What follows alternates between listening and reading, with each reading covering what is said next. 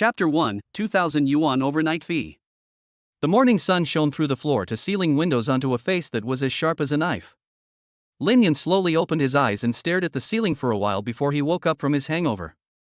Ling received a call from his master yesterday morning, telling him to put down everything he was doing, temporarily withdraw from the underworld, return to China before dark, rush to Jianghai City, and find his fiancée as soon as possible to get married. Under the arrangement of his master, Ling has been working hard abroad for 5 years.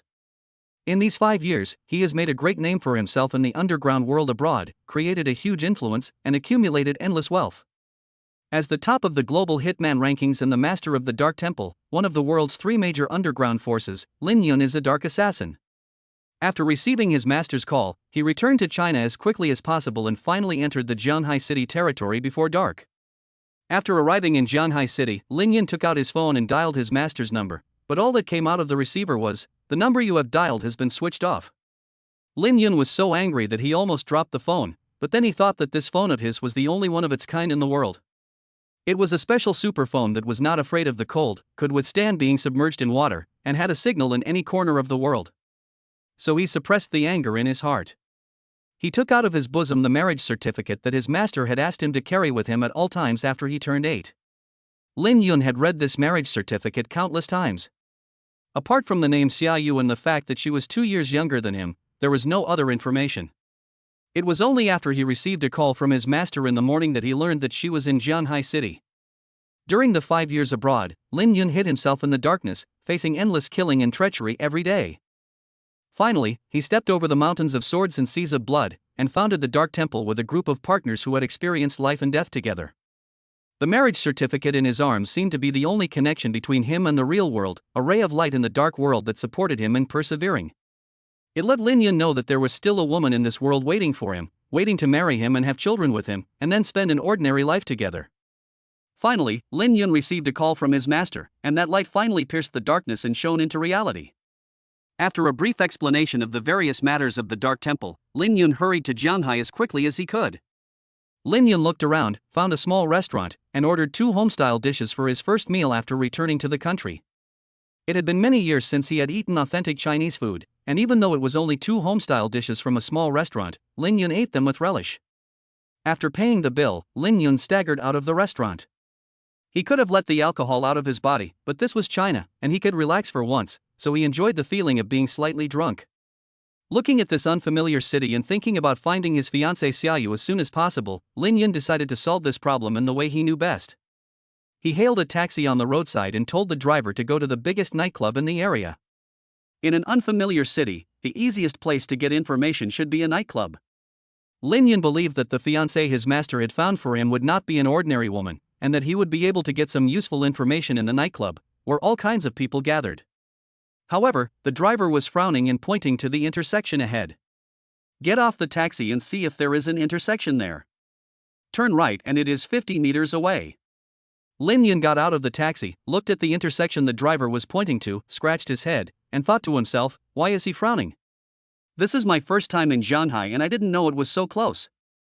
He walked to the intersection the taxi driver had pointed to and looked to the right. He saw a huge sign flashing a colorful light about 50 meters away. Ling walked over and looked up. The neon lights on the sign formed the words X-Base. He thought to himself that this must be the biggest nightclub in Jianghai City. As soon as he entered the door, a loud noise came at him. The rhythmic music, the cheers of the men, and the screams of the women all mixed together and flooded into Ling's ears. Ling called a waiter to help him open a booth in the corner, and ordered an expensive table of drinks. He sat on the sofa, drinking and waiting.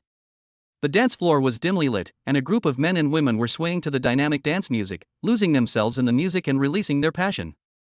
After a moment, a tall woman in a short black skirt and sexy clothes sat down next to Ling. "Handsome guy, can you buy me a drink?" Ling pointed at the various types of wine on the coffee table in front of him and said casually, "Help yourself." The woman poured herself a glass of wine, touched it lightly with Ling, and then gulped it down. "Did the handsome guy come here by himself?" Ling nodded, filled his and the woman's glasses, and took a sip. "Beauty, let me ask you something, have you heard of Xia Yu?"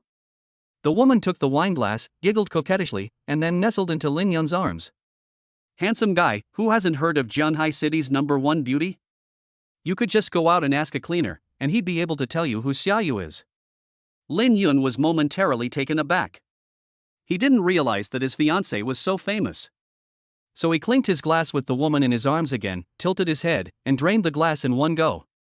Can the beautiful woman tell me where Xia Yu is? The woman rubbed against Lin Yun's chest and said in a flirtatious voice. Handsome guy, I'm also a very pretty woman, and I'm right here in your arms, but you keep asking me about another woman. Is that okay? Lin Yun looked down at the woman in his arms. She was still a pretty woman, but there were some artificial signs that made him lose any interest. He took out a stack of cash from his pocket, which he had withdrawn from the bank after returning to the country, and threw it on her lap. Tell me, and then take the money and go. The woman picked up the bills on her lap, weighed them in her hands, and leaned into Lin Yun's ear. I don't know where she is right now, but I know she will definitely show up at the Jianghai hotel tomorrow at 10 a.m.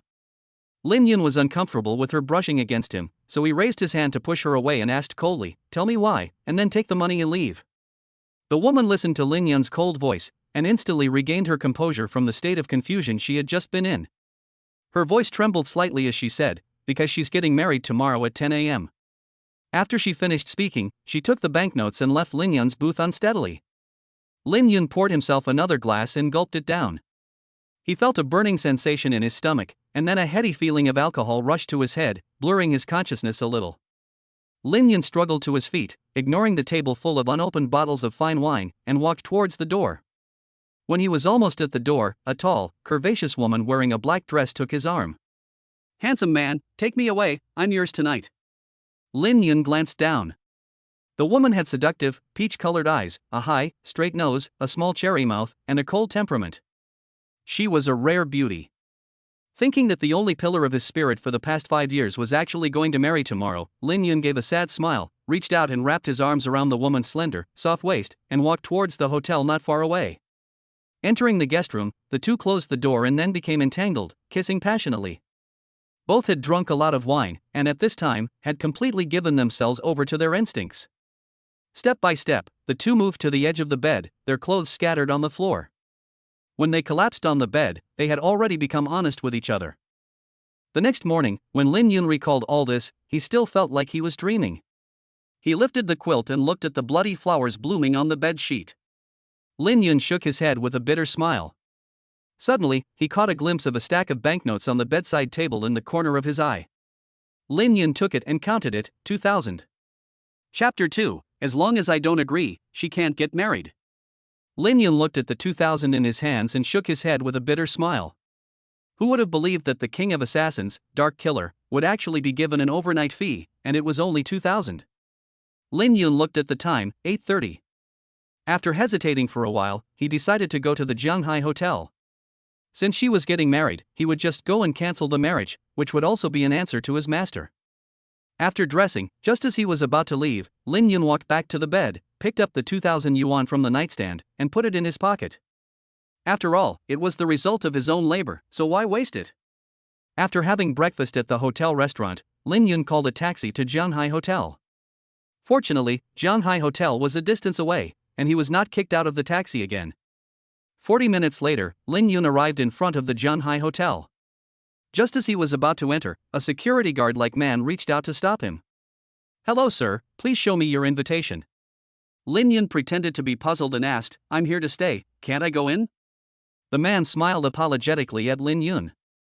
I'm sorry sir, the Jianghai Hotel has been booked by the Li family today and is not accepting outside guests. Okay, I'll go to another hotel then. Lin Yun took out his phone and looked at the time. It was already 9:50. He turned around and walked towards another hotel not far away. At 10:05 a.m., the long phone hall of the Jianghai Hotel was decorated with lanterns and streamers, and it was bustling with activity. On the stage in the hall, a man who looked to be about 25 years old, about 1.8 meters tall, wearing a pair of gold-rimmed glasses and a tailored suit, looked smilingly in the direction of the entrance to the hall. He is the groom today, Li Cheng, the eldest son of the Jianghai Li family. The wedding march has already begun, but the bride, who should have entered, has not appeared yet. Just as Li Cheng's gaze becomes more and more gloomy, the door to the long phone hall is pushed open. A tall woman wearing a snow-white wedding dress and a white veil walks up the red carpet, holding the arm of an elegant middle-aged man. The elegant man smiled and nodded slightly to the guests around him in greeting, while the woman in the wedding dress walked mechanically forward, as if she were a soulless puppet. At this moment, a man sitting in the corner of the hall slightly frowned. This man was of course Lin Yun. How could the hotel security prevent the king of assassins from sneaking in? After leaving the hotel entrance, Lin Yun only took less than 3 minutes to sit in the Dragon and Phoenix Hall. At this time, the woman wearing a wedding dress, Lin Yun's fiancée Xia Yu, gave him a feeling of familiarity, but Lin Yun was sure he had never seen a woman named Xia Yu before. Xia Yu and the middle-aged man slowly walked to the stage to the sound of the wedding march.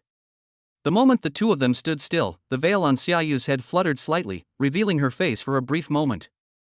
Lin Yun in the corner suddenly narrowed his pupils and muttered in a low voice, "How could it be her?" Xia Yu on the stage was the woman who had left him 2,000 yuan after last night's crazy night at the hotel with Lin Yun. Lin Yun was at a loss for words. Originally, he had planned to wait until after the wedding was over, and then take the marriage certificate to Xia Yu to cancel the marriage. But Lin Yun never expected that his fiancée on stage would be the woman who had given him her virginity last night. If a woman really wants to marry someone, she would never do something so crazy the night before the wedding. However, the ceremony on stage did not pause even for a moment because of Lin Yun's hesitation. The MC of the wedding stood next to Li Cheng and said loudly to him, "Mr. Li Cheng, the groom, do you take the beautiful Miss Xia Yu as your wife, to love, respect and protect her in good times and bad, and to spend your life with her?" Li Cheng smiled, but his eyes were dark as he said loudly, "I do." The MC then walked over to Xia Yu and continued, "Bride Xia Yu, do you take handsome Mr. Li Cheng as your husband, and love, support and accompany him in good times and bad, to create a wonderful life together?" At this moment, Xia Yu looked at her father in the audience, who was smiling and chatting animatedly with Li Hongfei, the head of the Li family and Cheng's father. She thought about how he had completely ignored her repeated pleas and insisted on marrying her to Cheng in exchange for business cooperation, and felt deeply sad for herself. She also thought about how her grandfather had repeatedly told her before he died that he already had a marriage contract, and now she could only say sorry to the man named Lin Yun. Not only because she was about to marry Li Cheng, but also because last night, after getting drunk, she had rebelled against her father by casually giving away her most precious possession to a man she had met in a nightclub. At this moment, Xia Yu had no way out. Even if Lin Yun were standing in front of her right now, she would not have the face to be Lin Yun's wife.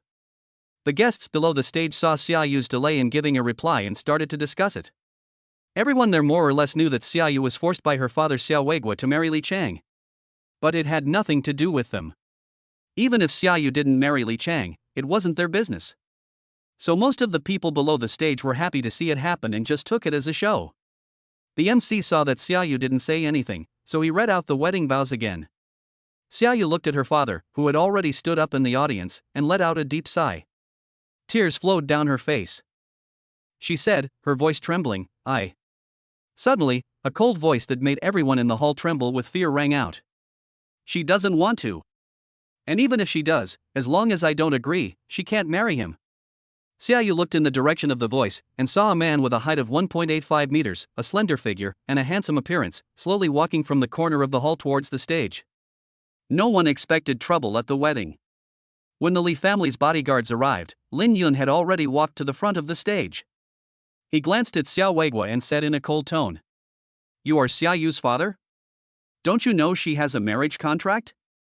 Xia Yu's eyes, which were like peaches under her white veil, widened in disbelief as she looked at the man who had spent the night with her last night. Xia Weiguo, on the other hand, felt a sudden pang of fear in his heart.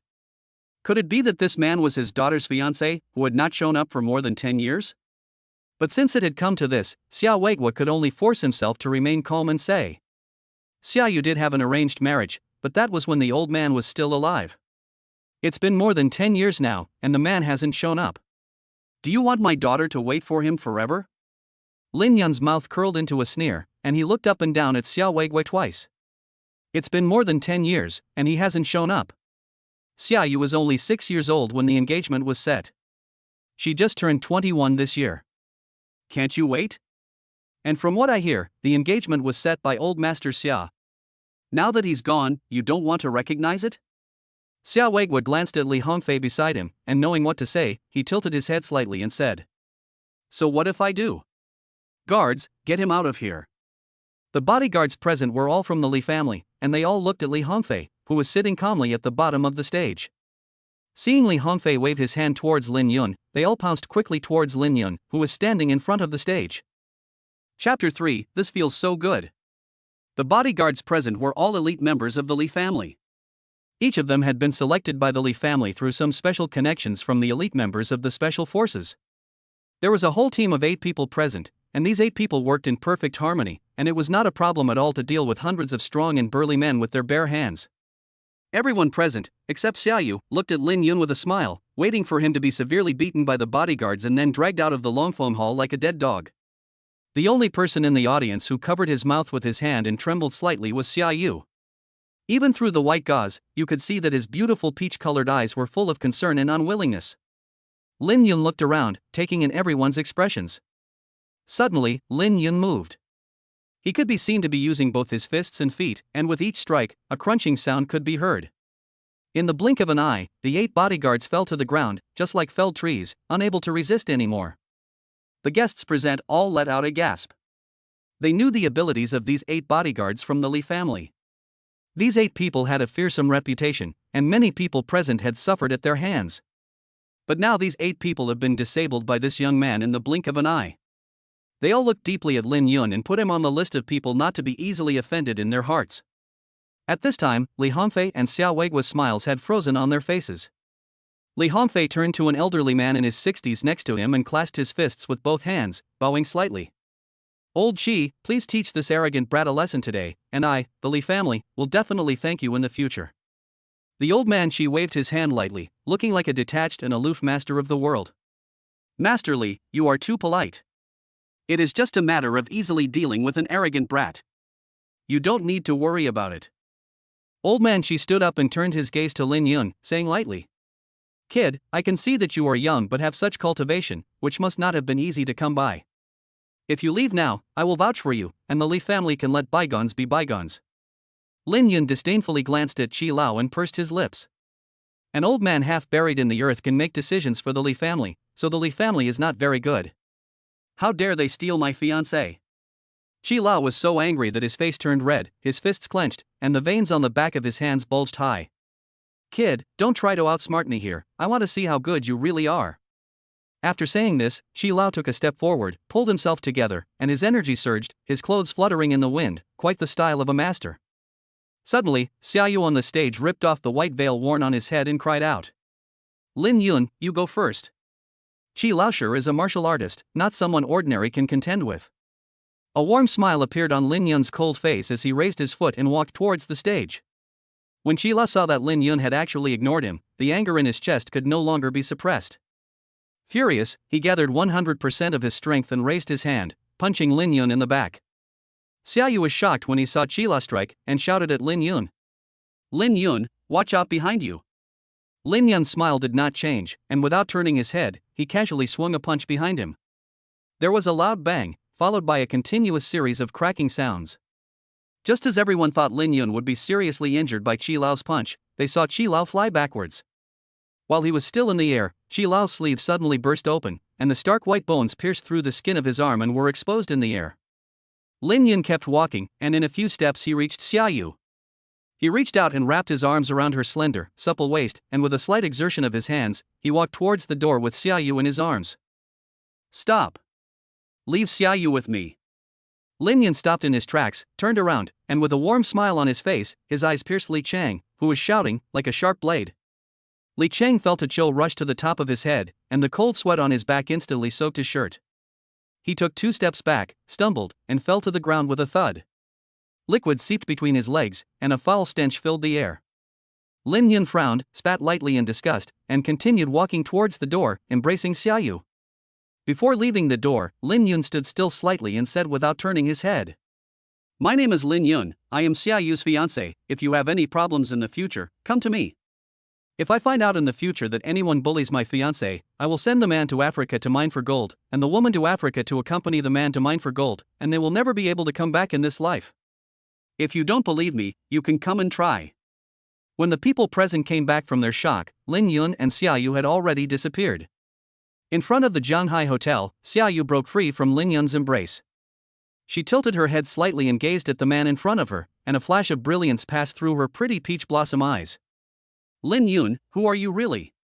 How come you're so amazing?"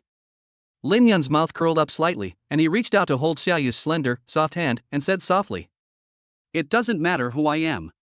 You just need to know that I'm your fiancée, someone you can rely on. No matter what happens, just think of me first."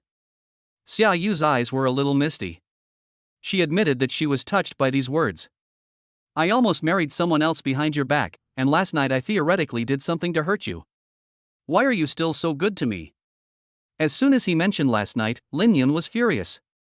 He took out the 2,000 yuan that Xia Yu had left in his pocket and looked at her unhappily. "What do you mean by leaving me 2,000 yuan this morning? Is this supposed to be a fee for sleeping over or a fee for hard work?" Xia Yu blushed with shame, her cheeks burning with heat. She remembered that this man had been like an indefatigable bull last night, tossing and turning most of the night, and didn't let her go until dawn. Xia Yu glared at Lin Yun angrily, pouting and saying crossly, "Can't you just consider it my dowry? Last night my father said that if I didn't marry Li Cheng, he would expel me from the family. Now I've run away with you in my wedding dress, without even my phone. The 2,000 yuan I'm giving you is all I have." Lin Yun looked at Xia Yu in front of her with a smile that was half smile, her slightly conservative wedding dress wrapped around her tall and delicate body, the long skirt trailing behind her, only exposing her small arms that were as smooth as ivory. Her pretty face was enchanting, and her pair of beautiful peach-colored eyes seemed to be able to captivate people's hearts, making people indulge in them at first glance. Her slightly messy hair added a different kind of laziness and charm. Lin Yun felt that he was staring at her a little too long, so he quickly gathered his thoughts and pretended to be flirtatiously teasing.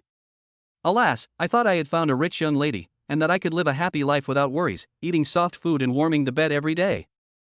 Unexpectedly, I found a princess in distress. Not only can't I eat soft food, but I also have to give back the 2,000 yuan I earned with great difficulty as a dowry. Who did I offend?" Xia Yu was so angry that she shook off Lin Yun's big hand, pounced on him, and pounded her little fists on Lin Yun's chest. "You scoundrel, you just told me to rely on you, and now after how long you bully me, you are so bad."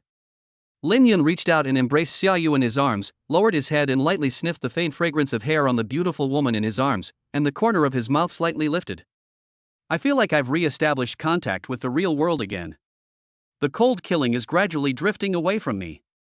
This feeling is so good." Chapter 4, She Will Trade Herself for You to Get Out. In front of the Jianghai Hotel, Li Hongfei's eyes were gloomy as he stared at Lin Yun and Xia Yu, who were embracing each other on the roadside. His face was so gloomy that it looked like it could drip water. Suddenly, a siren sounded, and 2 police cars sped up. With a squeak, the harsh sound of the brakes woke Lin Yun and Xia Yu, who were intoxicated in each other's arms. As soon as the car came to a stop, the door was forcefully pushed open.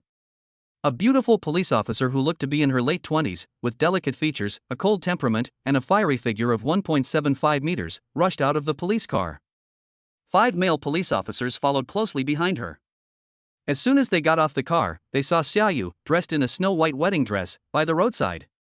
The female police officer hurriedly waved her hand, and the 5 police officers behind her quickly dispersed, surrounding Lin Yun and Xia Yu in the middle, while pulling out their police guns and pointing them at the 2. "Don't move, put your hands behind your head and squat on the ground, or I'll shoot." Feeling Lin Yun's body suddenly tense, Xia Yu quickly broke free from his embrace, shook her head slightly, and looked at him with pleading eyes.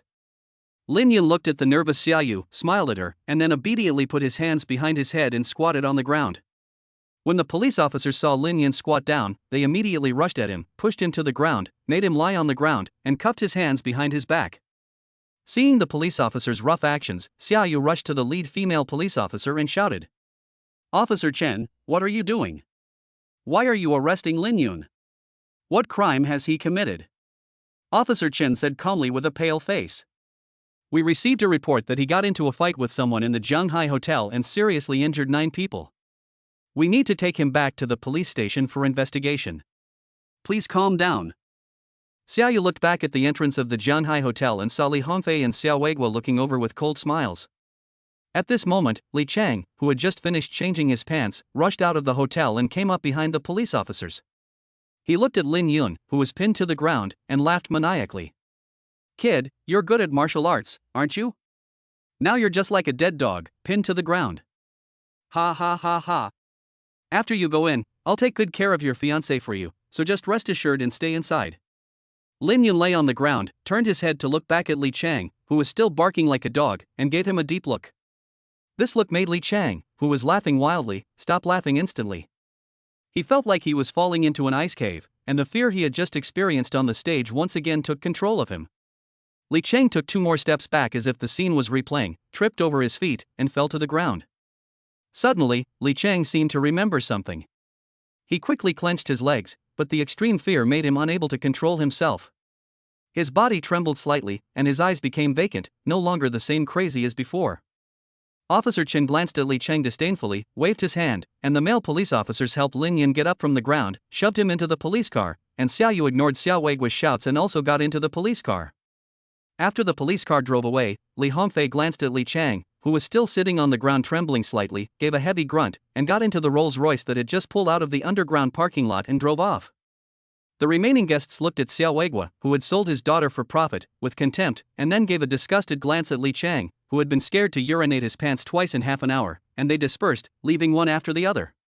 In an interrogation room of the Jianghai City Central District Branch, Officer Chan and a handsome male officer in his late 20s or early 30s, with slightly dark skin, sat across from Lin Yun. The male officer lifted the desk lamp, shining the light directly into Lin Yun's eyes, and shouted sternly. Name, gender, age, and home address. Lin Yun tilted his head slightly to avoid the light and answered nonchalantly. Lin Yun, male, 23, young Xiangshan, Jingcheng. The male police officer glanced at Lin Yun and continued in a bad-tempered tone. Why did you assault the Li family bodyguard in Qi Laosher inside the Jianghai hotel? Lin Yun slightly narrowed his eyes when he heard the male police officer's question, and a flash of cold light flashed in his eyes, and his expression also turned cold. What makes you say I assaulted someone? How do you know I wasn't acting in self-defense? I advise you to be careful what you say. The male police officer saw that Lin Yun dared to contradict him, and he slammed his right hand on the table, shouting. You answer whatever I ask. Where did all that nonsense come from? Lin Yun ignored him and turned to the beautiful police officer who had remained silent. I prefer to talk to beautiful women. From now on, I refuse to answer any questions from this shouting guy. The beautiful police officer hid her disgust and asked in a gentle tone. Mr. Lin Yun, could you please tell us what happened in the Jianghai hotel? Lin Yun's mouth curled up, and a wicked smile appeared on his face. Of course I can, but can I ask you what your name is first? The beautiful police officer replied coldly, Chen Yao. Lin Yun nodded and, without any nonsense, recounted in detail what had happened in the Jianghai hotel. The male police officer next to him heard that Xia Yu was Lin Yun's fiancée and his eyes were full of jealousy. He shouted again. You say you crippled Qi Laosho with one punch? You must be joking, look at yourself in the mirror. Chen Yao saw Lin Yun's face turn cold, and pointed to the door and shouted at the male police officer, Fang Yuan, get out of here. The male police officer named Fang Yuan was full of disbelief, sticking out his index finger and pointing it at his nose. Team Leader Chen, you want me to go out? Listen to what he said. Who is Qi Laosho? How could he be crippled by one punch? Lin Yun gave Fang Yuan a disdainful glance and said lightly. An old dog of this age who has only reached the early stage of dark energy cultivation. I can disable him with one finger. At this time, someone knocked on the interrogation room door. Chen Yao walked over and opened the door. After speaking with the police officer who knocked on the door in a low voice, she nodded and turned to Fang Yuan and said, Come with me for a moment. Fang Yuan stood up, glared fiercely at Lin Yun, and followed Chen Yao out of the interrogation room. Lin Yun looked at the interrogation room door and smiled silently. He had heard everything that Chen Yao and the police officer had whispered. In fact, there was nothing important, just that the hotel's surveillance had been turned back on. After about 10 minutes, Chen Yao walked into the interrogation room by herself, giving Lin Yun a complicated look. Lin Yun, what you said is confirmed by our surveillance. But now the other party is going to sue you for intentional injury, and the most optimistic situation for you is to be sentenced for excessive defense. Lin Yun smiled indifferently, not worried about this trivial matter. Although the power of the Dark Temple has not infiltrated the country, Lin Yun vaguely knows that his master has a lot of power in the country and should be working for the government. Because since Lin Yun founded the Dark Temple, he has only accepted the commission of his master. And the people he assassinated were all people who had recently done things that damaged the interests of the country, but it was inconvenient for the authorities to deal with them. Of course, the difficulty of these missions is often of the highest level, and the master would not trouble him with ordinary matters. Lin Yun believed that as long as he waited patiently for a while, after the master received the news, he would be able to walk out with his head held high. Chen Yao saw Lin Yun's carefree appearance and the little sympathy she had just felt for him disappeared. Don't you care about Xia Yu at all? Don't you know that she is now going around asking people to let you off the hook? Lin Yun moved his neck and said flatly. Don't worry, I'll be able to get out in a while. Chen Yao gritted her teeth and said. Yes, you'll be able to get out in a while. Because Xia Yu should be arriving at the Li residence soon, she will go and trade herself for you to get you out. Chapter 5, 100 million, the Li family is at your disposal. Lin Yun stood up abruptly, his eyes full of displeasure. This stupid woman, why can't she use her brain? Chen Yao's eyes were wide open, her disgust undisguised. Yes, Xia Yu really is a stupid woman, she's trading herself for you, and you're actually saying here that she's not using her brain. Lin Yun yelled impatiently, shut up, give me my phone, I want to make a call. Chen Yao wanted to say something else, but looking at Lin Yun's current appearance, she actually had the illusion that if she said one more word, he would tear her to pieces. After quickly going next door to get Lin Yun's phone and handing it to him, Chen Yao sat back in the chair she was previously sitting in, a little confused as to why she had actually listened to him and brought the phone over. Lin Yun took the phone and dialed a number. Fortunately, the call went through this time. After a few rings, a somewhat old and tired voice came from the receiver. What's wrong, brat? Lin Yun stood up slightly, showing his respect for the person on the other end of the phone, but his tone was very casual. Old man, I'm at the Jianghai City Central District branch. You'd better let me out in 5 minutes and have them prepare a car for me. Otherwise, I will find my own way out of the police station. There was a slight pause on the other end of the line, and then the man said. 100 million, the Li family can do whatever they want with them. They have dirty hands. The line was then hung up. Lin Yun was slightly taken aback. This old man had known about this side of things for a long time, and had already made all the arrangements, just waiting for him to contact him of his own accord, so that he could extort a large sum of money from him. He gave a bitter smile. This old man just loves to blackmail him. Although he would never bat an eyelid if he asked for even a single penny, the old man just enjoys blackmailing him. After about a minute, the door to the interrogation room opened and a middle-aged man in his 40s with a square face and an upright character walked in. Upon seeing the man enter, Chen Yao immediately got up. Director Wu, you're here. Wu Ju nodded to Chen Yao and said in a commanding tone. Chen Yao, uncuff Mr. Lin, and drive him to the Li residence. When you arrive, don't pay attention to anything you see, and don't tell anyone. After saying this, Wu Ju gave Lin Yun a deep look, turned around, and walked out of the interrogation room.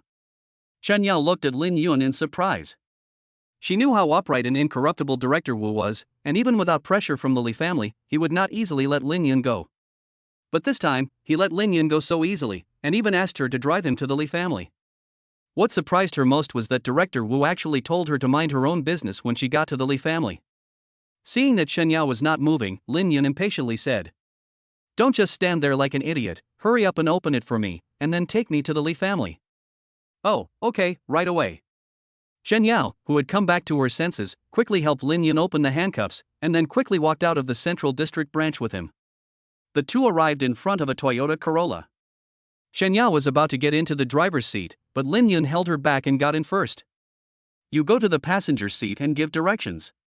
Chen Yao rolled her eyes, walked around the front of the car and opened the passenger door. As soon as she sat down, a strong push from behind pushed her back against the seat back, and the Corolla roared out of the Central District Police Station compound. Under Chen Yao's guidance, Lin Yun completed the journey in just a little over 10 minutes, when it would normally take half an hour, and arrived in front of the Li family's door. After getting out of the car, Chen Yao looked at her Corolla with some palpitations. She still couldn't believe that her little car could actually unleash such powerful momentum. Lin Yun looked up and saw a plaque hanging on the grand gate, with the two characters Li Mansion written on it. Li Mansion is located in the old town of Jianghai City, covering an area of about 60 mu. There are a total of 3 villas, arranged in the shape of a finished character, and only the direct descendants of the Li family can live here. Suddenly, a group of figures dressed in black seemed to appear out of nowhere and gathered towards Lin Yun from all directions. The man in the lead was about 30 years old, with a straight figure and a firm face. He came to stand next to Lin Yun, bowed slightly, but did not say a word. Lin Yun turned his head to look at the man and, not surprised, asked, "Did the old man send you?" The man bowed and replied, "Yes, Mr. Lin, it was Han Laosher who asked us to cooperate with you." Lin Yun nodded and walked towards the front door. Chen Yao stood in shock, watching Lin Yun and the 10 black-clad men behind him walk towards the Li residence's front door. She stamped her foot lightly, as if she had made up her mind, and followed them at a trot. Meanwhile, in a villa to the southeast of the Li residence, Li Cheng looked at Xia Yu, who was standing in front of him, still wearing the wedding dress from the morning, and carefully sized her up. Xia Yu's beautiful black hair fell like a waterfall over her shoulders, her willowy eyebrows curved, her eyes seductive and alluring, her nose high and delicate, her mouth small and cherry-like. Paired with a round and lustrous melon-shaped face, it would not be an exaggeration to say that she was ravishing. A slightly conservative wedding dress outlined a perfect curve, with a high and straight front and a perky back, and slender jade-like legs that were faintly visible. A pair of crystal high heels further lengthened the lines of her legs. At this moment, Xia Yu's face was cold and indifferent, standing in front of her like an arrogant white swan. But thinking that this white swan would soon be at her mercy, a perverted sense of satisfaction rose in her heart, which had already been somewhat distorted by the successive blows she had received that morning. Xia Yu looked at Li Cheng, who was staring at her up and down as if he were inspecting a piece of merchandise, and said coldly, "Can you promise to do what I ask?" Li Cheng's mouth curled up slightly, looking at Xia Yu's sexy red lips that opened and closed as she spoke, with a smile that was neither a smile nor a frown. "What other options do you have besides betting that I will keep my word? I am curious. You are the #1 beauty in Jianghai, and I have not used any great benefits to make you give in. How can a fiancé that you have just met make you come to me and offer yourself to me?" Xia Yu couldn't stand Li Cheng's gaze that kept tormenting her, so she tilted her head slightly and looked away. "You don't need to know, you just need to answer me if I can let Lin Yun go." Suddenly, Li Cheng laughed maniacally, as if he had heard the biggest joke in the world. "Xia Yu, you bitch, do you think you have any bargaining power after coming to the Li residence? I can tell you, I won't let that kid go. But if you serve me well, I can let him live." Xia Yu trembled slightly, and suddenly reached behind his neck with his right hand, pulled out the small knife he had hidden in his collar beforehand, and stabbed it hard at his chest. A nanny-like woman nearby grabbed Xia Yu's wrist as quickly as lightning, and with a little force, the knife fell to the carpet. Then she casually kicked it under the sofa.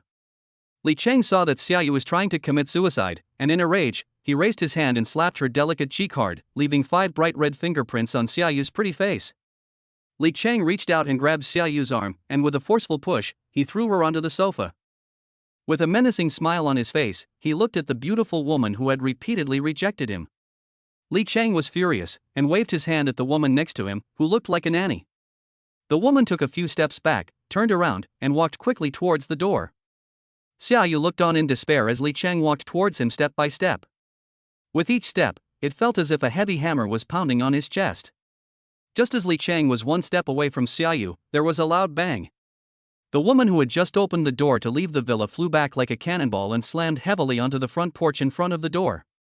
A tall and straight figure walked into the villa. He slowly turned his head to look at Xia Yu, and a warm smile suddenly appeared on his originally cold face. Chapter 6, You Didn't Get It for Nothing. Seeing Lin Yun walk into the villa, Xia Yu's peach blossom eyes, which had already become vacant due to despair, suddenly lit up. Xia Yu struggled to get up and just wanted to rush towards Lin Yun, but a cold muzzle of a gun was placed on her head. Lin Yun looked at Li Cheng, who had taken out a desert eagle from his waist and held Xia Yu hostage, and his face did not change as he slowly walked towards Li Cheng. Every step Lin Yun took made Li Cheng's body tremble. Finally, the seed of fear planted in his heart in the morning quickly took root and sprouted, and the immense fear drove him into a frenzy. Li Cheng turned the muzzle of the gun towards Lin Yun and quickly pulled the trigger, emptying the magazine in one go. Xia Yu's eyes widened, filled with fear and self-blame. Suddenly, she felt a large hand climb up her waist, and a huge force embraced her in a warm embrace. Xia Yu slowly raised her head, and a warm, sunny smiling face appeared in her line of sight. She quickly broke free of the warm embrace, and her 2 slender hands kept feeling and checking Lin Yun's long and explosive body. After a few minutes, Xia Yu finally carefully checked her front and back, then gently patted her chest and let out a long breath. "You rascal, you scared me. Why did you come out?" Lin Yun petted Xia Yu's little head, gave her a patting the head to kill her off, and said in a bad mood, "If I didn't come out, your head would be covered in green. Have you forgotten what I told you this morning?" Xia Yu looked at Lin Yun suspiciously and asked blankly, "What words?" Lin Yun curled his fingers and flicked Xia Yu's smooth forehead, saying in a serious tone, "You silly woman, from now on you must remember that your fiancé is omnipotent, and in the future, don't act rashly when you encounter anything, just let me handle it." Xia Yu lifted her small, rosy hand, rubbed her forehead, which was a little sore from the slap, pinched her small nose, gave Lin Yun a flirtatious glare, and rarely revealed her posture as a young girl, softly exclaiming. Lin Yun pointed at Li Cheng, who was still standing there like a statue, and waved his hand in the direction of the door. A man dressed in black walked over, grabbed Li Cheng by the collar, and dragged him towards the door.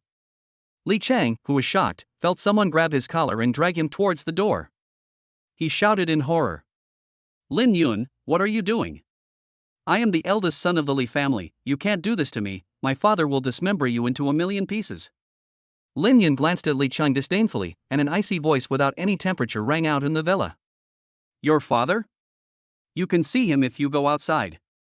I'd like to see how he's going to dismember me. At this time, Li Cheng, who had already been dragged to the door, glanced outside, and his eyes instantly widened. Li Hongfei, who was usually imperious, was kneeling not far from the door of the villa, with obvious palm prints on his face. Next to Li Hongfei, all the direct descendants of the Li family were kneeling there, shivering without exception. Around the Li family members, there were 9 men in black, with firm faces and an air of iron-blooded temperament, and a female police officer with delicate features, a cold temperament, and a hot body, surrounding them in the middle. Li Hongfei saw his son being dragged out of the villa like a dead dog, and pointed at him and cursed. You animal, you had to fixate on this Xia Yu among so many women, and this time you have put the entire Li family at risk. Are you satisfied? Li Cheng, after hearing his father's words, looked back at Lin Yun, who had already come up behind him, holding Xia Yu's hand. Suddenly, Li Cheng, who didn't know where the strength came from, broke free from the black-clad man's grip and fell to his knees in front of Lin Yun, knocking his head against the ground and bowing repeatedly. After a few bows, bright red blood trickled down Li Cheng's hideous face. As he bowed, he shouted. Lin Yun, please let our family off this time. Just name your request, I will agree to anything. Lin Yun frowned in disgust and waved his hand. The black-clad man just now grabbed Li Cheng's hair and dragged him to the middle of the crowd, where he was thrown next to Li Hongfei. Holding Xia Yu's bony little hand, he came to Chen Yao's side. Lin Yun looked at Chen Yao and said softly. Officer Chen, please take Xia Yu out and wait for me in the car. Chen Yao suddenly looked up, and she understood what Lin Yun meant when he told her to take Xia Yu out. Lin Yun, what are you doing? Although Director Wu said not to tell me what you are doing, you shouldn't go too far. Without waiting for Lin Yun to say anything, the man in his 30s who was leading the way took out a black ID card from his pocket and handed it to Chen Yao. There was no writing on the card, only a blood-red halo surrounding a pentagram. Chen Yao took a long look at the legendary card, straightened up, and solemnly gave a salute. The man in black put the card back in his pocket, returned the salute, and said in a low voice. Please keep everything that happened in the Li residence confidential, thank you. Chen Yao nodded seriously and turned around, walking in the direction where she had parked her car. Xia Yu glanced at Lin Yun, followed Chen Yao obediently by trotting a few steps, and left the Li residence. After the two women disappeared from view, Lin Yun turned to look at Li Hongfei and his son, whose faces were ashen. Originally, Li Hongfei had a glimmer of hope when Chen Yao spoke. But when he saw the black ID card in the black-clad man's hand, he knew that he was finished, and so was the entire Li family. Since the people from the dark team were here, they must have found out everything the Li family had done. Li Hongfei's voice trembled as he asked. Can I ask a question? Lin Yun glanced at him and nodded coldly. If the Li family hadn't provoked Xia Yu, would the dark team still have taken action against them? Lin Yun turned to look at the black-clad man in charge, letting him answer the question. After all, he wasn't part of the dark team. The black-clad man gave Li Hongfei a mocking look and said with a murderous intent.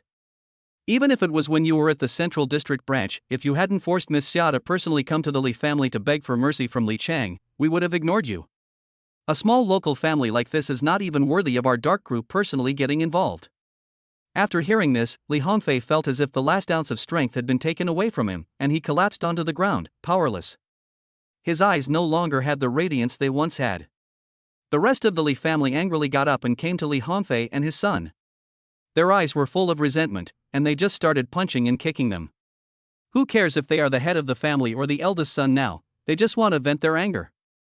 If it wasn't for these two idiots, how would they have been implicated and ended up with their family destroyed and everyone dead? Lin Yun didn't bother with the Li family fighting amongst themselves and went to the lead black-clad man and asked. What's your name? The black-clad man replied. Nighthawk. Lin Yun continued. Did the old man say anything? Nighthawk thought for a moment and said in a low voice. Old Han said that all the Li family assets except for this Li mansion will be confiscated and auctioned off, and as for this Li mansion, it will be given to you as a wedding house. He didn't take your 100 million for nothing. Chapter 7, of course it will be sent to Africa to mine. Lin Yun nodded, looked at Li Hongfei and Li Cheng, who had been beaten beyond recognition, and coldly said, "Since the old man has given me this Li mansion, there will be no bloodshed here today. Send Li Hongfei and his son to Africa to mine. Tell the people there that they must mine for a full year and cannot die. The rest of the people will be sentenced according to the law, those who deserve the death penalty will be executed, and those who deserve imprisonment will be imprisoned." Ying nodded slightly, and with some palpitations, he secretly glanced at Lin Yun. Ying understood that what Lin Yun meant by not being allowed to die until they had dug for a year was that he was telling him that these two people must die after a year, but they would have to suffer a lot before they died. "Very well, Mr. Lin, we still need to collect some evidence of the Li family's crimes at the Li residence.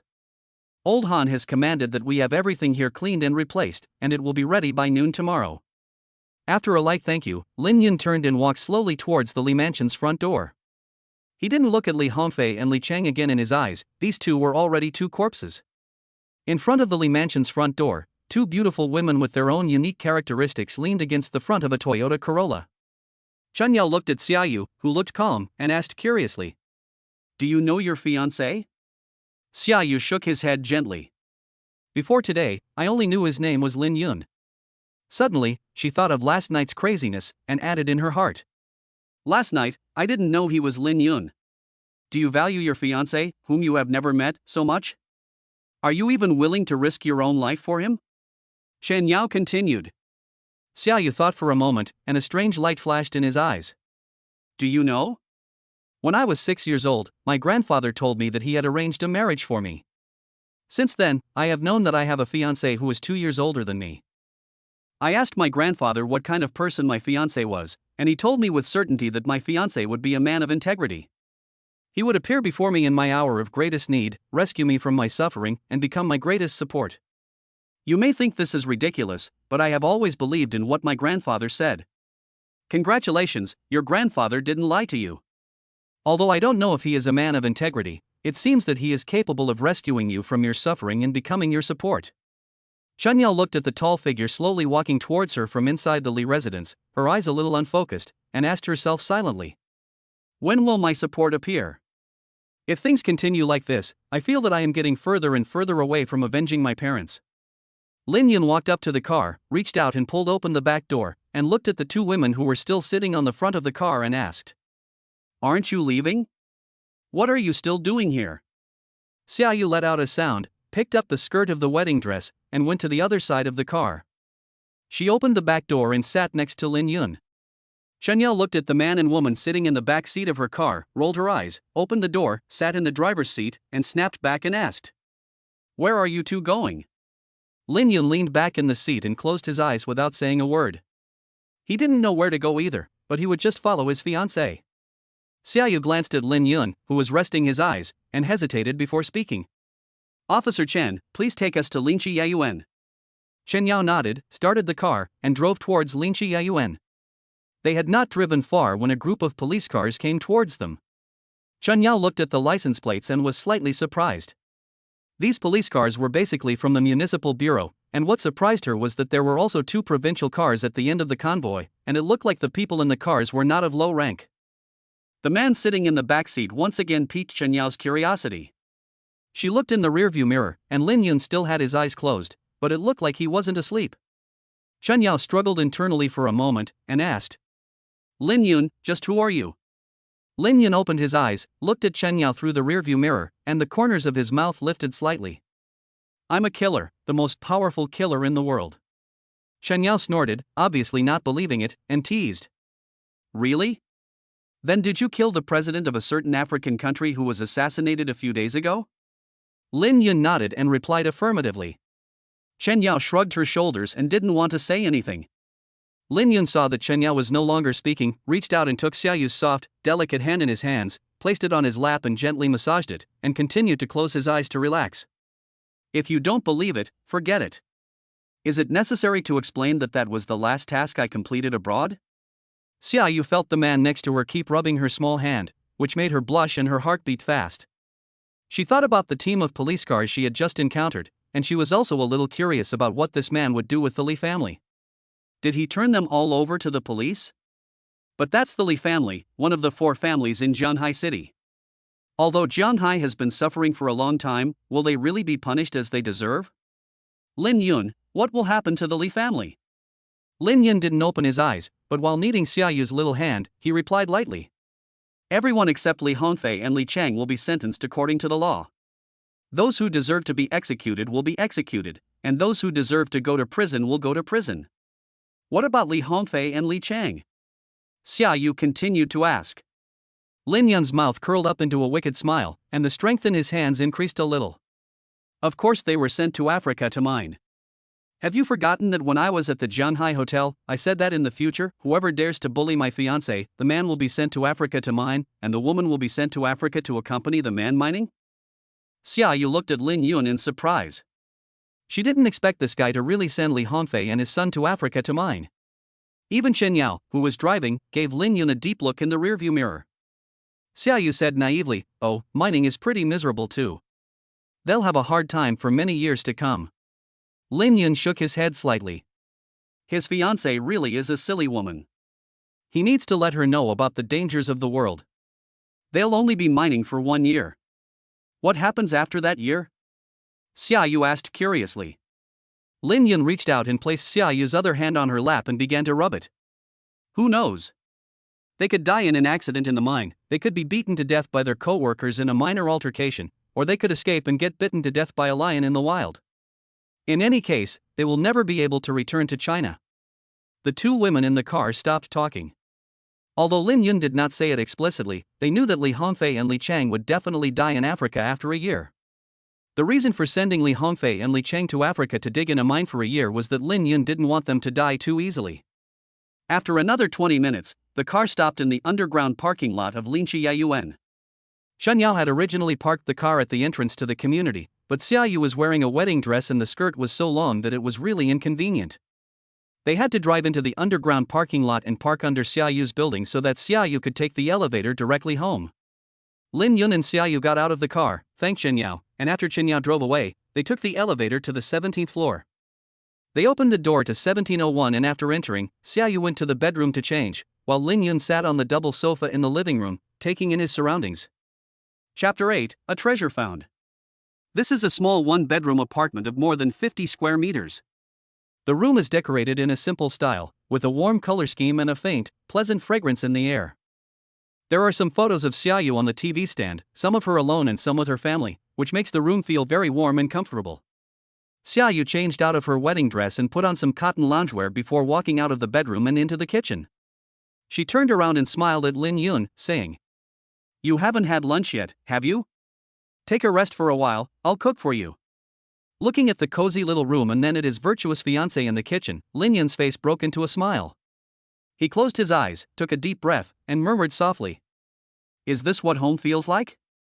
More than half an hour later, Xia Yu had prepared a plate of mushu pork, a plate of stir-fried seasonal vegetables, 1 meat and 1 vegetable dish, and 2 bowls of egg drop soup. After serving the dishes and soup on the table, Xia Yu went to serve 2 more bowls of rice, then walked over to the sofa and gently nudged the sleeping Lin Yun. "Lin Yun, wake up, eat and go to bed." Lin Yun slowly opened his eyes, stretched, stood up, and gave his fiancée, whom he had not seen for less than 24 hours, a gentle hug. He couldn't help but feel emotional, wondering how many years it had been since someone had woken him up.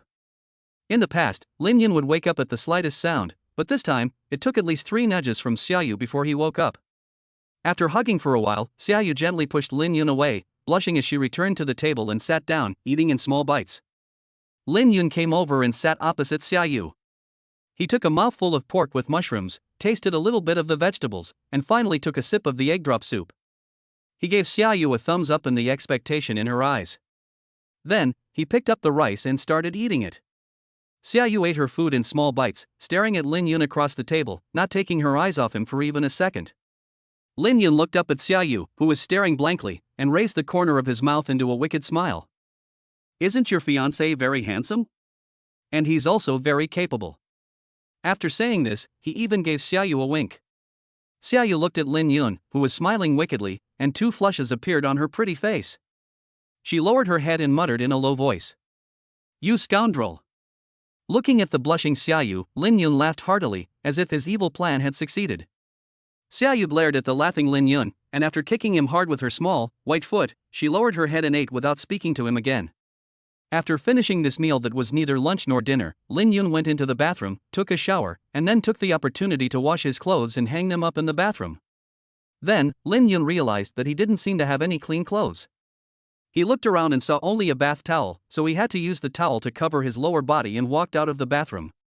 He returned to the living room and looked around. Xia Yu was not in the room. When he was taking a shower, he vaguely heard a door close. I think she must have gone out for something. Lin Yun had spent most of last night having crazy sex with Xia Yu, and had only slept for a little over 3 hours. After a day of hard work and a big meal, he suddenly felt a wave of drowsiness coming over him. Lin Yun went to Xia Yu's bedroom, lay down on the soft bed, and breathed in the faint fragrance. Feeling completely relaxed, he rested his head on the pillow and fell asleep. Half asleep, half awake, Lin Yun felt a soft, delicate body enter his arms. Lin Yun tightened his arms around her, gave her a soft kiss on the forehead, and fell back asleep. The next day, a scream broke the silence in the bedroom. Lin Yun, who had been awakened, sat up and pulled Xia Yu, who was next to him, into his arms. He looked around warily. After looking around the bedroom and not seeing any danger, Lin Yun looked doubtfully at Xia Yu in his arms. What's wrong? Xia Yu's pretty face was already red and about to bleed, and the blush on her cheeks had extended to her earlobes and neck. She was like a frightened kitten, her eyes tightly shut as she huddled in Lin Yun's arms. Hearing Lin Yun's inquiry, Xia Yu bit her lower lip lightly, opened her eyes, glanced quickly downward, and then immediately closed them again. Lin Yun looked downward and was full of black lines. It turned out that the bath towel wrapped around his waist had unwound at some point. Lin Yun picked up the mobile phone on the bedside table and glanced at it. It was just after 5 o'clock. He fell backwards, bringing Xia Yu in his arms down onto the bed with him, and patted her jade-like back. I'm your man, what's there to be afraid of? It's still early, go back to sleep for a while. Feeling Xia Yu's heartbeat in his arms gradually slow down, after a moment, the sound of even breathing came. When Lin Yun woke up again, Xia Yu was gone. He turned his head and saw the neatly folded laundry that had been washed and dried the day before.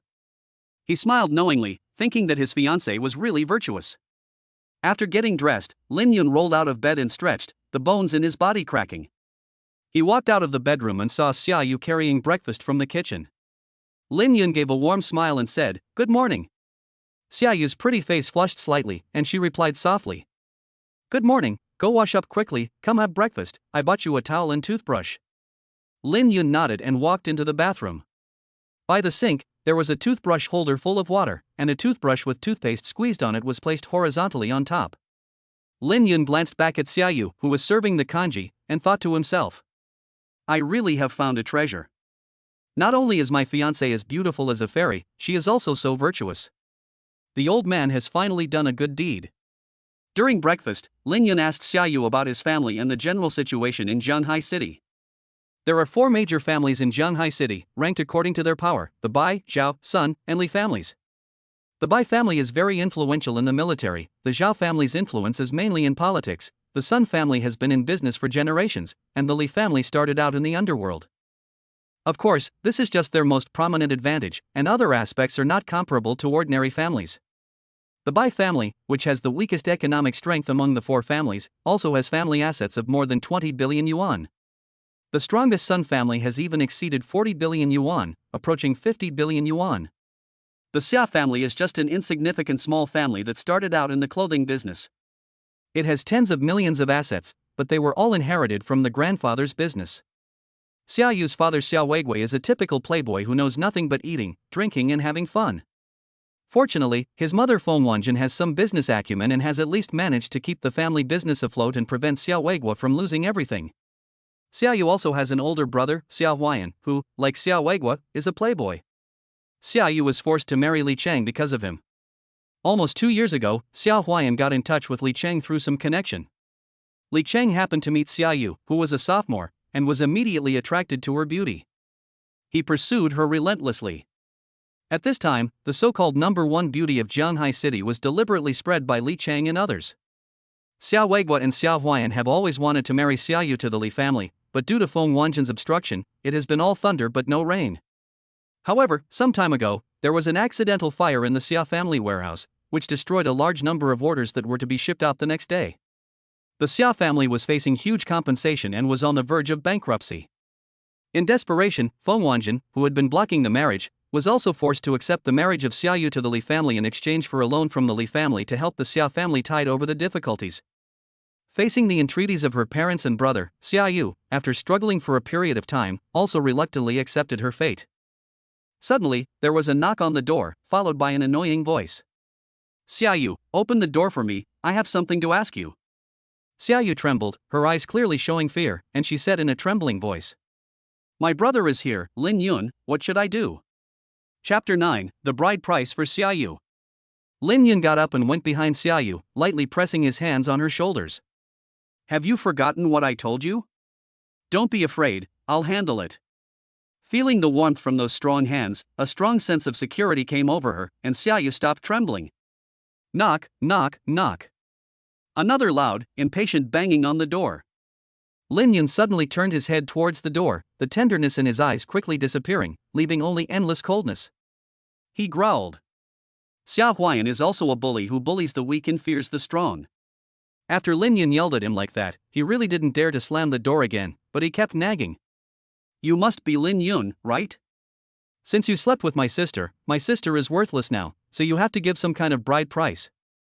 After all, my sister is the #1 beauty in Jianghai city, so 30 million is not too much, right? Xia Yu heard his brother ask for 30 million yuan, and his body suddenly froze. He felt 2 light taps on his shoulders, and suppressed his anger. Lin Yun walked to the door and opened it. Standing in the doorway was a man over 1.8 meters tall, who looked 5/6 like Xia Yu. However, his eyes were dark and his face was yellow, showing that he was a man who had indulged in sex too much. After opening the door, Lin Yun retreated into the room, pulled Xia Yu over to the double sofa, and turned around to sit down. After entering the room, Xia Huayan didn't change his shoes, either. He closed the door, walked to the dining table, and sat down in the dining chair. He took out a mobile phone from his pocket and placed it on the table, surveying Lin Yun. You are Lin Yun? You look good, and you can match my sister, but if you want to marry my sister, the bride price is 30 million, not a penny less. Xia Yu looked at Lin Yun and recalled the cold-blooded way he dealt with the Li family yesterday. He looked at this brother who didn't know when he was dying and didn't know what to say. At that moment, a phone rang. Lin Yun took out his phone from his pocket and saw it was an unfamiliar number. After hesitating for a moment, he answered the phone.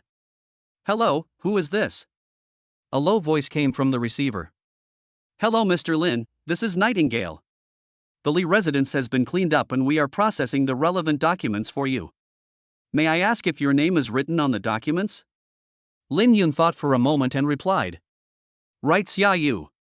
Okay, Mr. Lin. Mr. Han also asked me to tell you 2 things. Lin Yun frowned slightly, having a bad feeling. Speak. The first thing is that the 100 million you promised yesterday has not yet arrived. The second thing is that Mr. Han said that such a large mansion cannot be guarded without someone, so he has assigned 10 retired members of the secret team to guard your home for you, each with an annual salary of 1 million. Lin Yun's face immediately turned as red as a fly. He knew that this old man would not be kind enough to give him such a large mansion for free, and it turned out that he wanted him to help him raise these retired members of the secret team. Can I not take the Li mansion now? Lin Yun asked. Sorry, Mr. Lin, the paperwork is now complete. Nighthawk paused for a moment and continued. In addition, Han Lasher told me to tell you to transfer an additional 10 million in taxes and agency fees. Lin Yun was too lazy to waste any more time talking nonsense with Nighthawk and hung up the phone directly. He sent a text message to the Dark Temple, asking them to transfer 200 million to the old man. Lin Yun didn't care about the money. He knew that none of the money his master extorted from him was spent on the old man himself. All the money was used to compensate those subordinates who were injured on duty and retired. Through the conversation with Ying just now, Lin Yun learned that his master's subordinates were all members of the Dark Group. And to be fair, his master was very generous this time. Although Lin Yun did not know the specific land price in Jianghai City, with the location and area of the Li Mansion, it was a bargain at 200 million. As for the 10 people, Lin Yun felt that his master must have had a deeper meaning, and he would have to wait until he met them to find out more. Lin Yun looked up at Xia Huayan, who looked like a slacker, and said coldly, I've got the bride price ready, let's go take a look. Lin Yun reached out and took Xia Yu's somewhat cold hand, and asked, "Do you have a car?" Xia Yu hesitated and shook her head. She originally had a car, but Xia Huayan lost his own car in a bet a while ago, and the family's financial situation has been bad recently, so he took Xia Yu's car and drove it. Xia Huayan said casually, "I have a car, let's go in my car." Xia Yu changed his clothes, put the cell phone he had left at the Jianghai hotel yesterday, which Xia Huayan had placed on the dining table, in his pocket, and then took the elevator to the underground parking lot with Lin Yun and Xia Huayan. The three of them arrived in front of a yellow Volkswagen Beetle. Lin Yun looked at Xia Huayan with some surprise, not understanding how such a playboy could drive such a car. Seeing Lin Yun's gaze, Xia Huayan, who was rarely embarrassed, scratched his head and said with some embarrassment, "This car originally belonged to Xia Yu. I borrowed it first because I lost the car in a bet. She doesn't need a car to go to school every day, so I borrowed it first." Lin Yun glanced at the brother and sister. Xia Huayan was wearing Versace and a Rolex on his wrist. Xia Yu, on the other hand, was wearing a plain t-shirt and jeans, and a pair of white sneakers. Although she looked young and beautiful, the loose t-shirt couldn't hide the towering breasts, and the slim jeans outlined the legs in a straight and slender line. However, it was obvious that in the Xia family, the obedient Xia Yu's family status was far inferior to that of her spoiled brother. Lin Yun walked over to the driver's seat, grabbed the car keys, opened the door, and shoved the 1.8-meter tall Xia Huayan into the back of the car. He sat in the driver's seat, let Xia Yu sit in the passenger seat, and drove towards the Li residence. Half an hour later, the Beetle stopped in front of the Li residence. After Lin Yun and Xia Yu opened the door and got out, Xia Huayan climbed out of the back seat with difficulty, complaining, "Little sister, the space in the back of your car is really small, it almost broke my brother's leg." After complaining, Xia Huayan looked around a bit, and asked suspiciously, "Lin Yun, you said you prepared a bride price, why did you bring me to the Li residence?" Lin Yun was too lazy to talk to him, and pointed his finger at the plaque hanging on the front door. Xia Huayan looked up and saw that the place where the Li mansion plaque had been hanging had been replaced with a new plaque, with two powerful characters written on it. Lin Mansion. Xia Huayan felt his head buzz, and it took him a while to come back to his senses, looking at Lin Yun in disbelief. "Brother-in-law, did you buy the Li mansion? That shouldn't be the case. The Li family is one of the four great families in Jianghai City, so how could they sell their mansion?" Lin Yun straightened up slightly and said imperiously, "From today onwards, there will be no more Li family in Jianghai City." This sentence shocked Xia Huayan again. At that moment, the gate of the Lin mansion slowly opened, and Ying walked out from inside, followed by 9 men and 1 woman, who came to Lin Yun and bowed to him together. After the bow, Ying took a file folder and came to Lin Yun, holding it out with both hands. "Mr. Lin, this is all the documents and information on the Lin family." Lin Yun did not reach out to take the folder, but looked at the plaque of the Lin family and asked, "Did the old man prepare this plaque a long time ago?" Ying withdrew his hands, bowed slightly, and respectfully replied, "Yes, the old man prepared this plaque a week ago." Lin Yun pursed his lips. It seems that he has been completely outwitted by this old man. Lin Yun looked at Ying with disgust, grabbed the file bag in his hands, reached out and embraced Xia Yu's slender and soft waist, and slipped the file bag into her arms before walking into the Lin residence. Xia Huayan was just about to follow in, when Lin Yun's cold voice rang out. "This mansion is my dowry for Xia Yu, but not for the Xia family. From now on, if any member of the Xia family other than Xia Yu dares to set foot in my Lin mansion, I will break their legs. Do you 10 understand?" The 10 people at the door straightened up and shouted, "Understood, Mr. Lin." Chapter 10, An Unreasonable Father and Son. When she was at home just now, Xia Yu didn't hear Lin Yun talking to anyone, but only heard him write Xia Yu's name. After looking at the file folder in her hands, Xia Yu finally understood what her name was written on. She looked up at Lin Yun and asked with a slightly trembling voice, "Lin Yun, did you mean to say that the Li residence, oh, no, it should be the Lin residence, has fallen under my name?" Lin Yun extended his index finger and affectionately scratched her high and straight nose. "Silly girl, you will be the mistress of this place from now on, what's wrong with it being in your name?" After taking a few steps, Lin Yun looked down at Xia Yu, who was still in shock, with a wicked smile on his face. "By the way, you received my bride price, so you can't call me Lin Yun anymore, you have to call me husband, do you understand?" Xia Yu tilted her head blankly and said weakly, "But I didn't take it, you stuffed it in my hands." Lin Yun laughed heartily and reached out to mess with Xia Yu's soft hair. "I don't care, anyway, this mansion is now in your name, and the relevant documents are in your arms. You'll be mine from now on. Come on, let me hear you call me husband. Xia Yu gave a soft grunt, her beautiful peach-colored eyes rolling in her head in a seductive way, and she said softly, "Humph, you're so overbearing, I'm not going to call you." While Lin Yun wasn't paying attention, she broke free from his embrace, shoved the file bag into his arms again, giggled coquettishly, and ran towards the artificial lake not far away. Xia Huayan, who was standing outside the door, was afraid to take a single step inside, despite the stares of Ying and the others.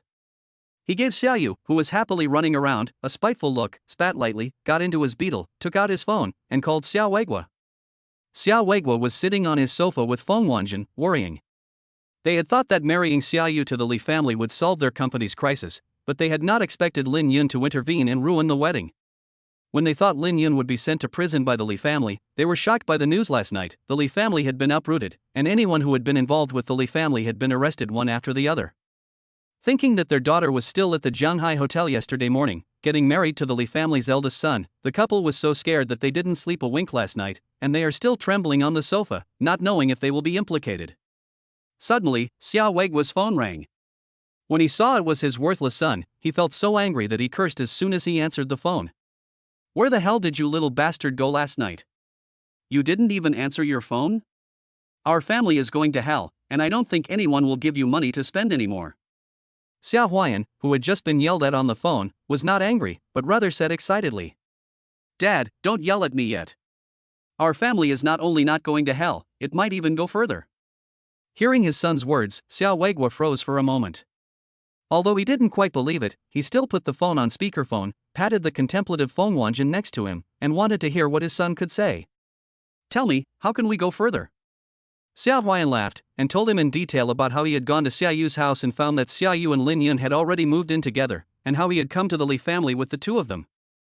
After listening to him, Xia Weiguo was dumbfounded. He didn't expect that the root of the Li family being uprooted would actually be related to Lin Yun, and that the Li family mansion was even given as a dowry to Xia Yu. But then he thought, Lin Yun said in front of so many people that no one from the Xia family was allowed to set foot in the Lin family, or else they would break both legs. This clearly shows that he wants to disassociate himself from the Xia family, so how can he take things further? So he asked, "I think Lin Yun is definitely going to cut ties with our family, so tell me, how can we take it a step further?" "Dad, think about it, the Lin residence is in Xia Yu's name, and they're not married. If you and Mom can convince Xia Yu to sell the residence, it'll be worth hundreds of millions of yuan. With that kind of money, we can live a carefree life for the rest of our lives." Xia Weiguo thought for a moment, looked at Feng Wanjin, embraced her in his arms, and said tenderly, "Wanjin, I think Huayan is right. It's a waste for Xia Yu and his wife to live in such a big place and not let us move in with them. Why don't we sell it? We'll give Xia Yu 10 million and let her buy a bigger place. With the rest of the money, we can not only save the company, but also expand production. Don't you think so?" Xia Weiguo and Xia Huayan no longer had any weight in Xia Yu's heart. Only Feng Wanjin could persuade Xia Yu. However, Feng Wanjin felt guilty towards Xia Yu, and it was hard to persuade her with just money. Only by using the survival of the company as a bargaining chip could Feng Wanjin be persuaded to help persuade Xia Yu. Feng Wanjin looked at this mismatched father and son and knew in her heart what they were planning. But when she thought about the family company going bankrupt, she sighed helplessly and had to give in. However, she would not do exactly what the father and son said. "We'll discuss it with Xia Yu and see if we can borrow 10 million from Lin Yun to plug the hole in the company. We'll pay her back when the company makes money in the future. As for selling the mansion, don't even think about it." After saying this, Feng Wanjin reached out and hung up the phone. Xia Weiguo was still a little unwilling to accept this, but after Feng Wanjin glared at him, he didn't dare say anything else. He glanced away, and a plan came to mind. Lin Yun is so rich that he can easily pay a few hundred million as a bride price. As long as I can coax Xia Yu into submission, will I ever lack money? Lin Mansion, the pavilion by the artificial lake. Xia Yu snuggled into Lin Yun's warm embrace and felt a strong sense of security. Lin Yun looked at the girl, who was curled up in his arms like a well-behaved kitten, and asked softly, "How much will your family have to pay?" "Huh?" Xia Yu didn't expect Lin Yun to suddenly ask this. She thought about it and replied, "About 8 million, but the raw materials in the warehouse were all destroyed in the fire, so it's estimated that 10 million is needed to resume production." "Why are you asking this?" Meeting Xia Yu's rosy little face, Lin Yun couldn't hold back and kissed her cheek again. "Silly girl, let me ask you, do you want to help your family's company tide over the difficult times? Xia Yu let out a long sigh, her eyes full of struggle. After hesitating for a long time, she said in a small voice. The company is my mother's life's work. In recent years, my father and brother have ignored everything and just know how to spend money. My mother has worked hard to turn the company around, but... Halfway through her speech, Xia Yu couldn't continue. She thought of how her family had forced her to break her marriage vows and marry Li Cheng for the sake of the company. And she thought about the night before. If it hadn't been for Lin Yun, she would never have had the courage to see him again. Xia Yu wanted to be ruthless and leave her family behind, but the company was left to her by her grandfather and was her mother's life's work. In the end, she relented, buried her head in Lin Yun's embrace, and said in a muffled voice. Lin Yun, can you help them just once? Just once, and I'll never bother them again. Lin Yun's mouth corners lifted up, and a wicked smile appeared on her face. Give me a kiss and I'll agree to help them once. Xia Yu buried her head in Lin Yun's arms, and her expression was hidden from view, but the blush on her neck betrayed how shy she was at the moment. Lin Yun couldn't help but lower her head and give her slender goose-step a light peck, and Xia Yu in his arms trembled like she'd been electrocuted. Seeing her move, Lin Yun pretended to be displeased and said, If you don't want to, that's fine. Your family's company. The two lips were slightly cold, but the soft and sweet lips sealed Lin Yun's mouth, preventing him from finishing his sentence. He could only savor it. Chapter 11, Turbulent Undercurrents. After a long while, Lin Yun reluctantly released Xia Yu, whose little face had turned red from holding her breath. Looking at her blushing face, he couldn't help but give her lips another light peck before speaking. I can lend your company 10 million yuan in your name to help them tide over their difficulties, but it must be secured by your father and brother's shares. If the 10 million yuan is not repaid within 3 years, those shares will be transferred to your name. Is that okay? Xia Yu looked up at Lin Yun suspiciously and asked in puzzlement. Why do you have to lend it to them in my name? Lin Yun stroked Xia Yu's soft hair, looked up into the distance, and a cold light flashed in his eyes from time to time. Because no one can default on my debt, all those who have defaulted on my debt have gone to the other world. Although Xia Yu is simple and sometimes a bit dumb, she is definitely not stupid. On the contrary, she is very smart. Xia Yu understood that Lin Yun was telling her that there was absolutely no way she would get her 10 million back after lending it out. Lin Yun had his own principles, and he didn't want to break them, so he could only lend the money to the Xia family in Xia Yu's name. Xia Yu stood up, opened her arms and embraced Lin Yun in her arms, and said softly in a gentle voice. Honey, thank you, I will repay you well. Lin Yun gently rubbed his face, making Xia Yu's pretty face flush a little more. How can you repay me? My little sweetheart. Xia Yu pinched her delicate little nose and muttered. Bad husband, you just know how to bully me, just do whatever you want. Lin Yun stood up suddenly, put his arms around Xia Yu's waist and lifted her up, spinning around in the pavilion. The only female retired member of the dark team in the distance looked at the two people in the pavilion and gave a light spit. They were feeding the dog in broad daylight, shameless. However, she noticed that Lin Yun had looked at her from afar with a smile, which scared her so much that she shrunk her neck and turned around and walked further away. Lin Yun and Xia Yu did not know that at this time, Jianghai city was already surging with hidden currents. Some of the big families in Jianghai had already received the news of the Li family's downfall. Like sharks that smell blood, they were ready to pounce at any time to frantically tear into the assets left behind by the Li family until they had divided up all those assets. The Li family's underworld influence was something that many families did not take lightly, but they were determined to get their hands on the Li family's family business and the Li mansion. About half an hour ago, a document had appeared on the conference tables of the emergency meetings being held by the three big families in Jianghai city. It was a property transfer document, and the name on the document was Xia Yu. The official announcement of the Li family's downfall had already been released, revealing that it had been a long-planned operation that had successfully netted the criminals yesterday. However, the Bai, Zhao, and Sun families of Jianghai city had sensed the extraordinary nature of the operation from the clues, and there were too many coincidences in the entire incident that could not be explained. And all the coincidences pointed to Xia Yu's fiancée Lin Yun. The more they analyzed, the more they felt that Lin Yun was an unfathomable person. In order to avoid repeating the Li family's mistakes, the three families all made the decision to temporarily abandon the Li family and compete for the rest of the Li family's assets. 300 kilometers away in the provincial capital, in the study of the Wang family head, Wang Jianghai, the head of the Wang family, sat at his desk thinking about something, and on the desk was a copy of Xia Yu's property transfer documents. Knock, knock, knock. A heavy and rhythmic knock came from the quiet study. Enter. Wang Jianghai said in a deep voice. The door was gently pushed open and a man in his mid-20s, who looked 7/8 like Wang Jianghai, stood in the doorway. He was over 1.7 meters tall and weighed more than 200 kilograms. Father, you wanted to see me. Wang Jianghai pointed to the chair across from him. Sit. Wang Xian, you should know about the Li family of Jianghai, so take a look at this document on the table and tell me what you think after reading it. Wang Xian sat in the chair, picked up the document and flipped through it. When he saw Xia Yu's photo stuck inside, his eyes narrowed slightly. A few minutes later, Wang Xian put the document back on the table and said, Father, I have roughly looked into the circumstances surrounding the destruction of the Li family, and Lin Yun, Xia Yu's fiancée, does seem a bit suspicious. But the Li family is just a local family with a dirty past, and I don't think the other 3 families in Jianghai would dare to lay a finger on the Li family. This is an opportunity for our Wang family to get involved in Jianghai, and I want to give it a try. Wang Jianghai gave Wang Xian a deep look and nodded. Go ahead and take a trip. By the way, I heard that Qi Laoshe in Jianghai was disabled by his punch. Qi Laoshe broke through to the dark energy level a few years ago. Take a capable person with you and be careful. Wang Xian got up and bowed deeply to Wang Jianghai. Father, I will be careful. I will go back and get ready, and leave for Jianghai first thing in the morning. Wang Jianghai waved his hand at Wang Xian. Well, you go back first.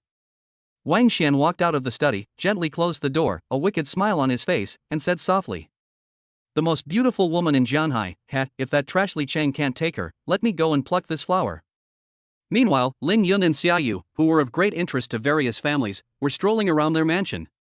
The reason why this Lin mansion was on the minds of so many families was mainly because it was a huge super mansion located in the main urban area. Whether it was for personal residence and waiting for appreciation in value, or developing it into a villa area or commercial area, it was a surefire deal that would definitely make a profit, and the profit would definitely not be small. After touring the main villa in the central area of the Lin residence, Lin Yun and Xia Yu were very satisfied with all aspects of this Chinese-style villa with 3 floors above ground and 1 floor below, with a floor area of over 2,000 square meters. The basement floor is the fitness area. It has an indoor swimming pool, gym, yoga room, etc. The first floor is the public area. Public facilities such as the living room, kitchen, dining room, and private theater are located here. The second floor is the guest room area. There are a total of 6 guest rooms, each with an area of about 100 square meters, and each room is equipped with a toilet, a cloakroom, and a separate reception area. The third floor is the private area of the villa owner. There is a master bedroom, a second bedroom, a baby's room, and a study. The interior decoration of the villa is also a simple Chinese style, with mahogany furniture. The whole villa is simple and elegant, yet fashionable. Lin Yun lay on the large bed in the master bedroom, looking at Xia Yu, who was flying around the room like a happy little bird. When she passed by, she suddenly reached out and pulled her into her arms. Xia Yu struggled to get up, but she was tightly embraced by Lin Yun and could only pout and say, Hubby, stop it. Let's go back and get my clothes, and then go out and buy you some clothes, okay? Lin Yun sat up with Xia Yu in his arms and said spoiledly. Okay, I'll listen to you, but let's go buy a car today, then go buy some new clothes, and then go back to your place to clean up and move your favorite things over. Lin Yun and Xia Yu sorted out their clothes a bit, went downstairs, and called over all 10 people sent by their master. They planned to get to know each other a bit and then take a few people out with them. Lin Yun glanced at the group and nodded slightly. The cultivation of the 10 people was basically between the middle and late stages of dark energy. To Lin Yun's surprise, the woman with the highest cultivation base among the 10 was actually the one who had reached the pinnacle of dark energy. The woman had shoulder-length medium-length hair, giving her a heroic and valiant appearance. Her hair was let down and covered half her face, but from the half of her face that was exposed, it seemed that she should also be a beautiful woman that was in no way inferior to Xia Yu. She is about 1.68 meters tall, with a well-proportioned figure and perfect proportions. Although she is not the type of figure that is considered hot, it is just right and there is nothing wrong with her at all. After roughly understanding the strength of everyone, Lin Yun took a step forward and said in a deep voice. First, let me start by introducing myself. Lin Yun, 23 years old, is good at combat, secret infiltration, long-range sniping, and medical skills. Chapter 12, The Team Sent by the Master. After Lin Yun had introduced himself, the heroic woman took a step forward, her voice slightly hoarse but full of magnetism. Qin Bing, 24 years old, code name. When she mentioned her code name, her expression darkened. After quickly adjusting her emotions, she continued, specialties, disguise, intelligence gathering, driving and combat. Next, the remaining 9 people introduced themselves in turn. I have to say, the 10 people sent by the master must have also been carefully selected. Each of the 10 people has their own strengths and can complement each other perfectly. After a period of training and cooperation, they will become a complete combat team. Xia Yu saw that everyone had introduced themselves, looked up at Lin Yun, and after seeing him nod slightly, she also took a tentative step forward. My name is Xia Yu, I am Lin Yun's fiancée, and I am currently a senior at Jianghai University, majoring in business administration. As soon as the words fell, Lin Yun led the applause, and Xia Yu, who had been a little shy, also relaxed, gave everyone a sweet smile, and stood back next to Lin Yun. After the applause, Lin Yun looked deeply at each person. I can feel that everyone's mood is a little low. You have just been discharged, and even the code names that have accompanied you for many years are no longer available. But do you really think that my master, that old man, really wants to arrange for you to come to me to spend your old age? You are wrong, dead wrong. I know that each of you has one, or even several, injuries that make you no longer suitable for continued combat in the front line, which is why you chose to retire. I don't know if any of you know that my master, also known as Han Lao, was once famous for his medical and martial arts skills. However, he was later seriously injured and has not recovered, resulting in a significant decline in both his medical skills and martial arts abilities. Having said that, Lin Yun paused for a moment and observed the expressions of the crowd. Some of the 10 people were still thinking. Some seemed to have figured something out and looked at Lin Yun with hope in their eyes. Only Qin Bing remained unchanged, with no hope or disappointment in her eyes. Feeling Lin Yun looking at her, Qin Bing lifted her head slightly, and the hair covering half her face slid to the side, revealing a hideous scar from her brow to her chin that was so disfiguring it was hard to look at. Xia Yu, standing next to Lin Yun, was so shocked by the sudden appearance of the scar that she quickly covered her mouth with her small hands to prevent herself from screaming. Lin Yun stood up straight slightly, and his entire temperament changed in an instant. There was no longer the previous laziness and carefree attitude, but rather a sharp and intimidating aura like a peerless sword unsheathed. A low and powerful voice continued to ring in everyone's ears. But his apprentice, I, Lin Yun, am still here. In the old man's words, I surpassed my master when I was 18. These words made everyone's blood boil, and even Qin Bing's eyes flashed with a trace of light. However, Lin Yun couldn't stay serious for more than 3 seconds, and he resumed his lazy appearance. He let out a long sigh and continued. From the moment I saw you all, I knew that I had been tricked by the old man again. He definitely sent you to me for paid recuperation. After I cure you, you will never continue to be listless and depressed. You may not be able to return to the dark team, but you will definitely play a greater role in other positions than before. In fact, Lin Yun still had some things he hadn't said. He felt that apart from the reason for Xia Yu, the old man's reason for calling him back to the country should also have deeper considerations. And the 10 people in front of him should be the team the old man gave him in the country. Looking at the 10 refreshed people in front of him, who were fed by the big pie painted on the quilt, Lin Yun nodded with satisfaction. Qin Bing, Zhou Chuang, Li Su, and Sun Lei, you 4 come with me for a bit. The rest of you stay at the Lin residence on guard. It won't be peaceful in the next few days. Since all the vehicles left behind by the Li family had been driven away and auctioned off, the 6 of Lin Yun walked a long way from the Lin residence before they hailed 2 taxis and headed to the new city area where the forest shops were relatively concentrated. Half an hour later, in the Mercedes-Benz forest shop in the new city area, the 6 of Lin Yun stood in front of a Mercedes-Benz G63 AMG. A seductive-looking saleswoman named Zhou Qing, in a black skirt suit and high heels, followed Lin Yun around, occasionally avoiding Xia Yu's gaze and brushing against him. Mr. Lin, you really have good taste. The tough style of this G63 AMG is just right for a tough guy like you. Lin Yun looked at himself, in a t-shirt, board shorts, and flip-flops, and wondered where this woman had gotten the idea that he was a tough guy, so he asked. Miss Shou, where do you see me as tough? Zhou Qing glanced at Lin Yun's clearly defined muscles, but not overly bulging arms, smiled charmingly, patted Lin Yun's arm gently with her hand, and spoke in a sweet voice. Mr. Lin, you're so naughty. Lin Yun was suddenly dumbfounded. Me? Naughty? Where am I naughty? I didn't even drive. Zhou Qing's reading comprehension was not only full marks, it was practically off the charts. Suddenly, Lin Yun felt a tightness in his waist, followed by a burning pain. He turned his head and looked at the peach blossom eyes that were full of murderous intent. Lin Yun was a little speechless. His little wife usually seemed obedient and virtuous, But he never expected that she was also a little jealous. Reaching out, he rubbed the top of Xia Yu's head. Lin Yun turned his head and looked at Qin Bing and the other three, pointed at the G63 AMG, and asked, "What do you think?" Qin Bing nodded and replied lightly, "Yes, it can be done with a little modification." Zhou Qing rolled his eyes secretly, thinking, "What a pretender, this top-of-the-line G63 AMG still needs modification, you want to drive it to the sky." Seeing Lin Yun looking over, Zhou Qing quickly replaced it with a polite smile. Lin Yun looked at Zhou Qing, who seemed to be changing his face, and thought about it. "How long will it take to pick up the car if you want 3 G63 AMs?" Zhou Qing's eyes lit up, and he was about to post a little benefit from Lin Yun, but Xia Yu suddenly stood between the two of them, pretending not to notice. Her big eyes twinkled as she looked at Lin Yun and said in a husky voice, "Honey, what's the point of buying so many cars?" Lin Yun felt a chill and gently pinched her rosy little face, pointing his finger at Zhou Chuang and the others. "You better watch what you say. These 3 are for them." Xia Yu pouted and made an O sound, and stopped talking. Zhou Chang saw that there was no chance of getting this handsome and rich guy, and thought that Lin Yun was going to buy 3 G63 Ms at once, so he quickly straightened his attitude, otherwise he would lose a large commission, which would be a big loss. "Mr. Lin, there are currently 2 cars in stock, and another batch will arrive in about a week. If you want to buy 3, you can take the first 2 today and come back in a week to pick up the other one." "That's fine." Lin Yun nodded and took out a bank card from his pocket and handed it to Xia Yu. "You and Qin Bing go through the formalities. The card doesn't have a pin, so I'll go look at the other cars."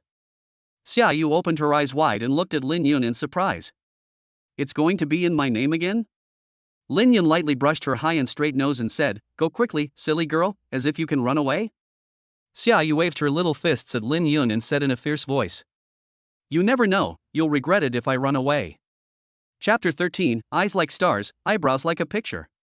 Xia Yu and Qin Bing followed Zhou Qing to the office area to pay the money and go through the formalities, while Lin Yun led Zhou Chuang and the other 2 towards the other side of the exhibition hall. Suddenly, Lin Yun noticed that there was an area in the corner of the exhibition hall that was fenced off and surrounded by a barrier. Inside, there were 2 cars on display that caught his eye. On the left was a Maybach S680 sedan.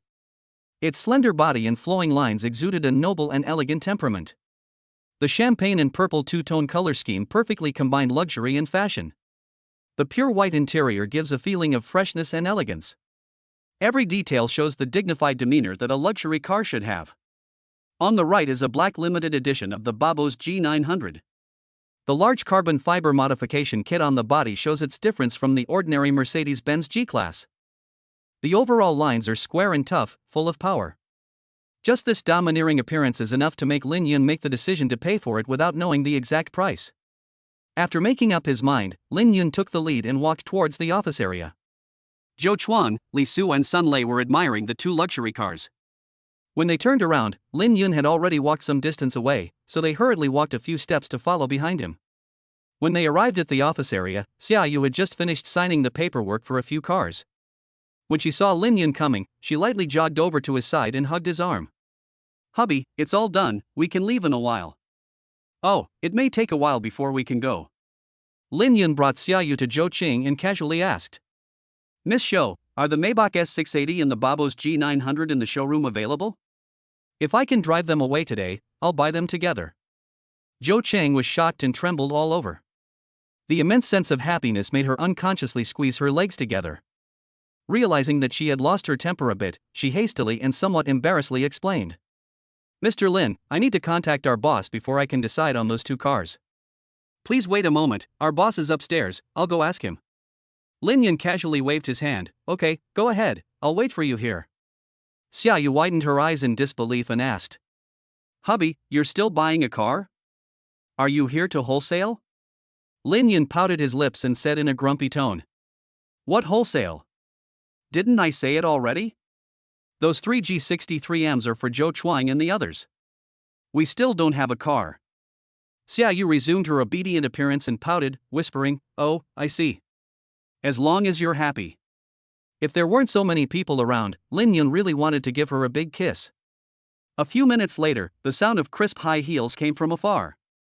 A woman about 23 or 24 years old, wearing a white suit and skirt, and about 1.62 meters tall, walked over. Although she was petite, she had a powerful aura about her. Her long hair fell like a waterfall over her shoulders, and her fair face was set with a pair of narrow, sharp phoenix eyes. There was a cold gleam in her eyes that made people afraid to approach her. Her nose is straight, and her lips are slightly upturned, revealing a sense of confidence and pride. Zhou Cheng followed behind her, and after standing still, he introduced Lin Yun. "Mr. Lin, this is our boss, Bai Xinghua." "Boss Bai, this is Mr. Lin Yulin, who wants to buy the Maybach S680 and the Babos G900. Bai Xinghua extended her delicate white hand to Lin Yun with a polite smile on her cool face. "Hello Mr. Lin, I'm very happy to meet you, you are a very handsome man." Lin Yun reached out and touched Bai Xinghua's hand lightly, smiling slightly. "Hello Mr. Bai, I'm also very happy to meet you, you are very beautiful, just like your name, with eyes like stars and a face like a picture." Bai Xinghua's eyes lit up a little, and her smile became even more radiant. After leading the several people to sit on the sofa in the reception area, Bai Xinghua said, "Mr. Lin, you are too kind. The two cars you want to buy are both limited editions, and there is only one of each. You can take them both today. I also contacted a customer who ordered a G63 AMG for you. He can delay picking up the car, and you can take all 5 cars today." Lin Yun was also very satisfied with being able to take all 5 cars away together, and smiled and thanked him. "That's great, thank you very much, President Bai." Bai Xinghua smiled indifferently. "You're welcome. As for the price, I'll give you the best price. Also, do you need any special license plate numbers for your cars? If you need them, we can apply for them for you." Lin Yun reached out and took Xia Yu's small hand, which was pouting a little in jealousy. "Wife, do you have a favorite license plate number?" Hearing Lin Yun call her his wife, Xia Yu's slight jealousy instantly disappeared, and she gave a sweet smile. "I'm fine with anything, as long as you're in charge." Lin Yun squeezed Xia Yu's hand and said to Bai Xinghua, "President Bai, for the 3G63 AMG, just pick 3 consecutive numbers. For the other 2, just help me pick 2 better license plates." Bai Xinghua nodded, got up, took out a business card from his pocket, bent slightly, and handed it to Lin Yun with both hands. "Okay, I will have Zhou Cheng provide you with a few alternative numbers to choose from in a moment. I have some things to do, so I won't bother you anymore. This is my business card. If Mr. Lin still wants to buy a car, you can give me a call. Our Bai family represents many brands, and you can basically buy any car." Lin Yun got up, took the business card with both hands, shook hands lightly with Bai Xinghua again, and watched Bai Xinghua leave. Xia Yu stood up, leaned over Lin Yun's ear and said in a voice that only the two of them could hear, "Don't look, she's already gone far away. If you can't bear to let her go, just come back and buy a few more cars." Lin Yun quickly turned his head and kissed her little mouth, smirking and saying, "Oh, my little wife is jealous." Xia Yu's mouth was suddenly attacked, and she pounded Lin Yun's arm a few times in embarrassment and anger, and grunted heavily. "Humph. I am jealous. Isn't the Bai family's eldest daughter pretty?" "What did you say?" "Yes, her eyes are like stars, and her eyebrows are like pictures." Lin Yun put his arms around her and whispered in her ear, "What is the Bai family's eldest daughter? Compared to our Lin family's mistress, she is nothing." Xia Yu was warmed by Lin Yun's words, rubbed against him in his arms, and muttered, "Oily tongue and slippery lips." The Jianghai Bai family is still very efficient. After more than an hour, 5 document bags containing the relevant documents and keys for the 5 cars were placed in front of Lin Yun. "Mr. Lin, your car has been inspected and the license plate installed. Please follow me to have a look. If there are no problems, you can drive it away." It must be said that Zhou Qing, who had no extraneous thoughts, was definitely an excellent and capable salesperson who could always provide customers with the best sales service. Lin Yun handed each of the 3 men from Zhou Chuang a set of car keys for the G63 AMG, and after handing the key for the Maybach S680 to Qin Bing, he took the key for the Babos G900 himself and led Xia Yu out of the showroom. Lin Yun and Xia Yu walked to the parking lot in front of the exhibition hall, where the 5 cars were neatly parked in a row. Zhou Cheng went to the front of the car and asked Lin Yun to inspect the exterior of the car. Xia Yu, who was standing next to him, saw that Lin Yun was going to refuse to inspect the car, so she got into the car directly and left. She quickly pulled him aside and carefully inspected the car with Zhou Qing. "No one knows," Xia Yu swiped the card, "she cannot know that these 5 treasures plus the license plate number cost a total of 25 million? If you don't check carefully, you will lose a lot if you find a problem later." Lin Yun followed Xia Yu and walked around the car. He didn't check the appearance of the car, but wanted to write down the license plate number, in case it might be useful in the future. The license plate number of the Maybach S680 is Jianghai 777, the license plate number of the Babos G900 is Jianghai 999, and the other three cars have three consecutive numbers, Jianghai 001 to 003. Lin Yin understood Xia Yu's little mind as soon as he saw the license plate number, pinched her little hand, and winked at her. Let's go, wife, husband will take you shopping at the mall. Chapter 14, Yin and Yang 5 Elements Needles. At 10 p.m., Lin Yun, the almighty dark killer in the overseas underworld, collapsed onto the soft bed, looking like he had nothing more to live for. This shopping is really not for humans. I would rather go across the Taklamakan than go shopping again. Cluck cluck cluck. Xia Yu, who was hanging new clothes in the closet, heard Lin Yun's complaints and giggled. Honey, didn't you say you wanted to take me shopping? How come you can't even last 3 hours? Lin Yun's eyes twinkled, and a wicked smile curled the corner of his mouth. He thought to himself, I'll show you whether your husband can last or not in a little while. When Xia Yu finished packing her closet and returned to the bedroom, she saw Lin Yun leaning against the bed playing with his phone.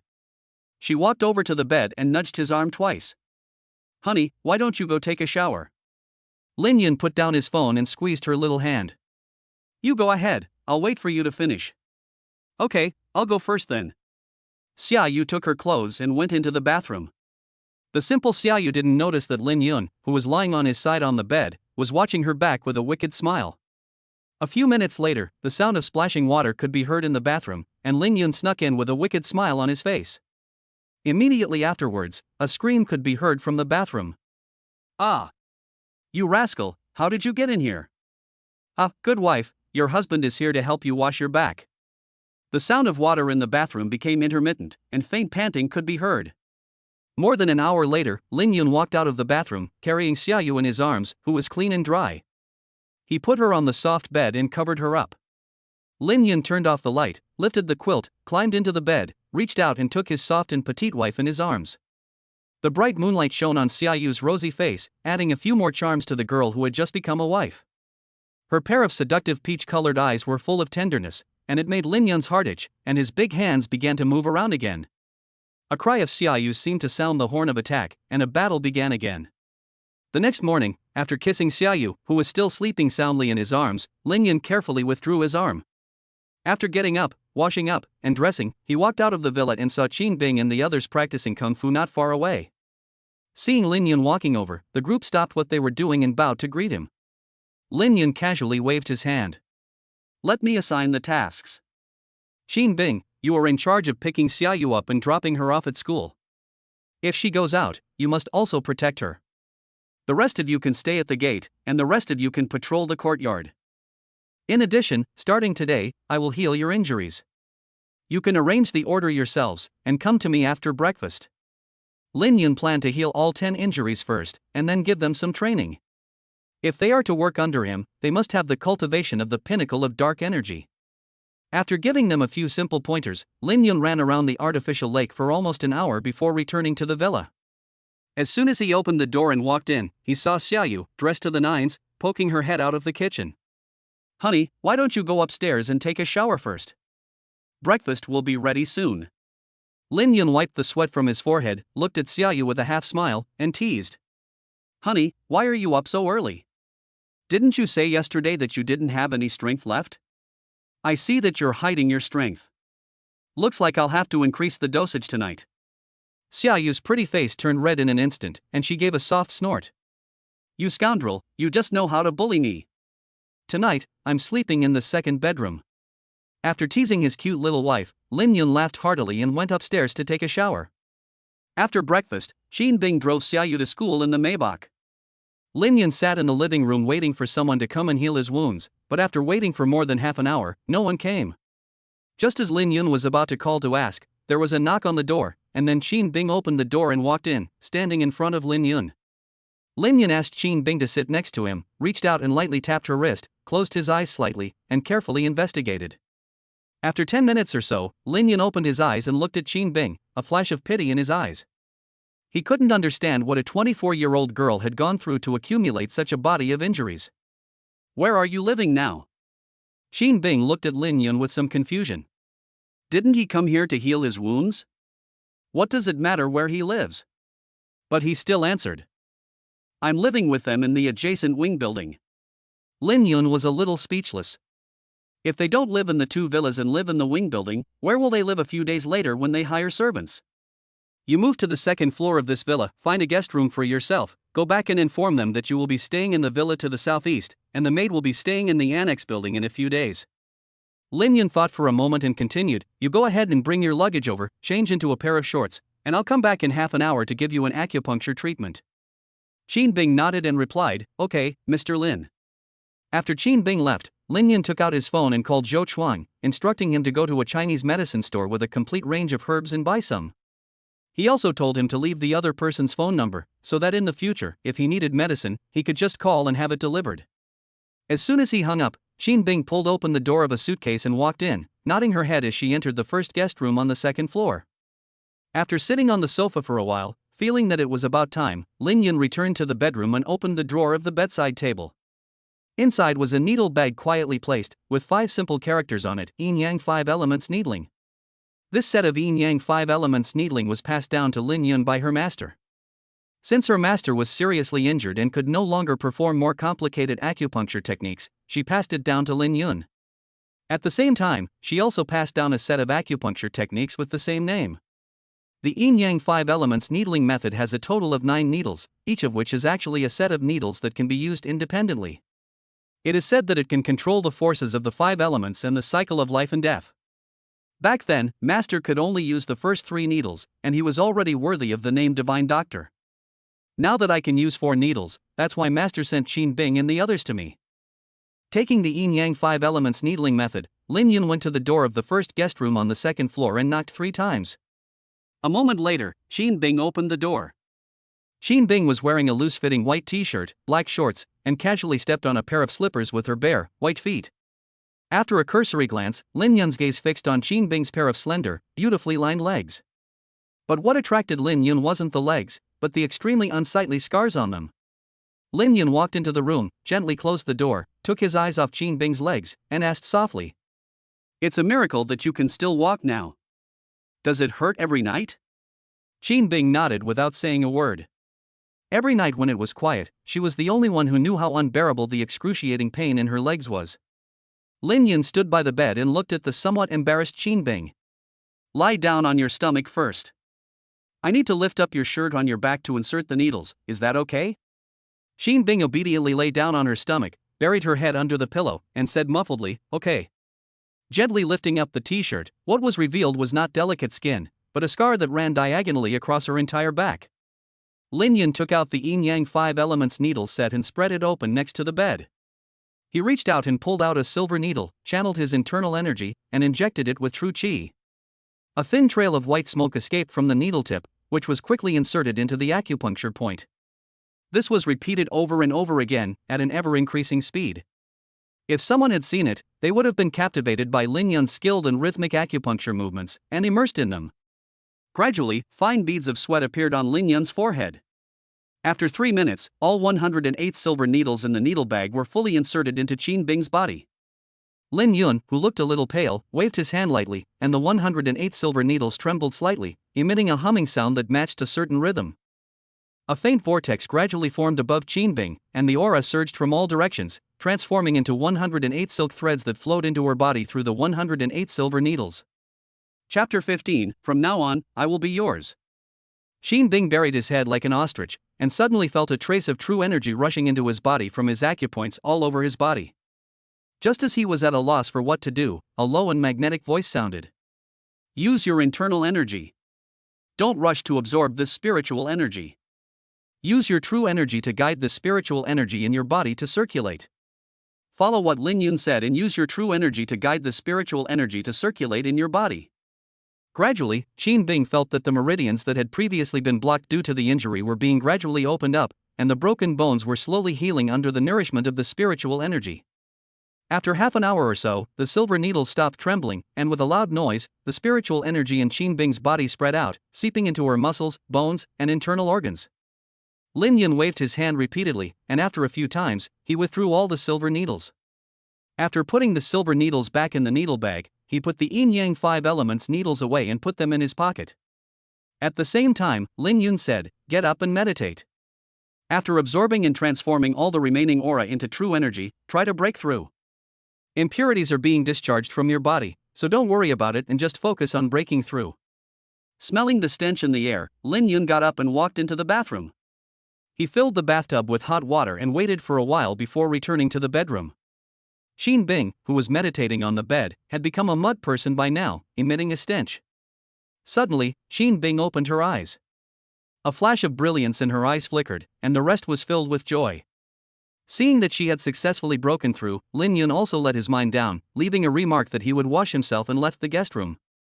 After Lin Yun left, Xin Bing pinched her nose. A stench rushed into her nostrils, making her almost vomit. She quickly got up and walked into the bathroom, where she saw a bathtub full of hot water. Her heart warmed, and a strange feeling welled up in her. She took off her clothes and lay in the bathtub. The comfort she hadn't felt in years made Xin Bing relax. She gently washed away the impurities on her body with her hands. Suddenly, time seemed to have come to a standstill. Xin Bing was motionless, her eyes fixed on her own jade-like legs. It was no exaggeration to call them jade-like now. Her skin was fair and translucent, truly smooth and tender like jade. The main thing was that the hideous scars were gone, and her two jade-like legs were flawless. Suppressing her excitement, she washed her delicate body and took a shower for a while before slowly walking up to the mirror. Wiping the water mist off the mirror with a towel, she used her trembling right hand to lift the hair in front of her face. A handsome and charming face appeared in front of her eyes. The originally gray and rough skin had become fair and delicate, and the originally hideous and ugly scars had long since disappeared. After Lin Yun came downstairs, he carried a bag of Chinese medicine from the living room to the kitchen, put it in a casserole, filled it with water, and started to simmer it over low heat.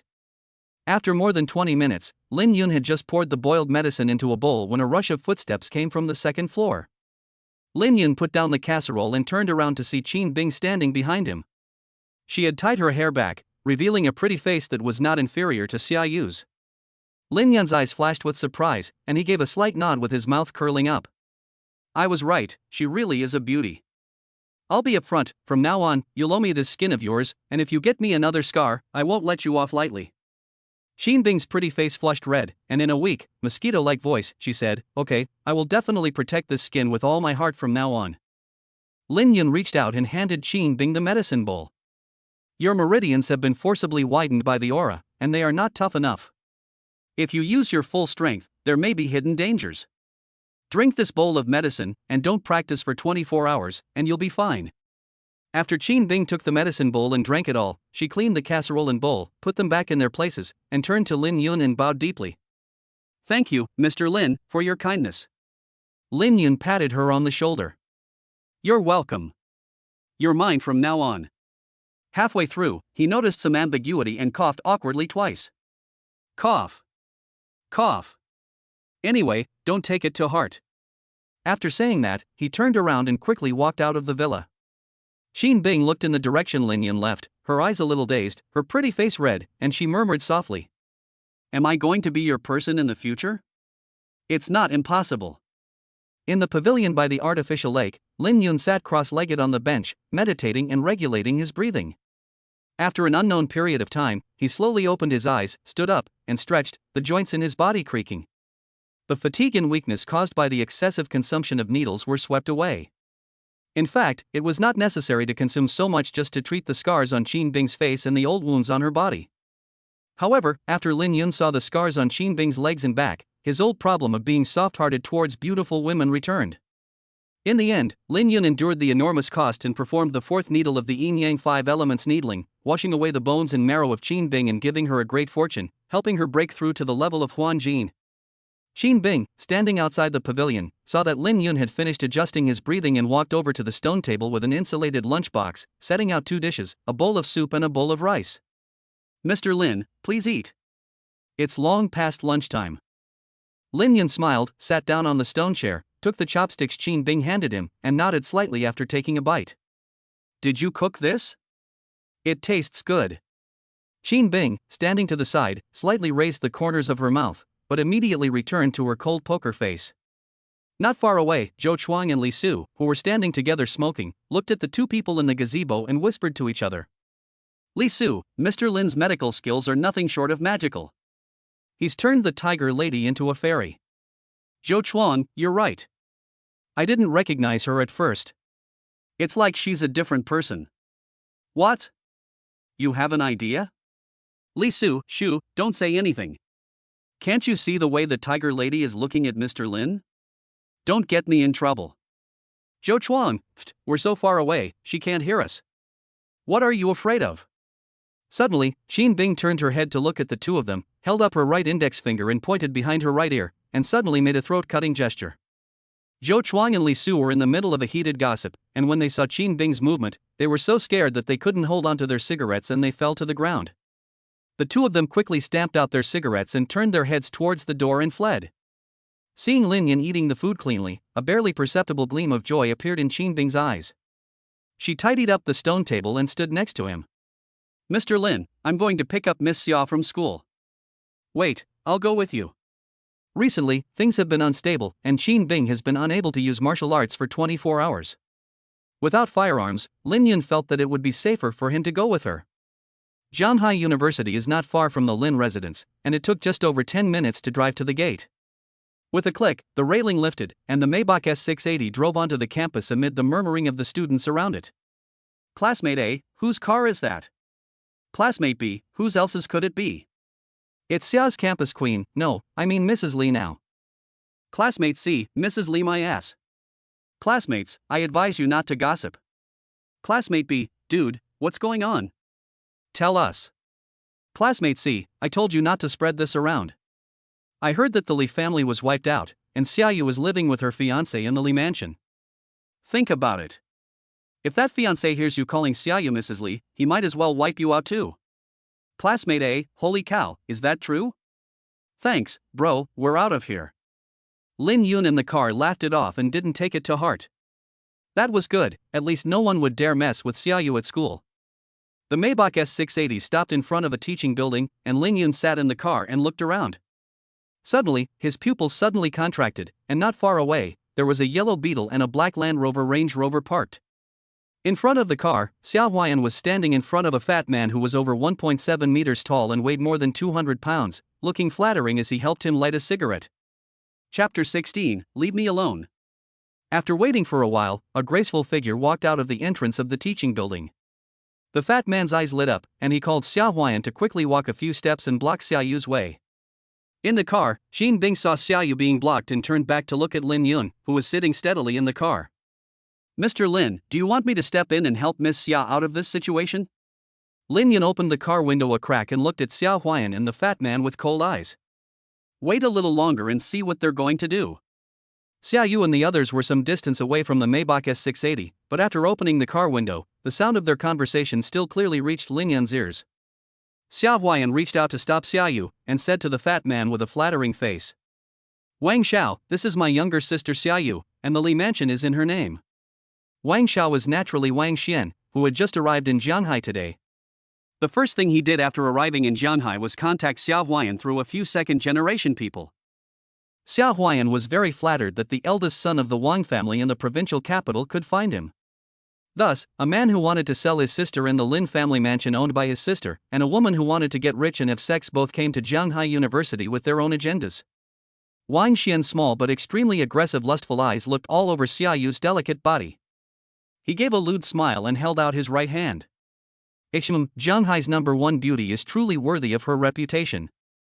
Let's get acquainted, I'm Wang Xian, the first heir of the Wang family in the provincial capital. Xia Yu looked at the disgusting fat man in front of her with disgust and took a small step back. I'm sorry, I already have a fiancé. I have things to do, so I'll be going now. Wang Xian gave a playful smile, took a step sideways, and blocked Xia Yu, who wanted to leave. Beauty, what if you have a fiancé? Since your fiancé can steal a bride, I can also steal you away from your fiancé. Xia Huayan also chimed in time. Yes, Xiao Yu, let me tell you, Mr. Wang is the eldest son of the Wang family in the provincial capital. The Wang family in the provincial capital is also a well-known family in the provincial capital, not comparable to your fiancé of unknown origin. If you follow Mr. Wang, it won't be long before our Xia family can replace the Li family as the new top 4 families in Jianghai City.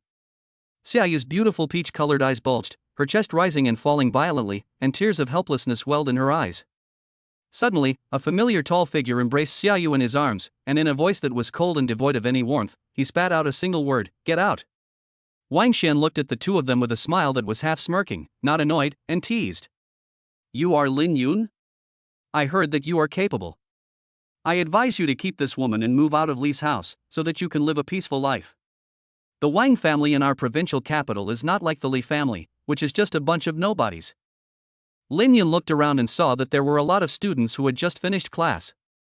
He frowned slightly, reached out and pushed Wang Xian, who was blocking his way, and said coldly, "I am warning you for the last time, if you harass my fiancée again, I will break your 3 legs." Wang Xian finally put away his smile after being pushed by Lin Yun. He waved at Lin Yun and 3 people got out of the Land Rover. The 2 in front were about 30 years old, over 1.5 meters tall, wearing black suits, with their muscles bulging high, and they looked like bodyguards at first glance. Behind the 2 was a man in his 50s, just under 1.7 meters tall, with a thin build, but with cold eyes that flashed with cold light from time to time. His temples were high and bulging, and it was obvious that he practiced martial arts. The 3 men blocked Lin Yun and Xia Yu, looking at Wang Xian for instructions. Lin Yun didn't care about the 3 at all, and waved at Qin Bing, who had opened the door and got out of the car and wanted to come over to help, telling her to stay where she was. Wang Xian looked in the direction Lin Yun was waving his hand, and saw Qin Bing, whose appearance was not inferior to Xia Yu's, and his eyebrows immediately opened in delight. "I didn't expect that you had such a beauty by your side. It seems that today, you and Xia Yu are going to take advantage of me together. Tiger and Leopard, you go ahead and waste him. Just leave him alive, I want him to watch the show that I put on with the 2 beauties tonight." Lin Yun let go of Xia Yu in his arms, patted her on the back, and told her to get in the car with Qin Bing first. Then, he looked back at Xiao Huayan deeply. "This is the second time you have pushed Xia Yu into the arms of another man.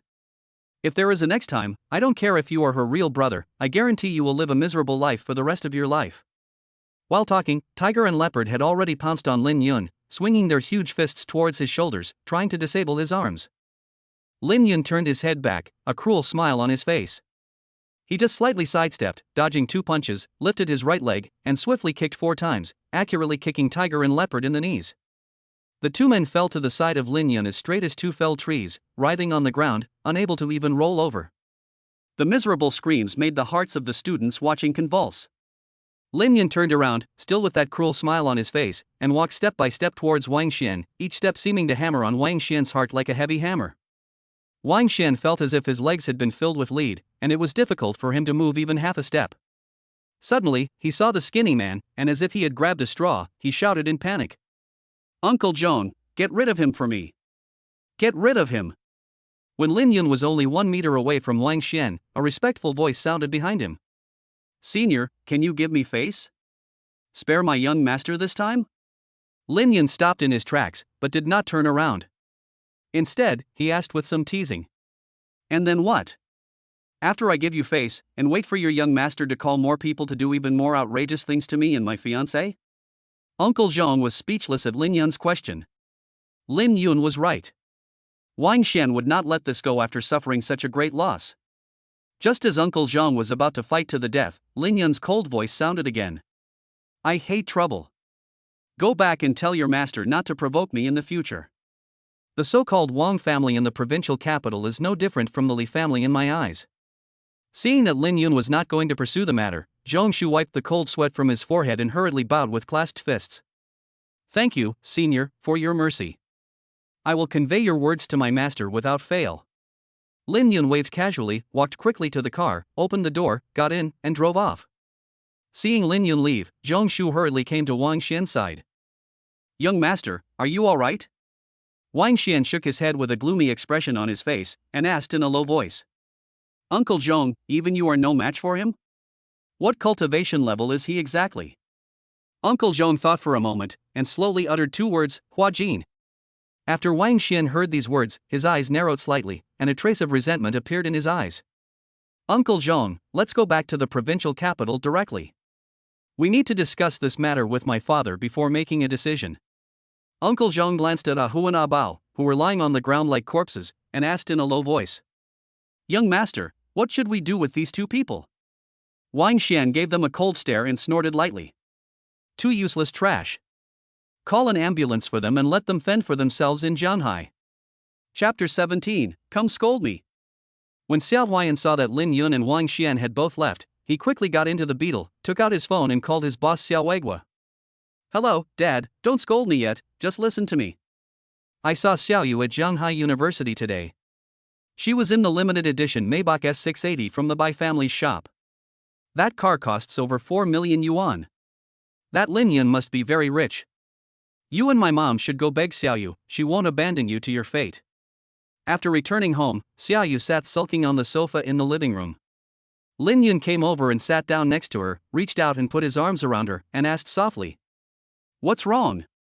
Are you unhappy? Xia Yu looked up at Lin Yun and forced a smile, leaning into his embrace and whispering, Honey, why do you think you've never met me before but are always so nice to me, while my father and brother, who have lived together since childhood, always want to trade me for benefits? Lin Yun petted Xia Yu's head with his large hand, a little distressed by this little girl who had been hurt time and time again by her loved ones. Don't think so much. The reason your father and brother want to trade you for benefits is because they are incompetent. This is the only way they can maintain their current lives. Truly powerful people don't need to resort to such tactics. They will only overcome difficulties and defeat their enemies. Xia Yu looked up at Lin Yun, her voice a little confused. Husband, are you truly a powerful man? I'm afraid that one day you will trade me in for someone else too. Lin Yun glared at this silly woman, reached behind her and slapped her, exasperated, saying, Remember, your husband is the most powerful man in the world.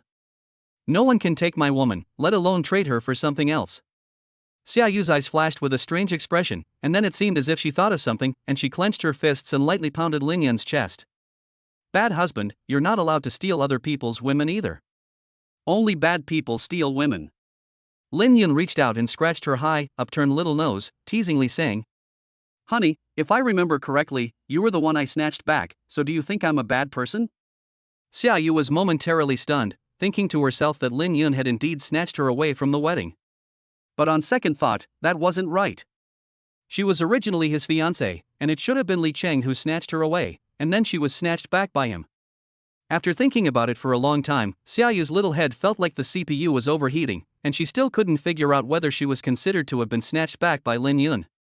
Looking down at his lovely young wife, who was mindlessly brainstorming, Lin Yun felt his blood rise and his breathing become a little heavy. He picked Xia Yu up in his arms and started walking towards the third floor. Xia Yu felt her body become lighter as Lin Yun picked her up. Feeling the hot breath he exhaled and seeing his burning gaze, Xia Yu quickly acted coquettishly and begged for mercy. My dear husband, please let me rest. I really can't take it anymore. I kept dozing off in class today. Can you let me take the day off? Just one day. Lin Yun looked at the little woman in his arms. There was indeed a hint of fatigue on her face. He lowered his head and gave her cherry lips a soft kiss before putting her back on the sofa. Pretending to be angry, he said, Okay, you can take the day off. Just one day. You said it yourself. Xia Yu could tell that Lin Yun was pretending to be angry, and she was not afraid. But she wondered in her heart, is it true that men who practice martial arts have great sexual needs? Should I find him another woman to share the load? After all, there is plenty of room in such a big house, otherwise my small body will be worn out sooner or later. Lin Yun did not know that his young wife was plotting against him, and just thought that she was tired after a day of classes and needed to rest for a while. Suddenly, a phone rang. Xia Yu sat up, took out her phone from her pocket, looked at the caller ID, and frowned slightly. Lin Yun walked over to Xia Yu and looked down. It was Feng Wanjun. He reached out and patted her shoulder, and said softly, Take the call, you have to face it sooner or later. After waiting for a while, Xia Yu answered the phone just before the ringtone stopped. Hello, Mom, what's up? Xia Yu, your mother and father are right outside your door, but the person at the door won't let us in. Can you call him or come and get us?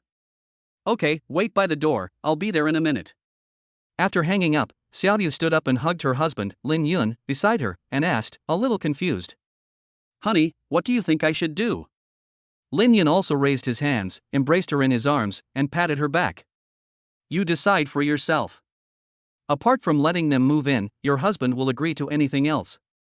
How can that be? I don't want them to move in. If my father and brother move in, they'll definitely invite their friends over every day and make a mess of the house. Well, don't worry. Think about what to say when you go out, and then it's not too late to go out. Honey, I want to give them 10 million to help the company tide over its difficulties, and then try to keep my distance from them as much as possible. I just can't bear to part with my mother. My mother has always loved me very much. If she hadn't kept stopping me, I might have married Li Cheng before you came back. Lin Yun raised his hand and rubbed Xia Yu's little head, saying with some concern. Silly girl, then just keep your distance from your father and brother. If you miss your mother, just let her stay for a few days and don't let your father and brother come. Xia Yu suddenly looked up, her eyes sparkling with tears. Really? Honey, you are so good to me, I love you so much. After saying that, she stood on tiptoe and kissed Lin Yun on the cheek. Lin Yun took her little hand and squeezed it a few times. Let's go, I'll go out with you and see what they really want. When Lin Yun and Xia Yu arrived at the door, Xia Weiguo was shouting loudly at a brother named Wu Di who was on duty today. Wu Di was tall and strong, and his only weakness might be his clumsiness. At this time, his face, which was already dark from anger, was red from Xia Weiguo's anger. But this disgusting man was Lin Yun's father-in-law after all, so Wu Di could only hold back his anger, his fist clenching and unclenching with a loud sound. Lin Yun walked up to the door and stopped, looking at a middle-aged beautiful woman who had come with Xia Weiguo. She looked somewhat similar to Xia Yu, more than 70%, except that she had long, slightly curly hair that made her look even more charming. The woman had a unique plumpness that gave her a little more charm than the green Xia Yu. Feng Wanjin looked at Xia Yu with mixed feelings in her eyes. There was guilt, pain, and relief, but no resentment. Xia Yu and Feng Wanjin looked at each other and felt their mother's complex emotions. She took a step forward and came between her mother and Lin Yun. Husband, this is my mother, Feng Wanjin. Mom, this is Lin Yun, my fiancée. Lin Yun had just heard Xia Yu say that for the past 2 years. If it weren't for Feng Wanjin protecting Xia Yu would have married Li Cheng long ago. And from the look in her eyes, it was also clear that she loved Xia Yu very much, and she felt a little more favor towards her. So he politely bowed slightly and said, Hello, Auntie. Feng Wanjin didn't expect Lin Yun to be so polite to her, and she was flattered. She also hurriedly greeted. Hello, Lin Xiaoban. Lin Yun saw Xia Yu standing there at a loss, and gently patted her on the back. My dear, take your aunt to chat at home, don't stand outside. Xia Yu was happy to hear Lin Yun take the initiative to let her mother in, and happily came to Feng Wanjin's side, took her arm, and walked towards the villa where she lived. Lin Yun didn't even look at Xia Weiguo, and turned around to follow Xia Yu and Feng Wanjin. Xia Weiguo saw Feng Wanjin enter the Lin residence, and just wanted to follow in, when he heard Lin Yun's cold voice. Wu Di, notify everyone, any man surnamed Xia who dares to take a single step into the Lin residence, break his legs for me. If he dares to swear, pull out all his teeth. Wu Di grinned from ear to ear upon hearing this, and all his pent-up anger disappeared. He gave Xia Weiguo a provocative look, the meaning of which was clear, come on, scold me. Chapter 18, The Wang Family Dinner. Lin Yun did not return to the villa with Xia Yu and Feng Wanjin, but went to the lawn by the lake and practiced a set of nameless boxing techniques that his master had taught him. This set of boxing techniques was sometimes powerful and vigorous, and sometimes soft and soothing, as if performing a wonderful dance. Lin Yun's body rose and fell with the rhythm of the boxing techniques, as if in harmony with nature, containing a powerful strength. After completing the entire set of boxing, Lin Yun slowly closed his fists and let out a long breath, as if releasing all the fatigue and pressure in his body with that breath. At this time, a somewhat hoarse but very magnetic voice sounded behind him. Mr. Lin, Miss Xia asked me to call you back for dinner. Lin Yun turned around and looked at Qin Bing, who was standing not far behind him, and frowned slightly. Why are you covering your face again? Isn't the scar gone? Qin Bing bowed her head slightly and replied softly, Mr. Lin, I'm used to it. Lin Yun casually waved his hand and walked towards the central villa. Qin Bing, who was standing in place, looked at Lin Yun's back.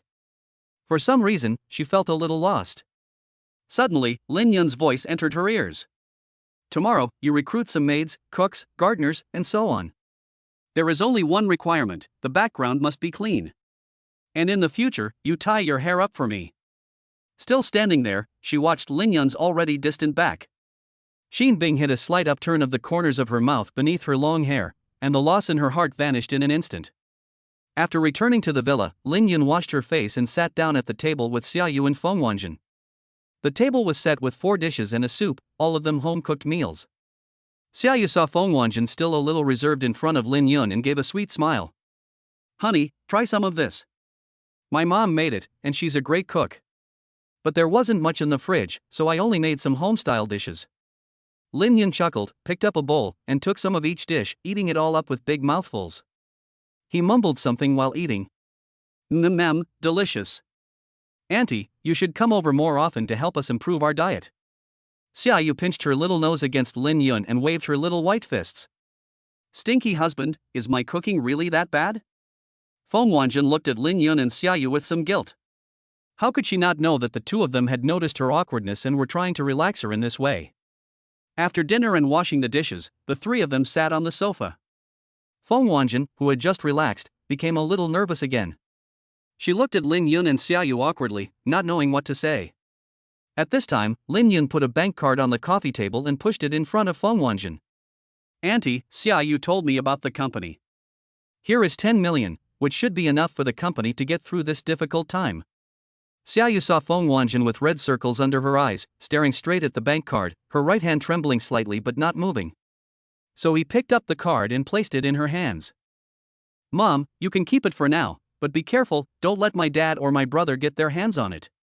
Feng Wanjun held the bank card in her hands, her emotions mixed. She thought about what her husband and son had done to Xia Yu, and her heart sank. But after all, they were family, and she still wanted to try to ease their relationship. Xia Yu, your father and brother are obsessed, that's why they want to marry you to Li Cheng. They. Lin Yun suddenly interrupted Feng Wanjun's words, and her tone became a little colder. Auntie, I'm only giving this money because Xia Yu said that you have been struggling to support the company, and she doesn't want your hard work to go to waste. You are welcome here, but as for Xia Weiguan and Xia Huayan, they are only your relatives, not Xia Yu's. Please go back and tell them to stay away from Xia Yu, or don't blame me for being rude.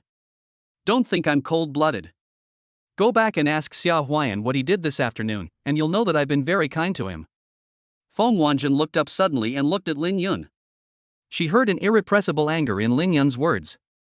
She believed that if Xia Huayan were not Xia Yu's brother, Lin Yun would definitely deal with him in the most cruel way. Feng Wanjun looked at Lin Yun gratefully and got up to say goodbye. She had to hurry back to ask Xia Huayan what he had done to make Lin Yun so angry. Over the next 10 days, there were upheavals in Jianghai City, and the Li family's remaining assets were divided up. However, everything was calm at the Lin residence. Lin Yun healed the old wounds of Zhou Chuang and the others, and also gave them pointers when they were not busy. Xia Yu was no longer harassed at school. After repeated screenings, Qin Bing also recruited some servants, gardeners, and cooks for the Lin family. Until Friday, someone delivered an invitation, breaking this peace. Lin Yun sat in the pavilion and opened the invitation Qin Bing sent. His eyes slightly narrowed. The invitation was actually sent by the Wang family in the provincial capital, inviting Lin Yun and Xia Yu to attend the dinner hosted by the Wang family in the Jianghai hotel tonight. In the past 10 days, the Wang family from the provincial capital has taken the biggest piece of the cake left behind by the Li family, and has officially entered Jianghai. It seems quite normal to hold a dinner party to establish relationships with some local families and to show off your strength to intimidate the various families. However, Lin Yun knows that this dinner party is definitely not as simple as it seems. He has not engaged in business in Jianghai, has not cultivated any influence, and has only moved into the Lin residence, yet he has caused Wang Xian to take a big fall. If I'm not wrong, the reason the Wang family in the provincial capital invited me to this dinner is to set an example. Qin Bing saw that Lin Yun had been staring at the invitation without saying anything, and asked in a low voice. Mr. Lin, are we going to attend this dinner? Lin Yun closed the invitation and a confident smile appeared on his face. Go, why not? Someone jumped out to get beaten up, and if we don't beat them up hard, more and more people will jump out in the future. I don't have time to keep dealing with these clowns. Qin Bing bowed slightly and said softly, Okay, Mr. Lin, then I'll go tell someone to get the dresses ready for you and Miss Xia to wear tonight. Lin Yun looked at Qin Bing with interest, and said. Go, have someone prepare a dress for you too, dress up a little, you're coming with us. Qin Bing shrugged her shoulders and muttered under her breath. I'm pretty without dressing up. She turned around and walked quickly towards the central villa. Lin Yun looked at the departing back of Qin Bing and smiled knowingly. Over the past 10 days, Qin Bing had tied up her hair, revealing her entire pretty face. Her personality had also become more and more cheerful, and occasionally she would show the attitude of a little girl. Of course, her cheerfulness and childlike demeanor only show when she is alone with Lin Yun. Normally, she is still the cold-hearted she-devil Qin Bing in the eyes of others. At 6:50 p.m., a champagne-colored and purple-colored Maybach S680 pulled into the portico of the Jianghai Hotel and stopped in front of the door. After the car came to a stop, the passenger seat door and the rear side door opened at the same time, and a man and two women got out of the car. The man was tall and handsome, wearing a black custom-made suit made of exquisite fabric. The two women were equally beautiful, but had different personalities. The two women were wearing two long dresses of the same style but different colors. The black dress beauty was mysterious, noble, and had a hint of masculinity, while the white dress beauty was pure and holy, but also implied a touch of charm. The two women competed with each other, but each had their own style. Chapter 19, Wang Xian, Not So Smart. The man and two women were Lin Yun, Xia Yu, and Qin Bing. Since Qin Bing was not very comfortable wearing a dress, Sun Lei drove the three of them here today. In the envious and jealous glances of passers-by, Xia Yu and Qin Bing slowly walked to both sides of Lin Yun, reached out and took his arm, and together they went to the front of the Jianghai Hotel to hand in the invitation. The security guard took the invitation, glanced at it, and led the three of them to the side, asking them to enter the hotel through a security gate. Lin Yun frowned slightly, but still walked through the security gate first. However, after he had passed through, another security guard came over and reached out to search him. Lin Yun took a step back to avoid the security guard and asked coldly, "Do you have to do this to everyone?" The security guard looked at Lin Yun with a smile on his face but no smile in his eyes, and said disdainfully, "Not everyone needs to be searched, but I think the three of you are a bit suspicious, so you need to be searched." At this moment, another young man and woman walked over. After taking a look at the invitation, the security guard invited the two of them to enter the hotel.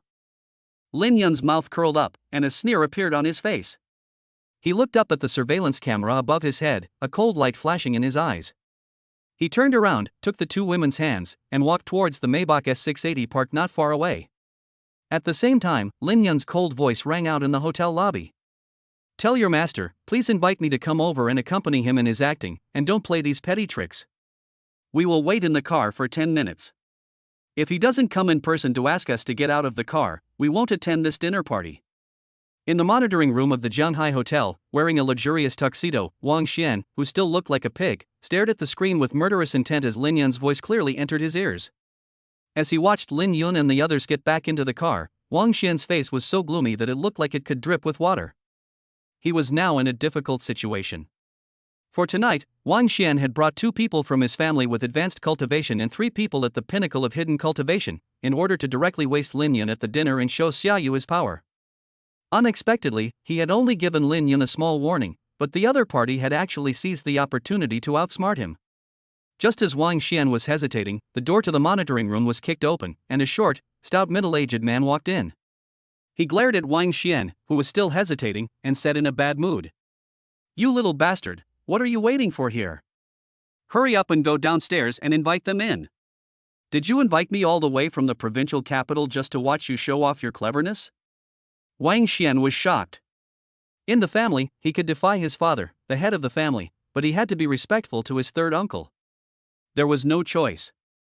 Third uncle Wang Jianghai was in the mid-stage of kung fu cultivation in his early 40s and was the Wang family's top expert. If Wang Jianghai wasn't obsessed with martial arts, Wang Jianghai, the head of the family, might not be able to hold on to his position. More than 10 days ago, after Wang Xian returned to the provincial capital, the Wang family held a family meeting. It was decided that a dinner would be held after the division of the Li family's assets, and Lin Yun would be used to set an example and intimidate the Jianghai families. As a martial arts enthusiast, Wang Jianghai heard that Lin Yun was only in his 20s and had already cultivated the Huaijin level of martial arts, which greatly increased his interest.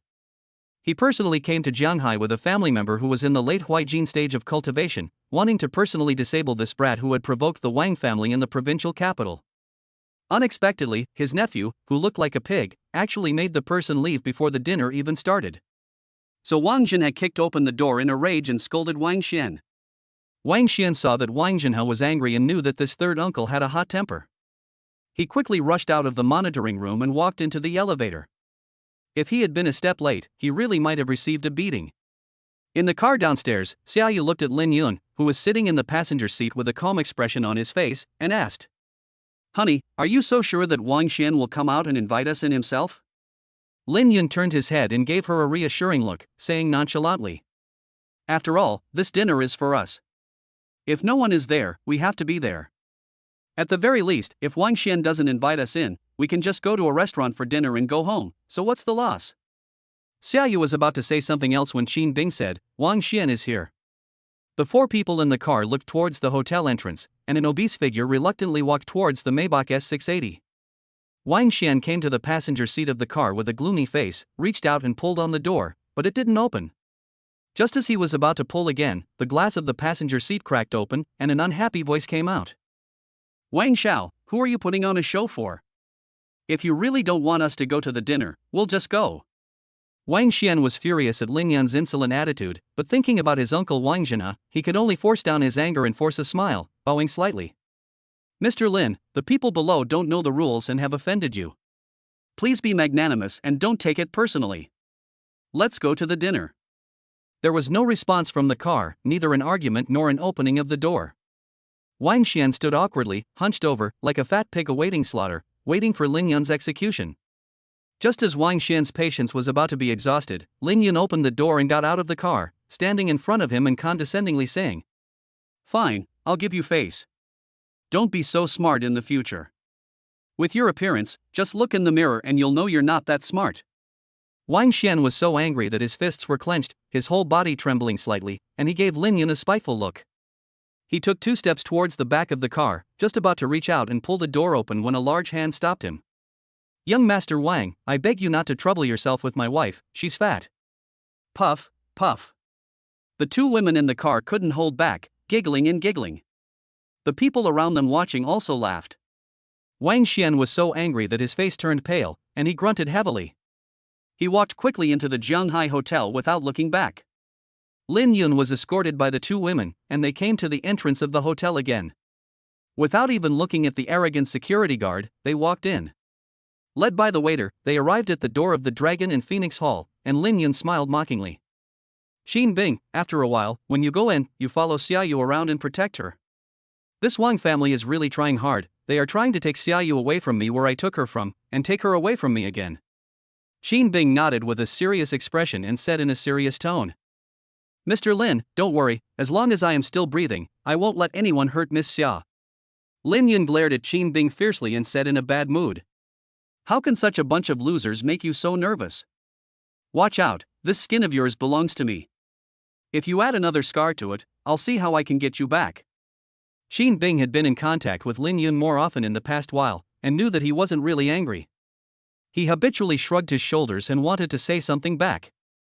Suddenly remembering that Xia Yu was on the other side, he hurriedly whispered back. I know, Mr. Lin. Xia Yu, who was on the other side of Lin Yun, noticed Qin Bing's little gesture. He suddenly remembered his strange thoughts before, and also remembered how tired he had been for the past 10 days. Xia Yu took a few careful looks at Qin Bing, nodded imperceptibly, and thought to himself, isn't there a ready-made candidate? Chapter 20, What is the Wang family in the provincial capital? Lin Yun did not know that due to overwork during this period of time, his young and delicate wife's thinking had become increasingly crooked. After entering the banquet hall, Lin Yun directly led Xia Yu and Qin Bing to the buffet area. Picking up a dinner plate, he shuttled between the various dishes under the disdainful glances of the 2 women. After a moment, Lin Yun found a seat with a tray piled high like a small mountain and gobbled it up. Ever since Xia Yu had just opened up, she had become increasingly close to Qin Bing.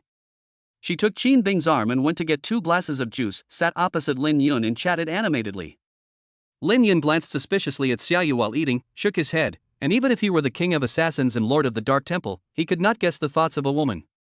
After eating and drinking to his heart's content, Lin Yun glanced at the time and whispered. The show is about to begin. At exactly 8 o'clock, with a pop, the lights in the entire venue suddenly went out. At the same time, a spotlight shone on the center of the stage directly in front of the banquet hall, and a fat figure was standing there. The audience burst into applause, and Wang Xian lowered his hands slightly. He took a step forward, walked up to the microphone, and said loudly, Ladies and gentlemen, good evening. Welcome to the Jianghai Hotel and to the dinner hosted by the Wang family of the provincial capital.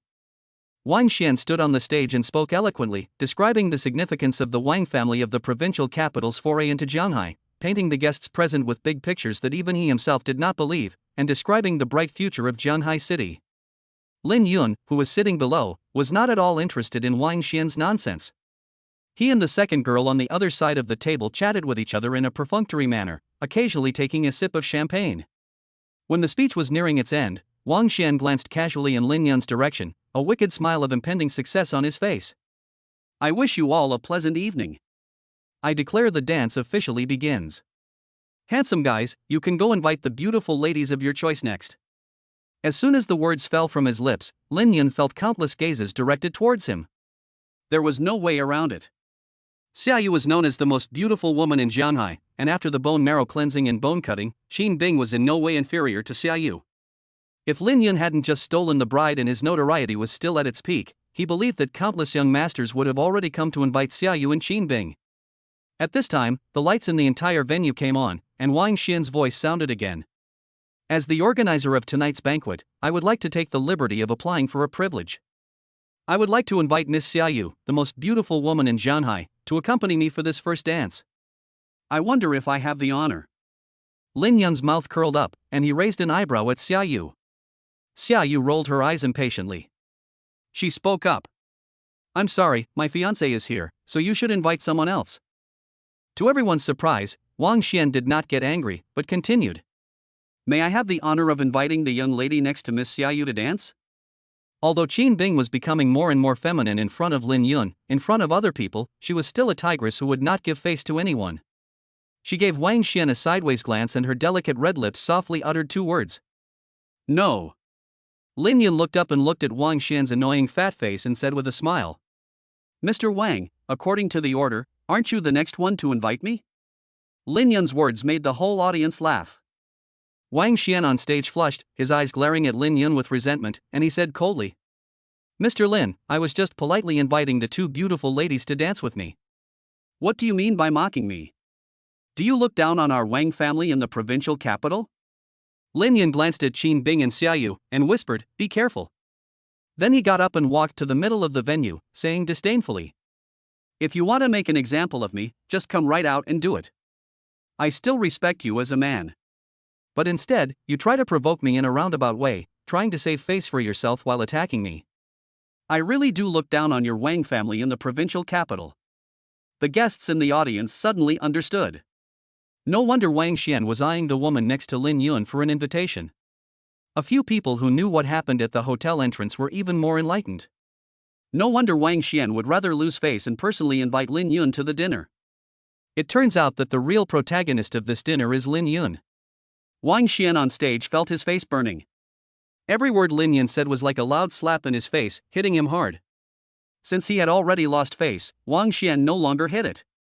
He glanced contemptuously at Lin Yun below the stage and shouted.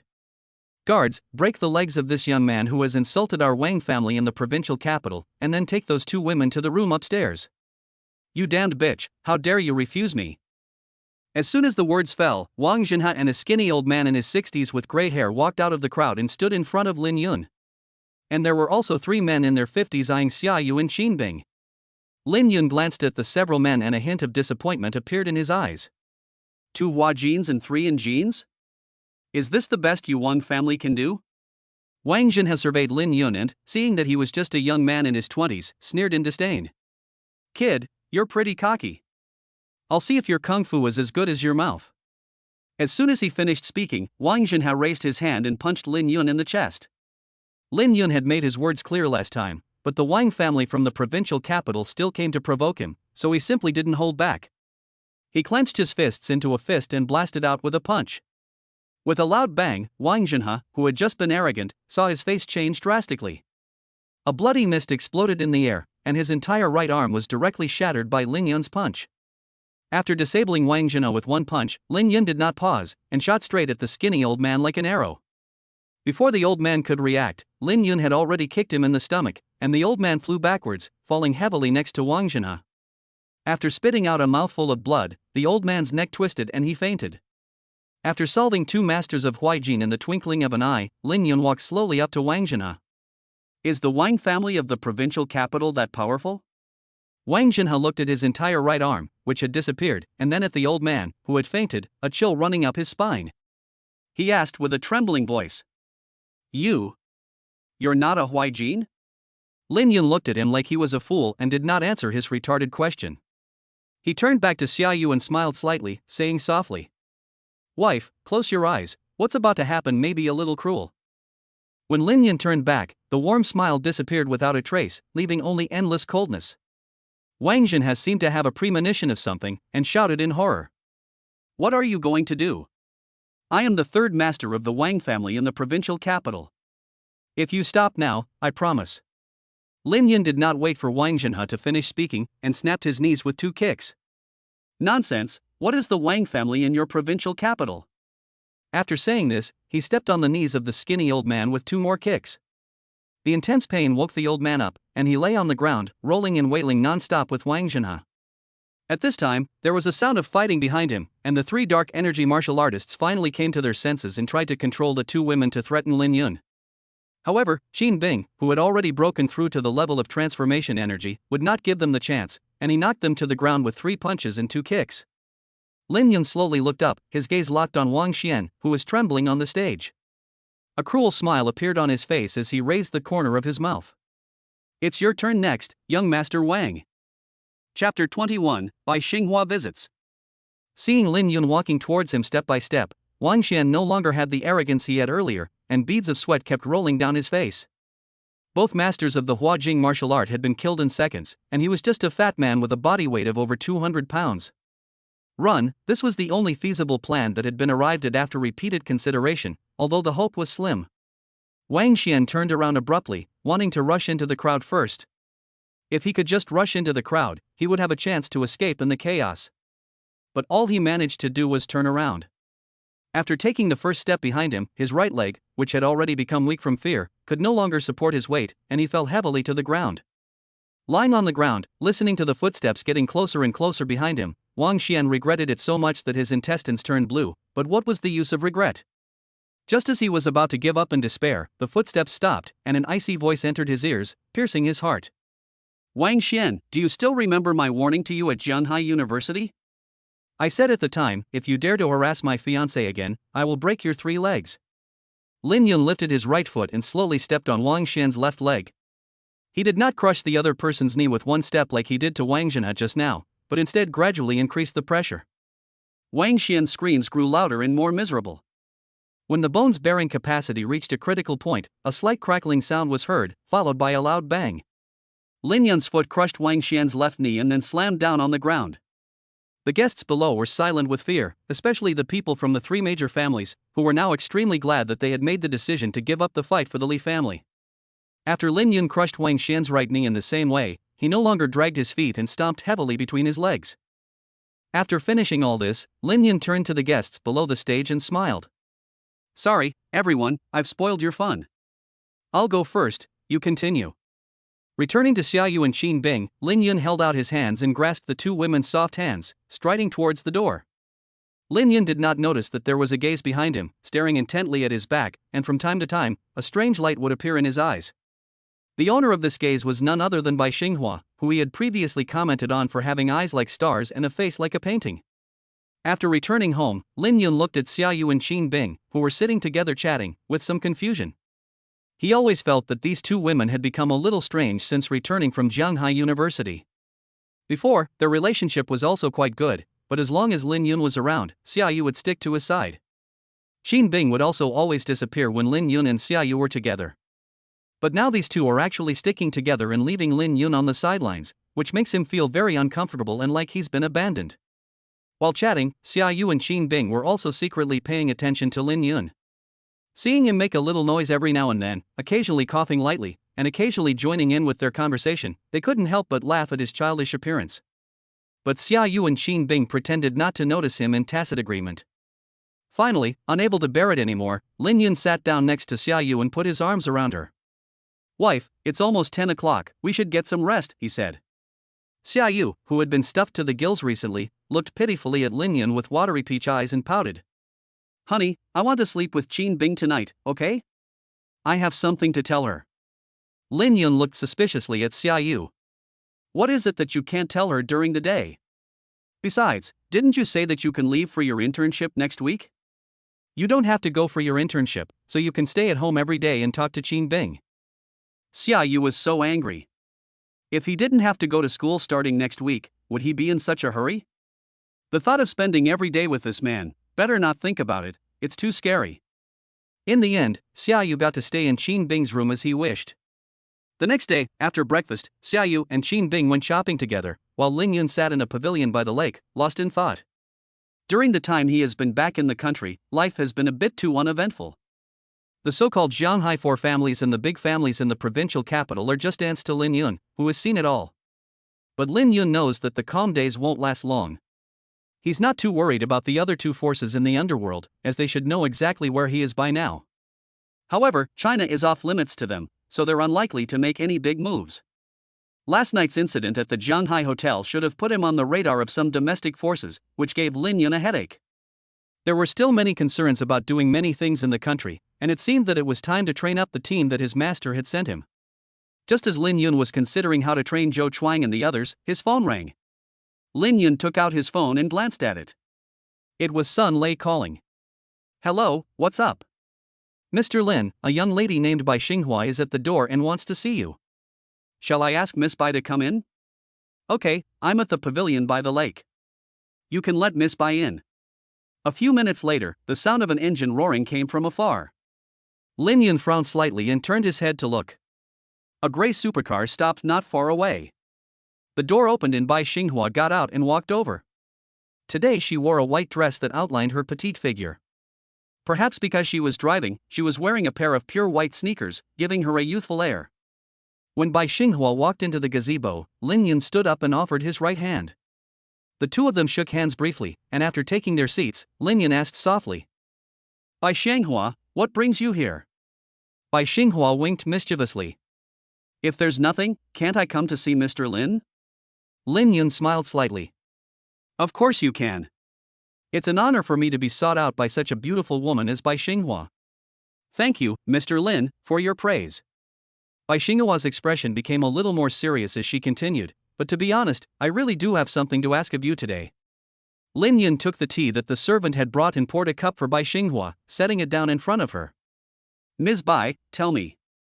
The reason why he was willing to hear what Bai Xinghua really wanted was, of course, because she was a beautiful woman, but more importantly, because the Bai family was a military family with a strict family tradition that was worthy of respect. If it had been the Zhao or Sun family, Lin Yun really would not have been interested in listening. Bai Xinghua organized her words a little and said solemnly, "Mr. Lin, I have two things to do this time. First, on behalf of the Bai family, I have come to make friends with you, Mr. Lin. The car I drove here is a gift to you. Second, I would like to ask Mr. Lin for a personal favor. I have a twin brother named Bai Xingchen, who is a soldier and was captured 3 days ago while on duty. Over the past 3 days, the Bai family has organized 2 rescue operations, which have resulted in heavy losses." Bai Xinghua was a little speechless when she continued. Because the Bai family had mobilized the regular army, and they had all suffered heavy losses, it was clear how difficult this rescue mission was. Now she was asking Lin Yun to rescue her brother, and even she herself felt that it was a bit much to ask. Lin Yun did not say a word, and fell into deep thought, his expression constantly changing. Just as Bai Xinghua thought she was going to be rejected, Lin Yun asked, "Who are the people? Where are they?" Chapter 22, Departure, Destination Yunnan. Bai Xinghua suddenly looked up, her eyes full of gratitude. She said with some excitement, "The other party is a group of drug dealers, located in the primeval forest on the border between Yunnan province and Myanmar." Lin Yun thought for a moment and continued, "In Myanmar? Not a large-scale operation?" Bai Xinghua nodded and said with a serious face, "Not only that, but there are also martial artists among them, at least 3 of them, and one of them should be at the pinnacle of martial arts." Lin Yun picked up his phone and looked at the time, saying, "Send me the specific information, I will give you a reply after I have read it." Bai Xinghua knew that since Lin Yun had asked for the information, he had basically already agreed to rescue Bai Xingchen, so he quickly got up and bowed deeply. "Thank you, Mr. Lin, could you please give me an email address? I will send it to you now." After sending the information to the email address provided by Lin Yun and exchanging contact information with Lin Yun, Bai Xinghua quietly sat down and waited. A few minutes later, Lin Yun looked up after reading the information. "Can you get me and my people to the outskirts of the primeval forest before 5 p.m.? Bai Xinghua pondered for a moment and said, "I need to consult with my family. I have my own limitations and it will be difficult. After getting Lin Yun's permission, Bai Xinghua walked over to the side, took out her phone and dialed a number. After about 10 minutes, she returned to the gazebo and said excitedly, "Mr. Lin, I just contacted my grandfather, and he can send a helicopter to take you to the designated location within 3 hours. In addition, my grandfather said that regardless of whether the rescue is successful or not, the Bai family owes you a favor. As long as you ask, as long as the Bai family can do it, there will be no second thoughts." Lin Yun casually waved his hand. "To be honest, the reason I agreed to rescue your brother has nothing to do with the Bai family. It's just because he is a respectable soldier that I don't want the Bai family's favor. And I prefer making friends with individuals, such as you, Bai Shanghua, than with a family." After listening to Lin Yun's words, Bai Xinghua's pretty face turned red and she lowered her head slightly. Lin Yun then realized that what he had said was ambiguous, but the words had already been spoken, and any further explanation would only make things worse, so he did not bother to explain. After a moment of silence between the two, Lin Yun broke the silence first. "Miss Bai, I will take everyone here away, leaving only the servants behind. After rescuing your brother, I will be staying in Yunnan for a while, so please take care of the Lin family for me." Bai Xinghua quickly replied, "Mr. Lin, you are too kind. I will personally arrange for someone to look after the Lin residence. I have some things to arrange when I get back, so I will take my leave. Please accept this car. It is already registered in Miss Xia's name, and the keys and relevant paperwork are in the car. In addition, Xinghua will definitely thank you in the future for rescuing my brother." Lin Yun watched the back of Bai Xinghua's departing figure, feeling that the girl seemed to have misunderstood something. He shook his head, shook the messy thoughts out of his head, and walked casually to the car. This is a Koenigsegg Gemera 4-seater supercar. In addition to its cool appearance, full carbon fiber body, and superpower, it also has a spacious and comfortable interior. It uses a 2.0-liter 3-cylinder engine and a plug-in hybrid system with 3 electric motors. It accelerates from 0 to 100 km/h in just 1.9 seconds, and from 0 to 400 km/h in less than 20 seconds. I have to say, the gift from the Bai family really suits Lin Yun's taste. I was planning to buy a supercar when I had the time, but now I don't have to. Sitting in the car, I suppressed the urge to go for a spin, took out my phone, and got down to business.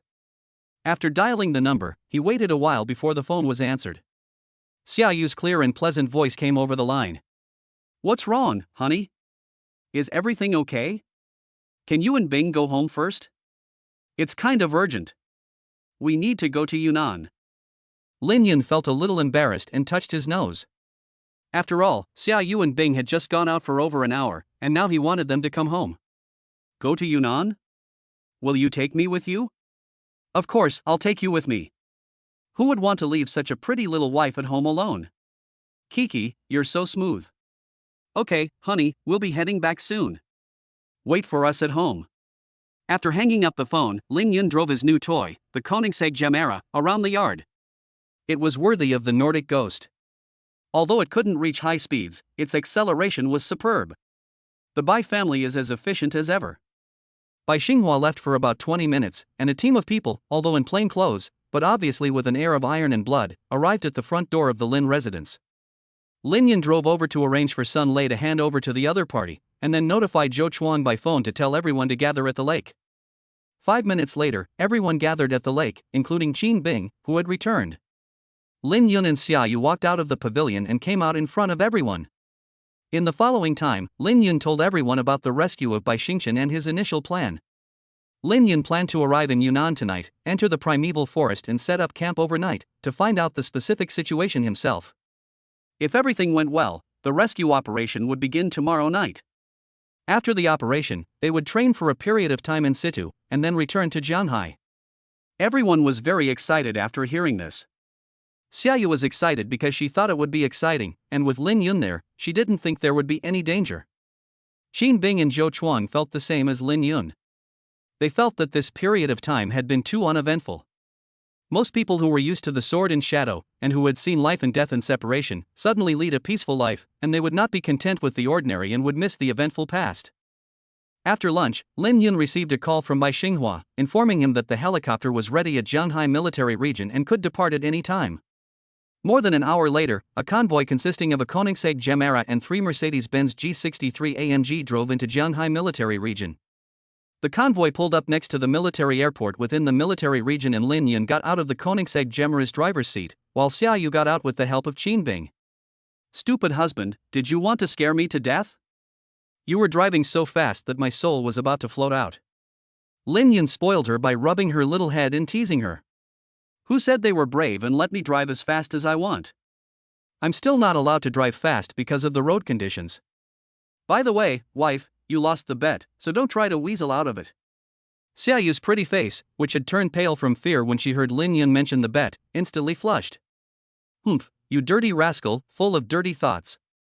At that moment, a fiery red Ferrari 458 drove up and stopped next to the Koenigsegg Gemera.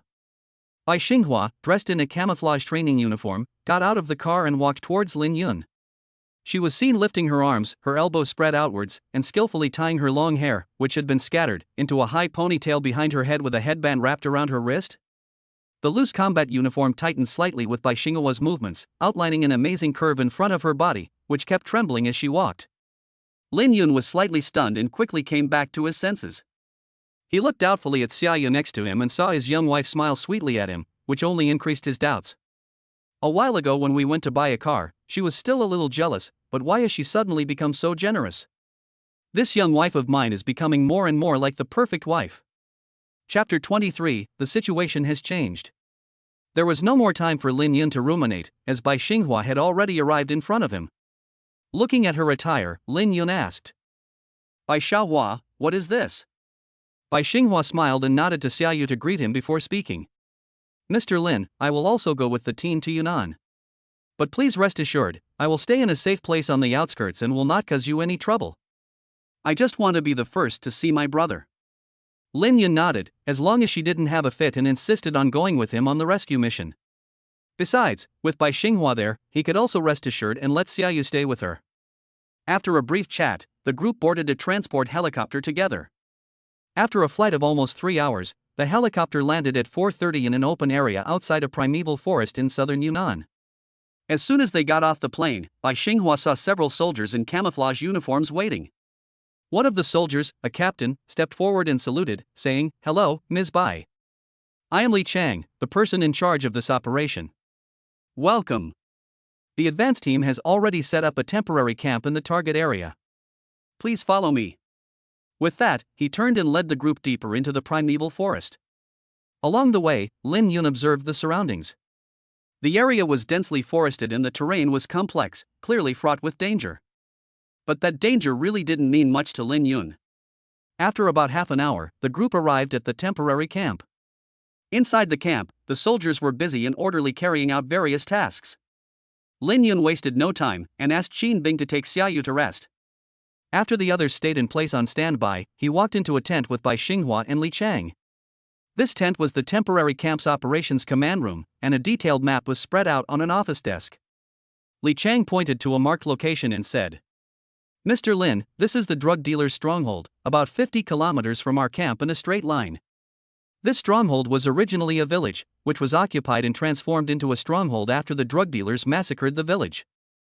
There are about 60 drug dealers in the stronghold, all of whom are quite experienced in combat and very capable in actual combat. They are a group of tough bandits that are difficult to deal with. So far, it is known that there are 3 martial artists. The one with the highest cultivation is the leader of this group of drug dealers, called Wang Kuan, and his cultivation has reached the pinnacle." Lin Yun stared at the map for a while, digesting the information provided by Li Cheng, and nodded. "Thank you, Captain Li. I will go and scout the area tonight, and we will move tomorrow night. Could you please prepare a camouflage suit, a rope, and a military knife for me?" Li Cheng nodded. "Okay, Mr. Lin, when do you plan to leave?" "I will go out and give the orders, and we will leave in 20 minutes. After saying this, Lin Yun walked out of the tent and gathered the people he had brought together. After telling them to stay around Xia Yu and Qin Bing and take turns keeping watch at night, he walked into Xia Yu's tent. Sitting next to Xia Yu, Lin Yun put his arms around her and said apologetically, "Honey, you'll have to put up with a little discomfort here. After we complete the rescue tomorrow night, I'll take you on a 2-day vacation the day after tomorrow."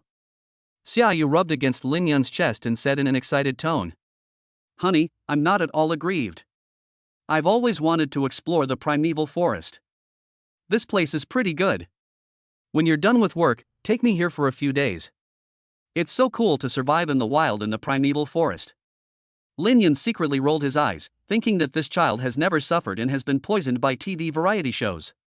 If you want to get close to nature and go camping, that's fine, but to come to the primeval forest to survive in the wild, not to mention such a delicate and delicate young lady, even those soldiers out there would not dare say that they will not encounter danger here. Qin Bing watched Lin Yun as she turned up the corners of her mouth in disgust, while at the same time coaxing Xia Yu to be happy with kind words. Her mouth couldn't help but twitch, and she held back her laughter. Lin Yun glared at Qin Bing and said in a grumpy tone, "If you want to laugh, laugh. Don't hold it in."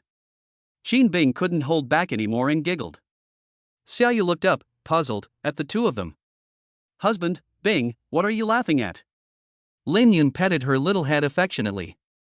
"I don't know either, you can ask her later." "I have to go now, Qin Bing, you protect Xia Yu." Qin Bing nodded with a smile, indicating that she understood. Lin Yun patted Xia Yu's back lightly, got up, and walked out of the tent in her reluctant gaze. Outside the tent, a young soldier handed Lin Yun a rucksack. Lin Yun opened it and took a look, took out the military dagger in the bag, fastened the backpack on his back, and quickly walked out of the camp behind him, entered the forest, and disappeared from everyone's sight in the blink of an eye. After entering the primeval forest, Lin Yun quickly changed into camouflage clothing and military boots, and quickly shuttled through the forest. Less than 2 hours later, Lin Yun climbed up a tree near the drug dealer's stronghold after avoiding several hidden sentries. He looked at the time, it was just after 7 p.m., and it was still bright. Lin Yun hid himself in the dense tree canopy and carefully observed the nearby terrain and the distribution of firepower within the stronghold. The stronghold was built in a valley, surrounded by cliffs on 3 sides, and only the front had a road more than 10 meters wide leading into the valley. However, there was a wall more than 3 meters high blocking the only way in, and there were 2 guard posts at the ends of the wall. Just as Lin Yun was considering how he should break into the stronghold, 2 figures came walking from afar. It should be the dark sentries in the forest. It was time for the shift to change, and 2 stout men staggered out of the forest. After arriving under the tree where Lin Yun was, the 2 men stopped, leaned against the tree, lit up cigarettes, and started chatting. "Brother Wang, what do you think is the background of the pretty boy we caught? It's only been a few days, but 2 gangs have come to rescue him. I heard that the kid is a member of a big family, and the boss said that if we can control him, it will be much safer for us to transport goods to China in the future." "I don't think so. It's been a few days, and we haven't even gotten his name. Brother Wang, why is that kid so stubborn? Lu, what's in your head all day except women? What do we do for a living? I heard that the boss is going to use the newly developed drug on you tonight. As long as it's used, no one can withstand it. You didn't see the big idiot we caught before? He was pretty tough too, but after just 1 injection, he told us everything, even about spying on a widow taking a bath when he was a kid." Lin Yun's eyebrows furrowed tighter and tighter in the tree. According to what the 2 men below said, the drug dealer might inject Bai Xingchen with a new type of drug tonight. Lin Yun knew that the more newly researched drugs, the more harm they do to the human body. Once a person is exposed to them, they will be ruined. Although he is a divine doctor himself, if the drugs damage Bai Xingchen's nerves, it will still be very troublesome. It is definitely too late to go back and call for reinforcements now. The situation has changed. Should I take the risk and try to rescue Bai Xingchen tonight? The 2 people below finished smoking and walked out of the woods towards the stronghold. Lin Yun suddenly realized that the route they took was not a straight line, but rather they turned left and right according to some kind of pattern until they reached the gate of the stronghold. Lin Yun's eyes narrowed slightly, and he made up his mind. The weather in the primeval forest was always unpredictable. At some point, light rain began to fall. The rain got heavier and heavier, and when it got completely dark, it had turned into a torrential downpour. Lin Yun, who was already soaked through, remained motionless and hidden in the tree canopy. He kept his eyes slightly closed, as if he were asleep. Suddenly, Lin Yun opened his eyes, and a cold light flashed in his eyes. He quickly but quietly slid down the tree, increased his speed to the maximum, and followed the route taken by the 2 previous sentries. In a few breaths, he arrived at the wall of the village. Chapter 24, Rescue Successful. Under normal circumstances, Lin Yun would definitely wait until the middle of the night, after the people on the guard post had dozed off, and then sneak up to solve the 2 of them. But now every minute of delay would put Bai Xingchen in more danger. Since he had already promised Bai Xingchen to rescue her brother, he had to do his best. Fortunately, the heavy rain made the visibility not very good, giving Lin Yun a chance. Lin Yun picked up 2 stones from the ground, holding one in each hand. She bent her legs slightly, lowered her center of gravity, and took a deep breath. Suddenly, Lin Yun exerted her strength under her feet. She leaped up and stepped onto the top of the wall. At the same time, she used her internal energy to fill the stones with true energy. With a wave of her hands, there were 2 soft popping sounds, barely audible in the rain. The 2 people in the sentry post leaned against the wall and slipped to the ground, looking as if they had fallen asleep. But if you look closely, you can see that there is a stone embedded in the middle of each person's forehead. Lin Yun jumped off the wall and landed silently. Taking advantage of the darkness and the rain, he searched the stronghold. In a room deep in the valley, a bloodied man was tied to a chair. He hung his head low, and the wound on his forehead was still bleeding profusely, the blood running down his cheeks and dripping from his chin onto the ground. A burly man in his 40s with dark skin stood in front of the chair, shirtless and wearing a pair of beach shorts. He reached out and grabbed the man's chin, lifting it upwards. If Lin Yun were here, he would recognize at a glance that this is Bai Xingqian's twin brother Bai Xingqian. Bai Xingqian's face was pale, without a hint of blood, and his pair of phoenix eyes, which were exactly the same as Bai Xinghua's, stared fixedly at the burly man in front of him. A wretched man with a sharp-nosed monkey face smirked and said to the burly man, "Brother Cohen, this pretty boy has been caught for almost 4 days and hasn't said a word." The middle-aged man called Brother Cohen is the drug dealer's boss, Wang Cohen. He glanced at the wretched man and said with a smile that didn't reach his eyes, "Rat, do you think everyone is as spineless as you? But it's useless to be tough. I'll give him an injection and he'll have to tell us everything." Wang Cohen hesitated for a moment, sighed, and said with some regret, "Unfortunately, once the Heaven 3 is injected, this person will be useless. I can tell that this kid is from a big family. With him working as an insider for us in Huagua, it will be much easier for us to smuggle goods." Looking at Bai Xingqian, who was neither soft nor hard, the anger that had been building up for several days finally could no longer be suppressed. He raised his hand and slapped Bai Xingqian's face hard. "I'll give you one last chance, otherwise one needle will make you wish you were dead." Bai Xingqian's mouth curled up slightly, raising a trace of ridicule, and he spat out a mouthful of blood on Wang Cohen's chest with a sound of phlegm. Wang Cohen kicked Bai Xingqian in the stomach, sending him and his chair tumbling to the ground. Bai Xingqian's head hit the concrete floor hard, making him dizzy. In the distance, he heard an angry yell. "Rat, bring me the Heaven 3. Damn you for not taking my face. I want to see if you can resist the latest drug." Bai Xingqian looked on as Rat took a syringe out of a suitcase, walked towards him with a menacing smile, gave a miserable smile, closed his eyes in despair, and silently recited in his heart, "Grandpa, Xingqian won't be able to go back, but don't worry, I haven't brought the Bai family into disrepute. Xinghua, I'm most worried about you, my brother. You must find someone who loves you and can protect you, and live happily." Suddenly, there was a loud bang, and the door flew up, landing right on the rat, knocking him to the ground.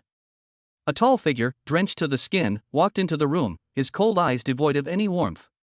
The moment Wang Cohen's eyes met that cold gaze, he felt a fear that came from the soul rush to the top of his head, causing him to take an involuntary small step back. This tall figure was precisely Lin Yun. He glanced at Bai Xingqian, who was covered in blood and lying on the ground in a pitiful state, and his eyes grew even colder. Lin Yun turned his head and looked at Wang Cohen, as if he were looking at a dead person. If it weren't for the fear that the corpse in the guard post at the door would be discovered, the difficulty of rescuing Bai Xingqian would have increased exponentially, and he would have tortured the person in front of him to the point where death would be preferable to life.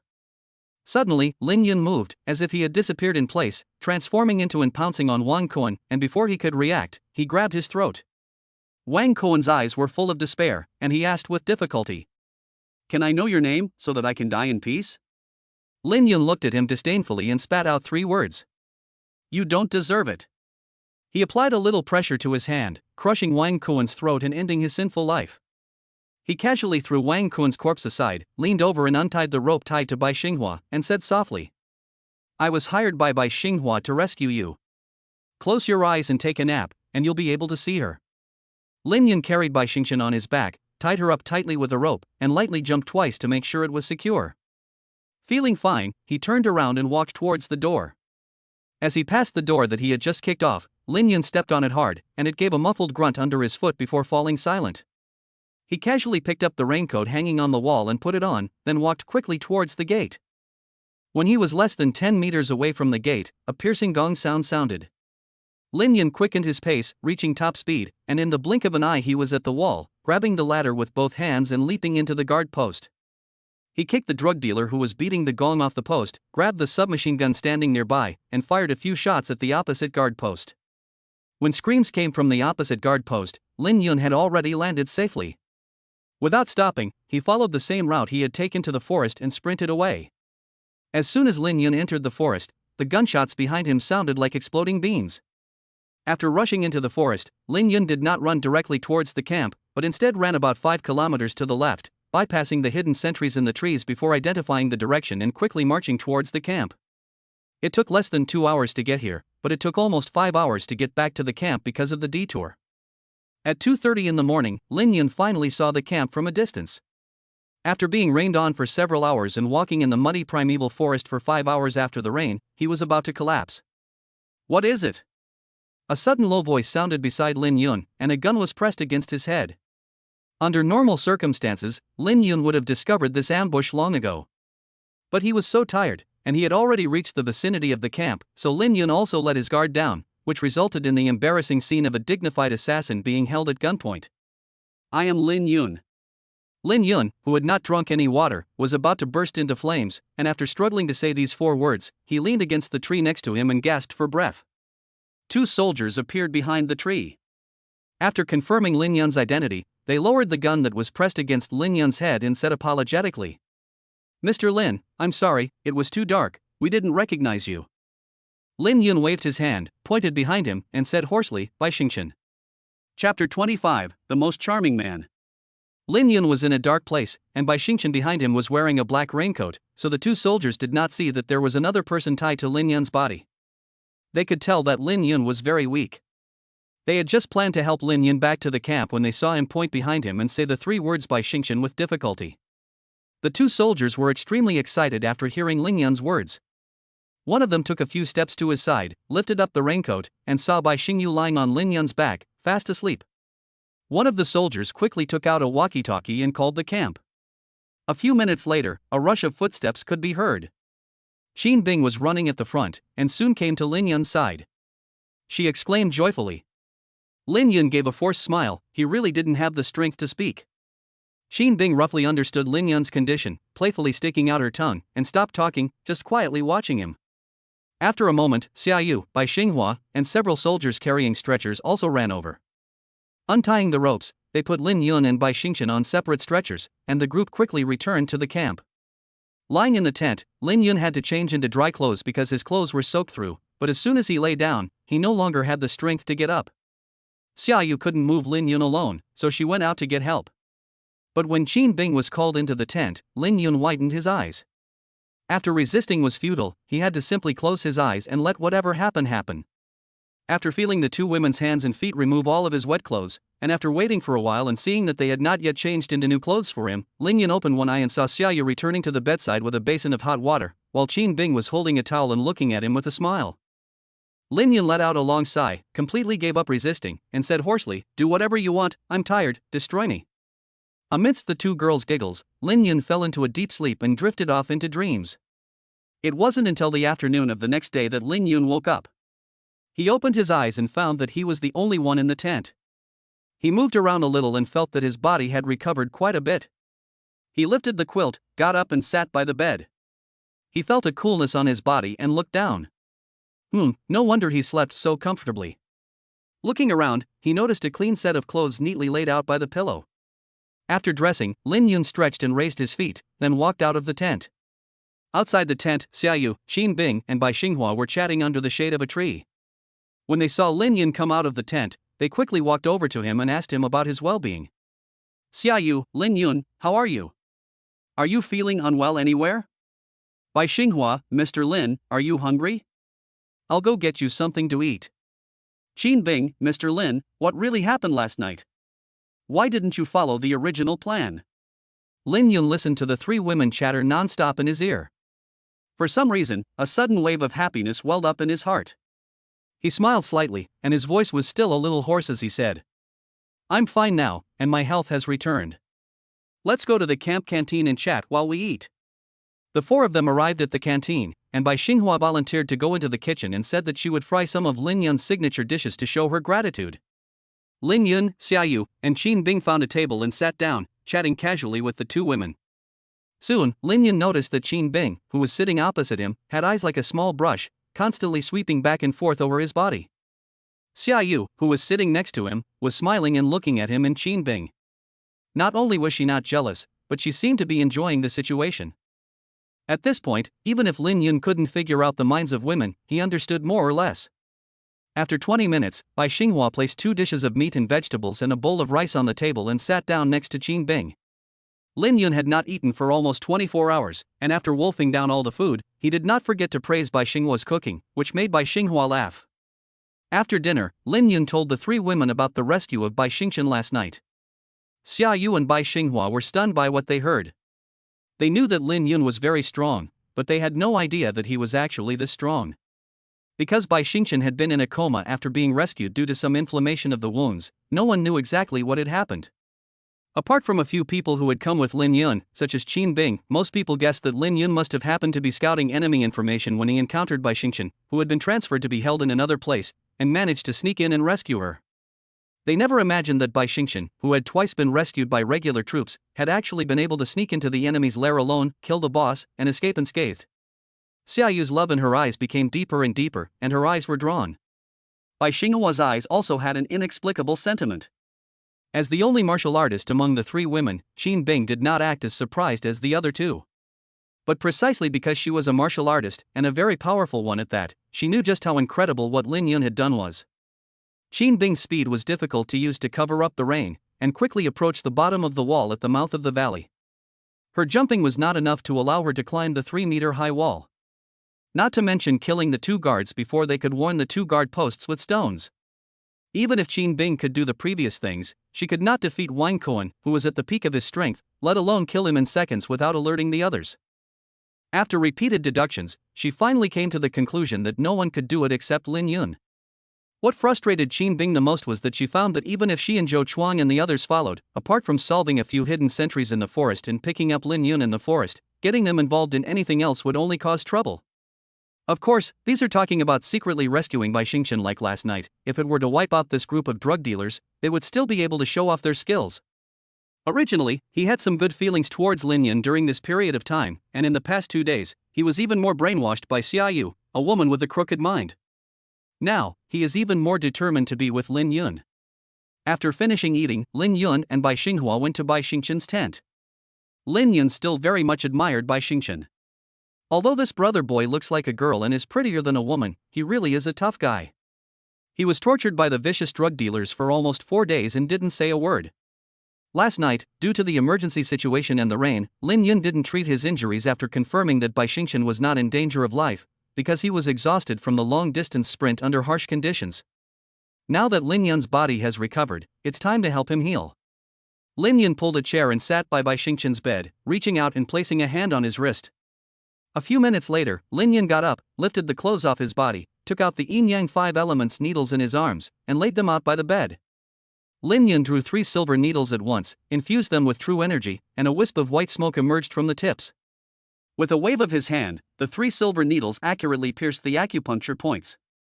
After repeating this 3 times, 9 silver needles had been inserted into the 9 acupoints on Bai Xingchen's chest.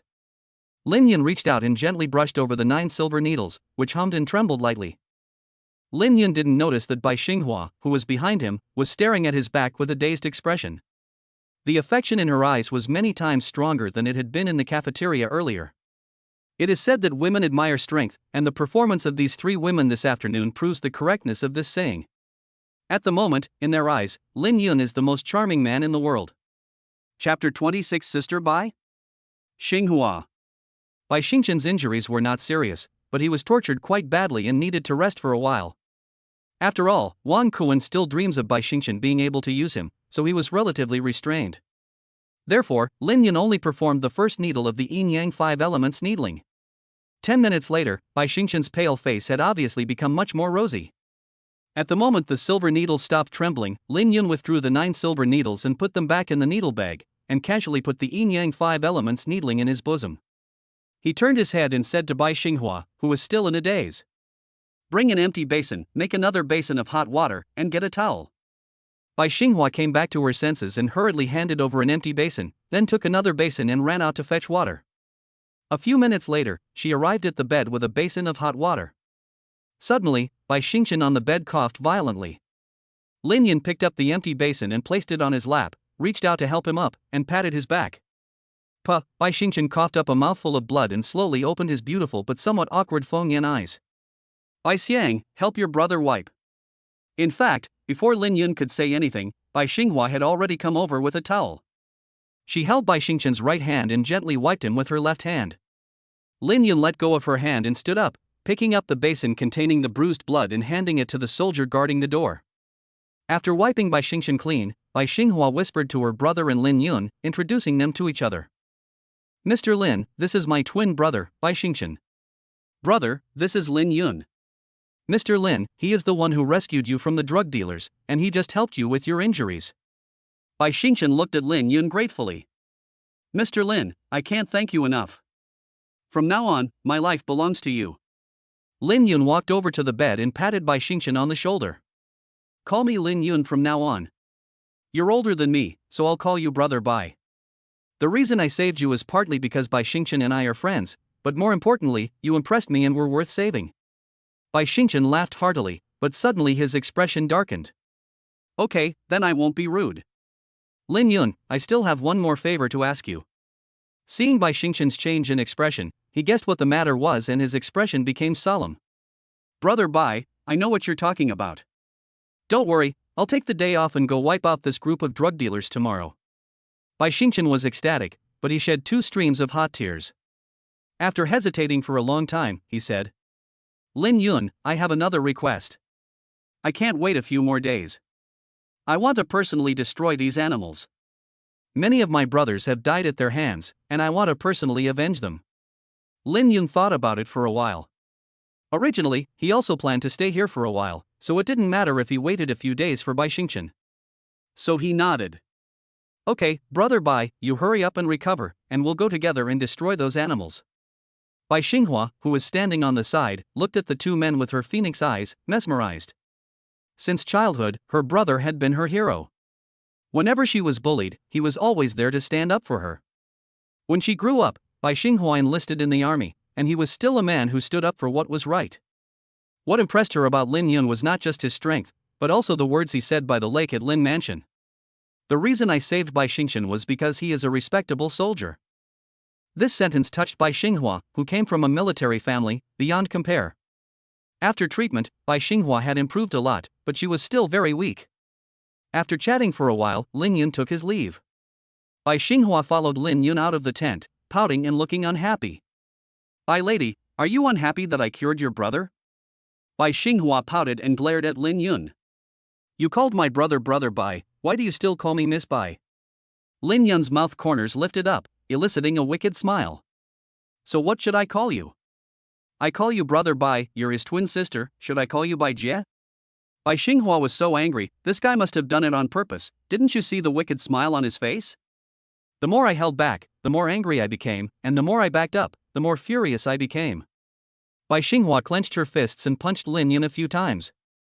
Feeling that this didn't satisfy her anger, she pinched him in the waist again. After this set of actions, her anger subsided, but she felt guilty again. Lin Yun, I didn't mean it. Also, don't call me Bai Jia, I'm just a few months older than you. Okay, Xinghua, go make some porridge for Brother Bai, he needs to regain his strength. Bai Xinghua was so flattered by Lin Yun's praise that her face turned red, and she no longer looked like the iceberg-like female CEO they had first met. Yes, I'll go right away, thank you, Lin Yun. After saying that, she walked up to Lin Yun, stood on tiptoe, then pounded his chest with her little fists in some embarrassment, and spat out 2 words with gritted teeth. Look down. Lin Yun obediently lowered his head, feeling a slight coolness on his cheeks, and a soft touch that was gone in an instant. He looked up, and Bai Xinghua had already trotted off towards the canteen. After dinner, Lin Yun asked Qin Bing to notify Zhou Chuang, Li Su, and the others to let everyone rest early tonight, and start a week-long training camp from tomorrow. After hearing this, Xia Yu pouted her lips and looked a little unhappy. Honey, you're going to training camp, what about me? Lin Yun had not bullied his sweet young wife for the past 2 days, and she had made him feel irritated with her cute little appearance. He reached out and pulled Xia Yu into his arms, and gave her a kiss on her slightly pouted red lips. Silly girl, of course I'll take you with me, they're going to training camp, not me, and you want to go to the wilderness to survive, don't you? Your husband will take you. Xia Yu was so happy that her pretty peach-colored eyes curved into a crescent moon. She looked up and offered him another sweet kiss, exclaiming excitedly, "Wow, you're so good, honey, I love you to death." Suddenly, Xia Yu noticed something unusual about Lin Yun, and his hot hands became restless. Her increasingly charming face turned red like a ripe apple. She looked around, bit her lower lip lightly, and whispered in Lin Yun's ear, "My dear husband, not here, it's too embarrassing. Can we go somewhere deserted tomorrow?" Lin Yun's face broke into a wicked smile as he flirted. "What are we going to do in a deserted place tomorrow? Hide and seek?" Xia Yu, annoyed and angry, reached out and twisted the soft flesh of Lin Yun's waist a few times, hissing menacingly, "Humph! Bad husband, I won't let you touch me tomorrow." Lin Yun also knew that this place was not suitable for doing something. After all, it was surrounded by tents and was not soundproof at all.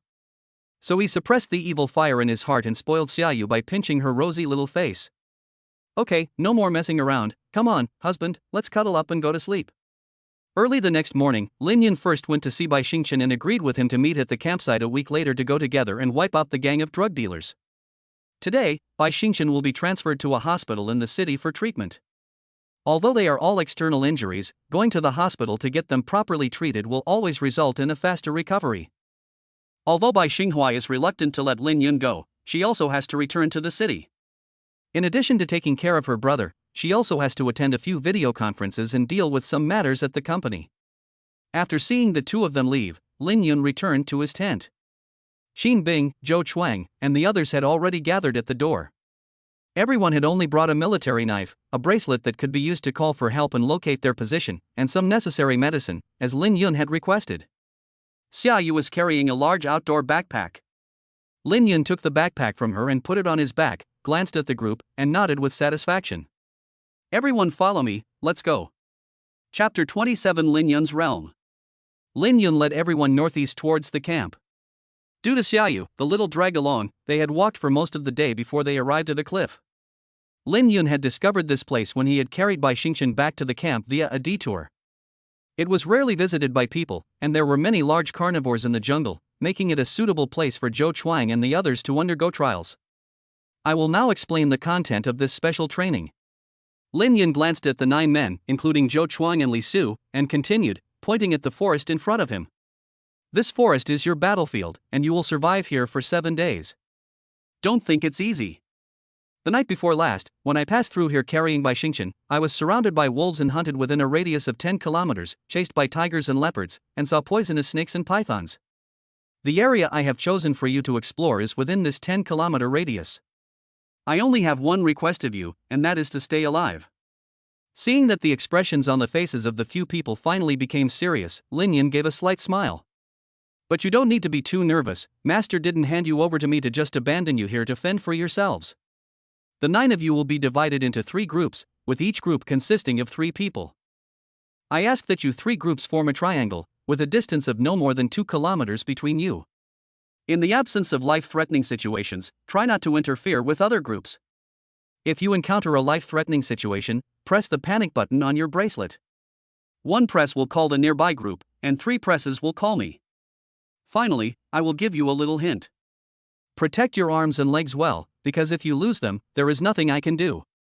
Apart from that, as long as there is still breath in my body, I can restore you to your original state, without any aftereffects." No one thought Lin Yun was bragging, and each of them knew how miraculous his medical skills were, as they had all been cured of their old injuries. Zhou Chuang and the others had been on a roller coaster of emotions. From initial disdain, to fear, and finally peace of mind. Now, they just wanted to rush into the forest immediately and temper themselves in the harshest environment to become stronger. "Okay, you can now enter the forest in groups. Don't go beyond the designated area, otherwise I may not be able to rescue you in time. See you in a week." The 9 of them looked at each other, stood up straight, and shouted in unison. "Yes, see you in a week, Mr. Lin." Xin Bing looked at the backs of the 9 and asked softly, "Will they all be able to come back in a week?" Lin Yun smiled. The 3 of them were in one group, and there were 2 other groups nearby. Under normal circumstances, there would be no danger to their lives in the first few days. The real danger would come in the last 2 days. The injuries, fatigue, and nervousness accumulated over the first 5 days would erupt in the last 2 days, pushing their mental and physical strength to the limit. If they could survive, they would be reborn. After hearing this, Qin Bing looked yearningly at Lin Yun and gave him a somewhat resentful look. What about me? Lin Yun rolled his eyes and said impatiently. Can't you feel it yourself? After I treated you last time, your cultivation speed increased several times, and they were not as powerful as you are now after being reborn. Qin Bing looked at Lin Yun suspiciously, her eyes full of confusion. Mr. Lin, I've actually been wanting to ask you about this for a long time. What exactly did you do to me? Lin Yun glared at her. This woman has really become more and more casual in the way she speaks to him recently. What do you mean, what have I done to you? Have you heard of removing the marrow and cutting the bones? Do you think ordinary treatment can remove all your scars so quickly? A scream almost deafened Lin Yun, and it also woke Xia Yu up, who had fallen asleep against a rock long ago due to fatigue. What? Removing the marrow and cutting the bones? Are you serious? Lin Yun patted Qin Bing on the shoulder and used his fingers to dig in his ears. Silly woman, you don't realize that you've received a great benefit. Think about how to thank me. Ignoring Qin Bing, who was a little stunned by the shock, Lin Yun walked over to Xia Yu, picked her up and sat her down on the stone, and then rubbed her little head.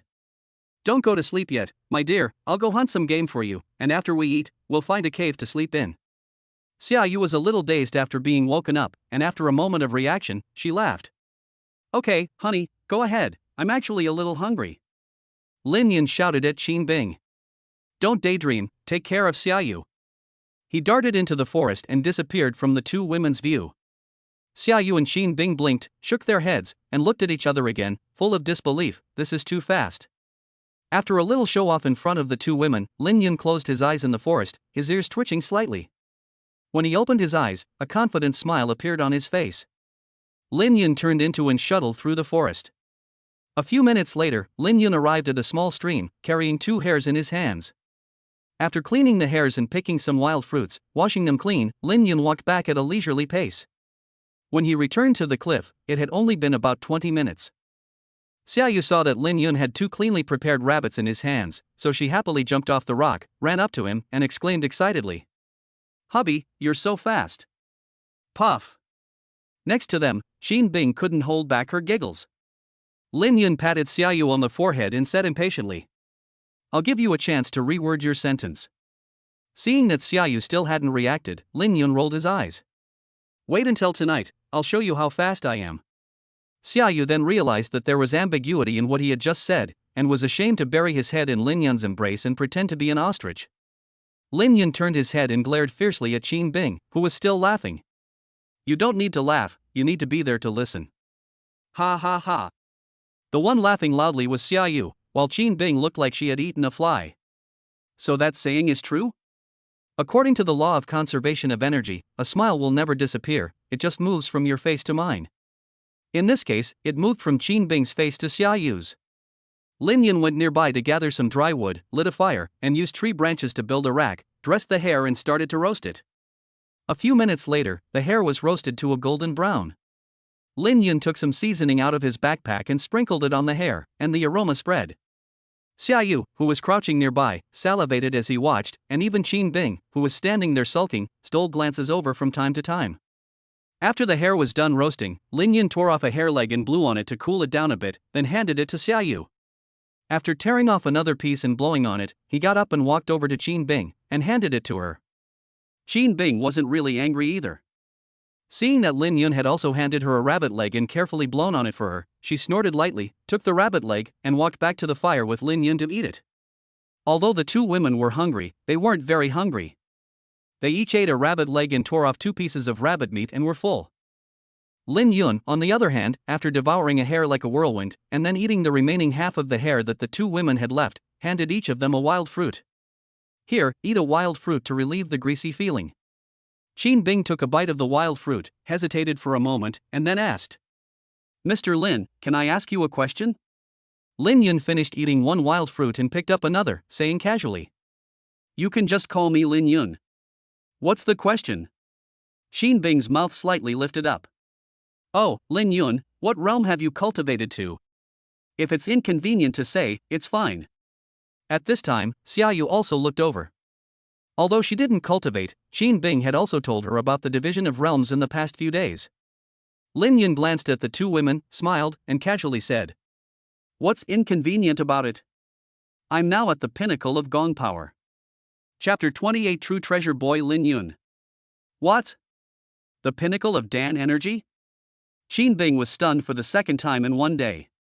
She had her eyes wide open, her mouth slightly open, looking at Lin Yun as if she were looking at a monster. Xia Yu, on the other hand, was full of confusion. When Qin Bing had explained the division of realms to her, she had only talked about Dan energy. She had thought that Dan energy was the most powerful, and she couldn't understand what realm Lin Yun's gang energy was. This is not Qin Bing's fault for hiding things from Xia Yu, because even Dan Jing is hard to find in the city, let alone Dan Jing and above, which are simply legendary figures. Lin Yun extended his index finger and placed it in Qin Bing's slightly open mouth. She instantly came back to her senses and was about to bite down, so Lin Yun quickly withdrew his index finger, scared. Bah! Bah! Bah! What are you doing? Lin Yun also had a sudden idea and made a joke. Seeing that Qin Bing was a little embarrassed, he quickly continued the previous topic to distract her. Is there anything strange about reaching the pinnacle of internal strength? I reached the pinnacle of internal strength when I was 18 and was sent abroad by the old man. I spent 5 years abroad, living and dying, before I reached the pinnacle of internal strength. Qin Bing's big eyes stared fixedly at this serious-minded Versailles guy, and she wanted to rush up to him and bite him to death. Although Xia Yu didn't know what realm of martial arts power was, she could tell from Qin Bing's look of horror that it was very powerful. She threw her soft, delicate body into Lin Yun's arms and said coquettishly, "Husband, tell me about the realm divisions of cultivation. Is martial arts power the most powerful?" Lin Yun rubbed the top of Xia Yu's head with his chin, then lowered his head and buried his nose in her hair to take a deep breath. The faint fragrance of her hair filled his nostrils and it smelled very good. A moment later, Lin Yun's gentle voice sounded in Xia Yu's ear. Cultivation is divided into 6 realms: Ming Jin and Jin, Hua Jin, Dan Jin, Gang Jin, and Land Immortal. The first 5 realms are divided into 4 levels: initial, intermediate, late, and peak. Ming Jing exercises the strength, and the ability to produce a sonic boom with a punch is the sign of entering the realm of Ming Jing. Anjing exercises the sinews, bones and skin, and by opening the 2 main energy channels, one can develop Anjing, which is to say, one can generate true energy. Hua Jing involves toning the internal organs and spreading true energy throughout the body. At this stage of cultivation, one is still within the realm of the normal person. Dan Jing, on the other hand, requires the cultivation of the lower abdomen, where the body's qi is concentrated. This allows one to control the flow of qi and blood with one's mind, and break through the limits of the human body. Gong Jing involves the continuous compression of the qi in the lower abdomen, so that it can pierce through the body and attack from midair, tearing apart the air and turning it into gong qi. As for the Land Immortal, it is just a general concept, and the strength has reached the limit of the mortal world. But I feel that there are other realms above the Land Immortal, only that I have not yet reached that level and am not qualified to know. Xia Yu's beautiful, peach blossom eyes opened wide, and her eyes were full of small red hearts. Husband, then you will be an immortal soon? Lin Yun raised his hand and slapped her behind her back, exasperated, saying, "It's not that simple. I've been stuck at the peak of my martial arts for almost 2 years. Breaking through to become a Land Immortal requires more than just training. You also need the right opportunity." Qin Bing, who was standing next to them, rolled her eyes and muttered, "I train like crazy every day. If it weren't for you washing my marrow and cutting my bones, I don't know when I would have been able to cultivate to the level of Huan Jin. You were already at the peak of Dan Jin when you were 18. How could it be easy?" Lin Yun, with a head full of black lines, turned his head and looked at Qin Bing, a little speechless, and could only pretend not to hear. Since the 3 of them were close together, Xia Yu also heard what Qin Bing said, and asked curiously and hopefully, "Hubby, what does Bing Bing mean by washing the marrow and cutting the bones? Can I do it? Can I practice after washing the marrow and cutting the bones?" Lin Yun petted Xia Yu's little head fondly and nodded. "Of course you can. Washing the marrow and cutting the bones means expelling the impurities that have accumulated in the body since birth and opening up all the meridians in the body. People who have undergone this process will find that their cultivation efforts are twice as effective, and they will easily be able to cultivate to the level of Huan Jin. At this moment, Qin Bing suddenly turned her head to look at Lin Yun, her eyes full of complex emotions, and her voice even trembled a little as she spoke. Lin Yun, does that mean that if you wash Xia Yu's marrow and cut her bones, she will be able to cultivate to the level of Huanjin very quickly? Lin Yun hesitated for a moment, but then nodded. He knew that Qin Bing had figured out why he had reached the pinnacle of Dan energy at the age of 18. In addition to the fact that Lin Yun was a genius at cultivation, it was also largely due to the fact that his master had cleansed his meridians and strengthened his bones when he was 5 years old. However, his master had used precious natural treasures to cleanse his meridians and strengthen his bones back then, which was very costly, but the effect was far less good than the fourth needle of the yin-yang 5 elements needles. His meridians were not opened up, otherwise Lin Yun would not have taken a whole year to cultivate to the level of Huanjin. Qin Bing saw Lin Yun nod, and felt his worldview collapse. He started cultivating at the age of 8 and practiced diligently for 16 years before reaching the pinnacle of the dark energy. But from what Lin Yun implied, as long as Xia Yu's meridians were opened up, he would be able to cultivate to the level of Huanjin very quickly. This made Qin Bing feel like he had practiced for 16 years on a dog. Just as Qin Bing was doubting life, Xia Yu had already excitedly broken free from Lin Yun's embrace and was bouncing around on the ground, sending ripples out. Lin Yun felt his blood boil as he watched, and his head grew hot, and he blurted out something else that completely crushed Qin Bing's worldview into dust. Actually, I can directly help you upgrade to the Dan energy level, but it will be more energy consuming. Suddenly, Lin Yun felt two scorching gazes fixated on him, as if they were going to melt him away. Xia Yu plopped down next to him and wrapped her arms around his left arm. Qin Bing, who had been sitting not far to his right, silently shifted and wrapped her arms around his right arm. At that moment, Lin Yun was no longer a man in their eyes, but a huge treasure. They didn't expect to monopolize it, but they definitely wanted a share. Lin Yun now regretted it in his heart. How could he have blurted it out in a moment of heat? He suppressed his smile and said with a serious expression, "Only the two of you can know about this matter, it must absolutely not be spread, otherwise it will be very troublesome." Xia Yu and Qin Bing also realized the seriousness of the matter and quickly straightened their attitudes, nodding with a serious face. Although Xia Yu doesn't know how to cultivate, she knows that Dan Jings are definitely top-notch combat power in the city. And someone who can constantly create top-notch combat power will definitely try to control him. If they can't control it, they will destroy him no matter what the cost. Xia Yu understands this, so how could Qin Bing not know it? So even if Lin Yun didn't remind them, they wouldn't have spread the news. But not spreading the news is one thing, and since they know, there is no reason not to let Lin Yun help them upgrade to Dan Jingshan. Lin Yun obviously knows what they are thinking, and helplessly promises. "Don't worry, it's inconvenient here. After I help you upgrade to Dan Jingshan, I will be very weak and will take at least half a day to recover. We can talk about it when we get back to Jianghai." As soon as he finished speaking, Xia Yu hugged Lin Yun's neck and pulled, giving Lin Yun a hard kiss on the left side of his face. After the kiss, he gave Qin Bing a secret wink. But neither of them noticed, and Lin Yun's eyes twinkled as a wicked smile appeared on his face. Qin Bing's face flushed as she imitated Xia Yu and pouted, kissing Lin Yun's face. Chapter 29, A Strange Encounter. At the moment Qin Bing kissed him, Lin Yun suddenly turned his head to the right, and a cool and soft sensation came over his mouth. Qin Bing retracted her head like she had been electrocuted, and her already red face seemed like it could bleed. She spat out a little in some shame and anger, and whispered angrily, "You scoundrel! How dare you bully me when your fiancé is here?" Xia Yu giggled beside her. "Just carry on as if I don't exist." Qin Bing was even more infuriated by her laughter, and she cursed with clenched teeth. "You scoundrel, your fiancé is also a female scoundrel, what a perfect match." Lin Yun was also amused by Qin Bing's cute appearance and couldn't hold back anymore, laughing out loud with Xia Yu. After laughing, Lin Yun paid the price of having his soft lower back muscles ravaged like crazy, and promised to help Qin Bing improve to the Dan level first, before he calmed her down. After a short rest, the three of them planned to find a cave to rest in first. After all, the weather in the primeval forest was unpredictable, and there had to be a place to shelter from the rain.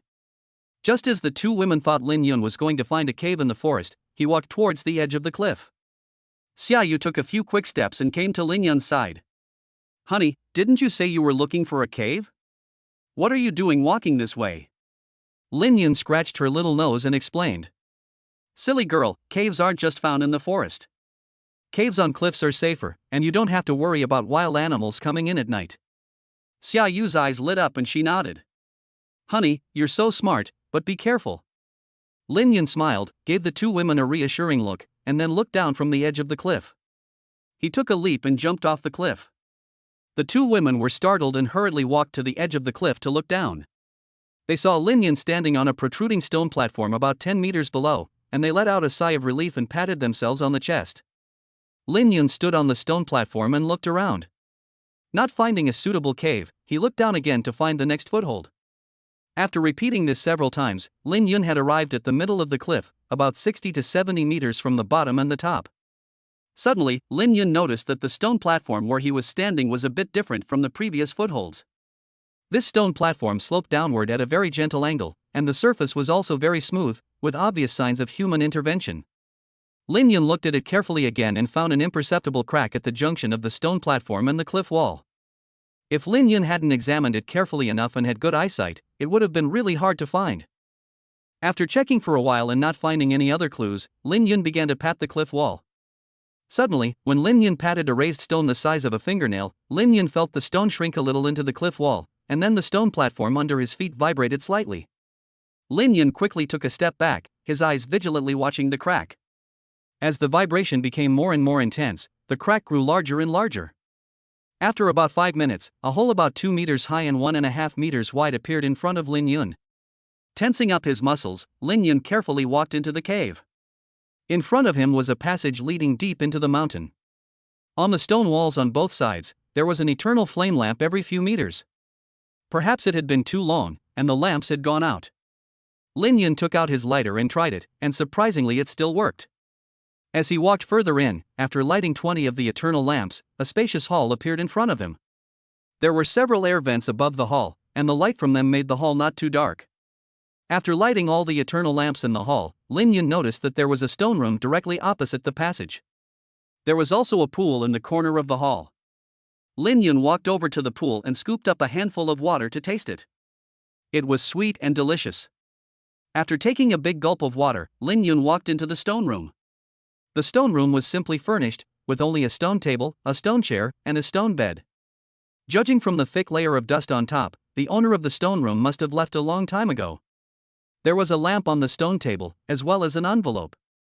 Lin Yun lit the lamp, brushed the dust off the stone chair, sat on it, picked up the envelope, and felt like there was something inside.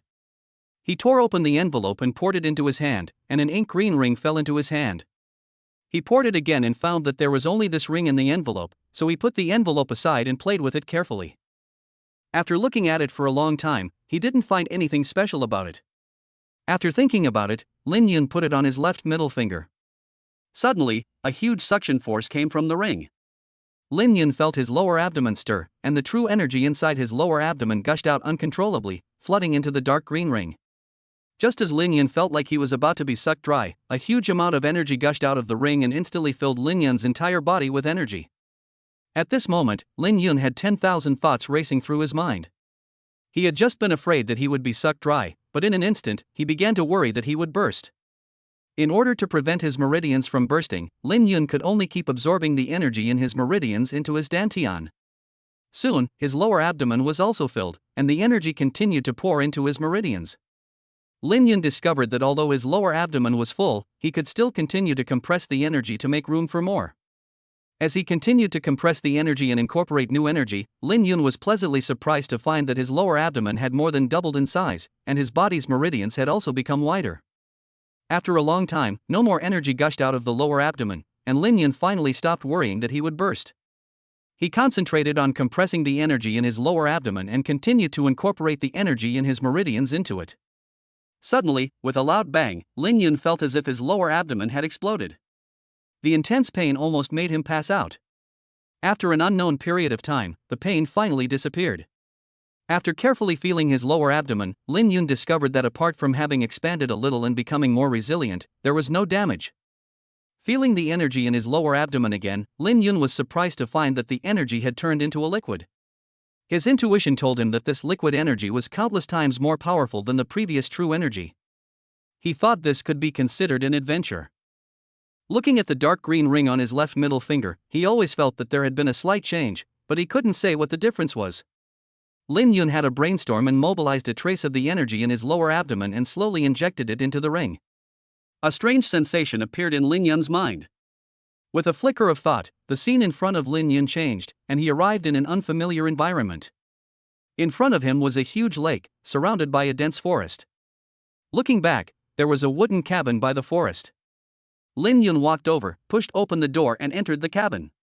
Apart from the tables, chairs and a large bed, the most eye-catching thing was a huge bookshelf full of ancient books. He took out a book and read it for a while. After putting the ancient book back in its place, he took out another book and started reading. After reading a few books in a row, Lin Yun was ecstatic. This bookshelf was full of various martial arts techniques, which were all priceless treasures. After looking around, Lin Yun found a sword on the table. Underneath the sword was an envelope, and next to it was a small palm-sized tripod. Chapter 30, Linglong Ring. Lin Yun walked over and picked up the envelope, taking a look at it. It was the same as the one in the stone chamber earlier, so it should have been left by the same person.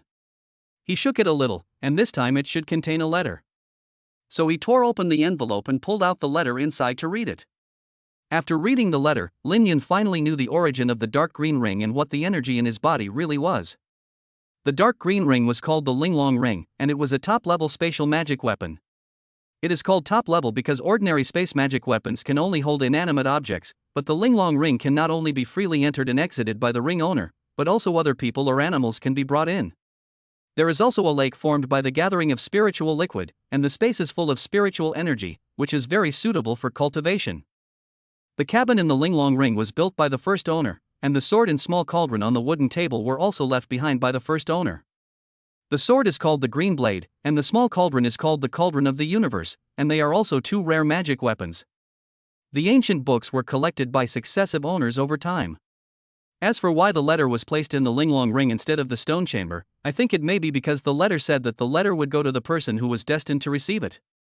Lin Yun was the destined person. He put the ring on his hand, had a strange encounter, and by chance entered the Linglong Ring.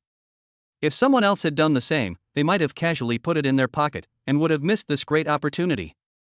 As for the energy in his body, Lin Yun guessed that it should be vitality. The letter mentioned that the Linglong Ring could only be used by cultivators who had cultivated to the foundation laying stage and possessed vitality in their bodies. Since Lin Yun was able to enter, he thinks that there should be vitality in his body. As for what is the foundation stage, he doesn't know for now, but he should be able to find the answer in those ancient books later. Now he has to go back to the top of the cliff first. It's been a while since he came down, and the two women above should be worried. Lin Yun's mind moved, and he returned to the stone room, picking up speed and rushing towards the cave entrance. When he arrived at the cave entrance, he nodded with satisfaction. He didn't use his full strength, but his speed was already much faster than before. He looked up and selected a few points of impact, then Lin Yun leaped, and a groan echoed in the valley. The woman, who had been waiting impatiently by the cliff, heard the sound and hurriedly shouted downwards. "Lin Yun, husband, are you okay?" A moment later, Lin Yun's voice came from below. "It's fine, I'll be right up." Lin Yun had just selected a protruding stone block about 3 meters above and to the side as a point of impact, and habitually jumped over it with all his strength. However, after the adventure just now, Lin Yun's cultivation had greatly improved, and his leap directly sent him more than 10 meters away. Fortunately, there was also a larger stone platform nearby, and he was able to narrowly cling to the edge of the platform and climb up with great effort. When he heard Xia Yu and Qin Bing's voices, he was standing on the stone platform, patting his chest to calm down. After a short rest, Lin Yun decided to take a more cautious approach and climb upwards with his bare hands. He was very fast and returned to the top of the cliff a few minutes later. Seeing Lin Yun return, the two women pulled him and asked him questions. Lin Yun told them about the process of discovering the cave, which made the two women excited and they couldn't wait to go down to the cave right away. Lin Yun did not mention the Linglong Ring, not because he wanted to hide it from them.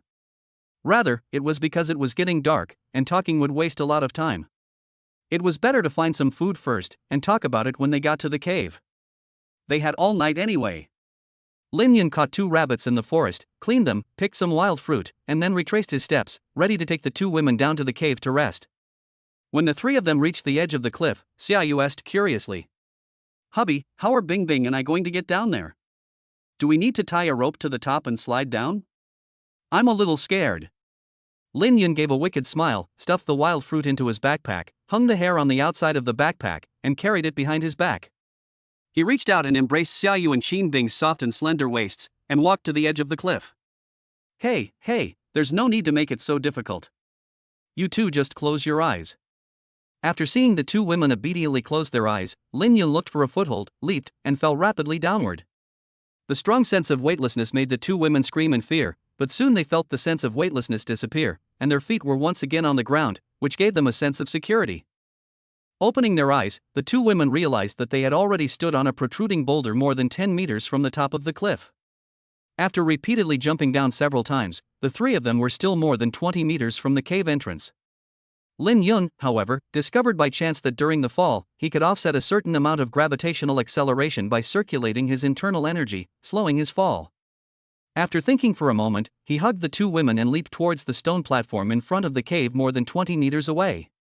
During the fall, Lin Yun rotated his vital energy, and indeed the downward trend slowed down. So he increased the speed of the rotation of the vital energy a little, and the three of them actually hovered in the air about 1 meter from the stone platform.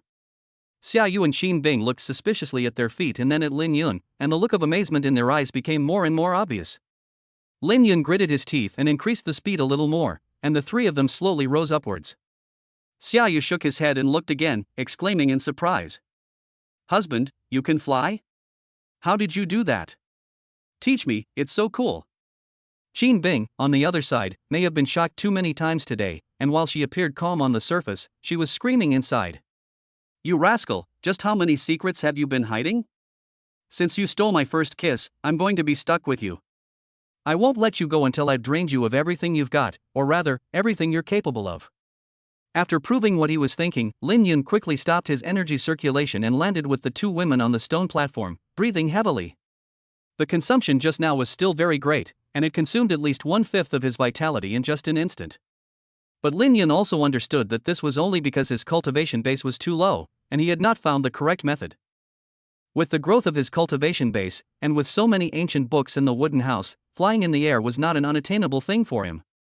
Seeing Lin Yun in a daze, Xia Yu eagerly pursued again. "Husband, just now did we fly upwards for a bit? Say it." Lin Yun reached out and pinched her little face, nodded and said, "Yes, just now we did ascend a short distance, but we are still far from flying." Xin Bing's eyes were full of excitement, but she deliberately asked in a calm tone. "Lin Yun, have you broken through again?" Lin Yun had a trace of doubt in his eyes, shook his head, nodded again, and said uncertainly, "I'm not sure if I've broken through or not, but I did have an amazing encounter in the cave just now. My power has increased a lot, and my true energy has also undergone some changes, but it is somewhat different from the realm of the immortals on land." After saying this, Lin Yun raised his right hand and slapped a rock 3 meters away in midair. With a loud bang, the rock suddenly exploded in all directions as if it had been hit by a cannonball. Chapter 31, The Realm of the Immortals. Xia Yu didn't have a concept of it and thought it was just the outward release of the strength of the vital energy. However, Xin Bing knew that the outward projection of Gong's strength could only reach a distance of up to 1 inch, but Lin Yun's palm strike had reached a full 3 meters, and it was extremely powerful. She turned her head and looked at Lin Yun, and said in an extremely certain tone, "Lin Yun, you have broken through, and I suspect that you have directly surpassed the land immortals and reached the realm of the celestial immortals." Lin Yun looked at Xin Bing doubtfully, and muttered to himself, "Celestial immortals? What realm is that?" Xin Bing hurriedly explained, "I don't really know the specifics. I read an ancient book before, which said that terrestrial immortals who ascend to heaven become celestial beings, while those who remain on earth become terrestrial immortals. The biggest difference between the two is the difference in the energy within their bodies. The energy within the bodies of terrestrial immortals circulates through their bodies and is still considered martial cultivation, while the energy within the bodies of celestial beings is called primordial energy. They are no longer martial cultivators, but are called immortal cultivators. From a terrestrial immortal to a celestial being can be regarded as a kind of ascension, and the two are completely different levels. You just said that your true chi has undergone some changes, so I guess you may have transformed your true chi into vitality and reached the realm of celestial beings." Lin Yun thought about it again and felt that what Xin Bing said made a lot of sense. He should have already reached the foundation building stage as written in the letter, which is also what Xin Bing referred to as the realm of celestial beings. Lin Yun looked at the two women and smiled lightly. "Who cares, it's a good thing that my cultivation base has grown. Let me show you where we'll be staying for the week, and later I have something precious to show you." He noticed that the two women were looking at him strangely, and he immediately reacted, reaching up and giving each of them a tap on the head. What are you thinking? Am I that creepy? I'm talking about a real treasure, you'll find out later. After saying that, he turned around and walked into the cave. The two women rubbed their heads and followed into the cave, saying in unison, "You really are that wretched." Lin Yun glared at them in annoyance, reached out and felt the stone wall a few times, and pushed slightly. A stone door slowly fell from above the cave opening, sealing it up. Ignoring the two women, who were once again stunned, he walked towards the passage first. Xia Yu and Xin Bing looked at each other and hurriedly took a few steps to follow Lin Yun. After passing through the passage and arriving in the hall, Lin Yun left the fruit and the hair in the hall and took the backpack to lead the two women into the stone room. He took out the moisture-proof pad, thin blanket and inflatable mattress from the backpack and laid them on the stone bed. Looking at the stone room, which had a little bit of a living atmosphere, Lin Yun felt that it would be nice to live here for a while. Xia Yu looked at the hair and hairs in the hall and asked doubtfully, "Hubby, we didn't pick up dry firewood in the forest, so how can we roast a rabbit?" Xin Bing also looked at Lin Yun, obviously she had the same question. A wicked smile appeared on Lin Yun's face, and he reached out and embraced Xia Yu and Xin Bing in his arms. He said in a somewhat frivolous tone, "Two little beauties, come, I'll show you my big treasure." The two women, ashamed and annoyed, reached out their two sinful hands to Lin Yun's soft waist, just about to exert their strength when a low and magnetic voice sounded. "Stop it, look around, it's not a big treasure, you can pinch me again later." Xia Yu and Xin Bing looked around as Lin Yun said, their beautiful eyes slowly widening, their sexy mouths slightly opening. This time, not only Xia Yu, but even Xin Bing, who had been shocked into numbness today, froze in place. After giving the two women a few light squeezes on their waists to wake them up, Lin Yun asked smugly, "What do you think? I didn't lie to you, right? Aren't they big treasures?" Xin Bing didn't care about the large hand that was messing with her waist, and asked softly, "Lin Yun, where are we? The aura here is so strong, at least 1,000 times stronger than outside. Even the aura concentration of some ancient martial arts sects' sacred places is less than 1% of this." Xia Yu couldn't feel the strong aura, but she also felt that taking a deep breath here made her feel refreshed, and even the tiredness from a day of running around was weakened a little. Lin Yun let go of the two women's waists, but held onto their hands, and led them to the lake. He let go of Xin Bing's hand and patted her back lightly. "Go and see what's different about this lake water." Xin Bing took 2 more steps forward, crouched down, and scooped up a handful of lake water. She sniffed it, took a small sip, and her eyes lit up. She turned to Lin Yun, her eyes full of surprise. "Is this spiritual spring water?" Lin Yun rolled his eyes and said with a smug look on his face, "This is spirit liquid, which is several times more concentrated than the aura of spirit spring water." Xin Bing experienced it for herself, and sure enough, as Lin Yun had said, the small sip was equivalent to the total amount of aura she could absorb after a week of cultivation. Just as she was about to find a place to refine this aura, Lin Yun reached out and stopped her. "Let's go gather some dry firewood first. After we've stuffed ourselves with the rabbit we roasted, it won't be too late for you to refine the aura."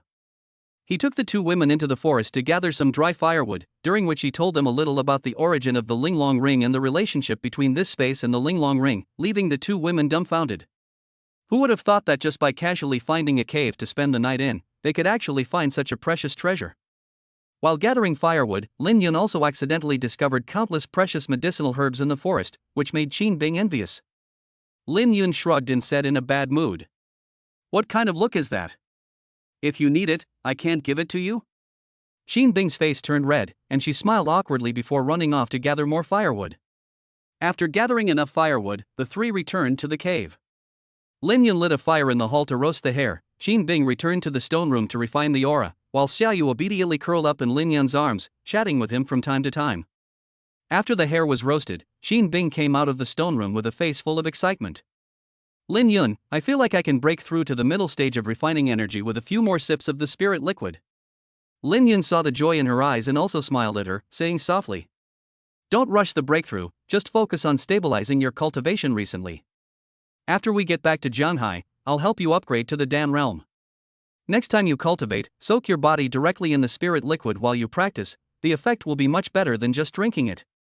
Xia Yu rolled her eyes in Lin Yun's arms and said to Xin Bing, "Bing Bing, don't fall for this smelly rascal's tricks. He already said when we were picking up the dry firewood that he can sense everything in the Linglong Ring. There is no difference between soaking in the spirit liquid naked and sitting directly in front of him." Xin Bing looked at Lin Yun and asked with a smile, If I really did that, would you be able to see me completely? Lin Yan smiled awkwardly and didn't deny it, being a man of action. Well, you can really see it, but that way the effect of practicing will definitely be the best. Qin Bing rolled her pretty eyes and spat lightly. You rascal, I knew you weren't that kind. Lin Yan picked Xia Yu up in his arms and walked towards the stone chamber, saying as he walked. You asked me to be a rascal, so I'll show you what a rascal I can be. Qin Bing, do you remember what I said to you at lunch? After a pause, Lin Yan continued in a slutty voice. You have to listen to this. Ha ha ha. Chapter 32, The Wang Family, Determined to Die. In the end, Lin Yan's request was fulfilled halfway, or more than half. The two women had originally discussed letting Lin Yan and Xia Yu go to the Linglong Ring to rest together, but the alarm in the Linglong Ring could not receive a signal at all. If Lin Yan stayed in the Linglong Ring all night, once Zhou Chuang and the others outside encountered danger, Lin Yan would be unable to rescue them at all. In the end, after Lin Yan told Qin Bing that there were thousands of secret manuals of martial arts in the cabin by the lake, she finally agreed and couldn't wait to let Lin Yan put her into the Linglong Ring. After getting rid of the third wheel Qin Bing, the two wiped off the sweat all over their bodies in the small pool in the corner of the hall, and Xia Yu also fulfilled her promise from last night to find a place with no one around. Up to this point, Lin Yan had fulfilled half of his requests, but why did he later say that he had fulfilled most of them? That's because late at night, after reading several ancient books, Qin Bing planned to rest, but the sweat from her day of running around made her feel very uncomfortable. Looking at the time, it was already late, so she decided to go to the lake to take a bath. As everyone knows, when a boy gets a new toy, he always likes to fiddle with it when he has time.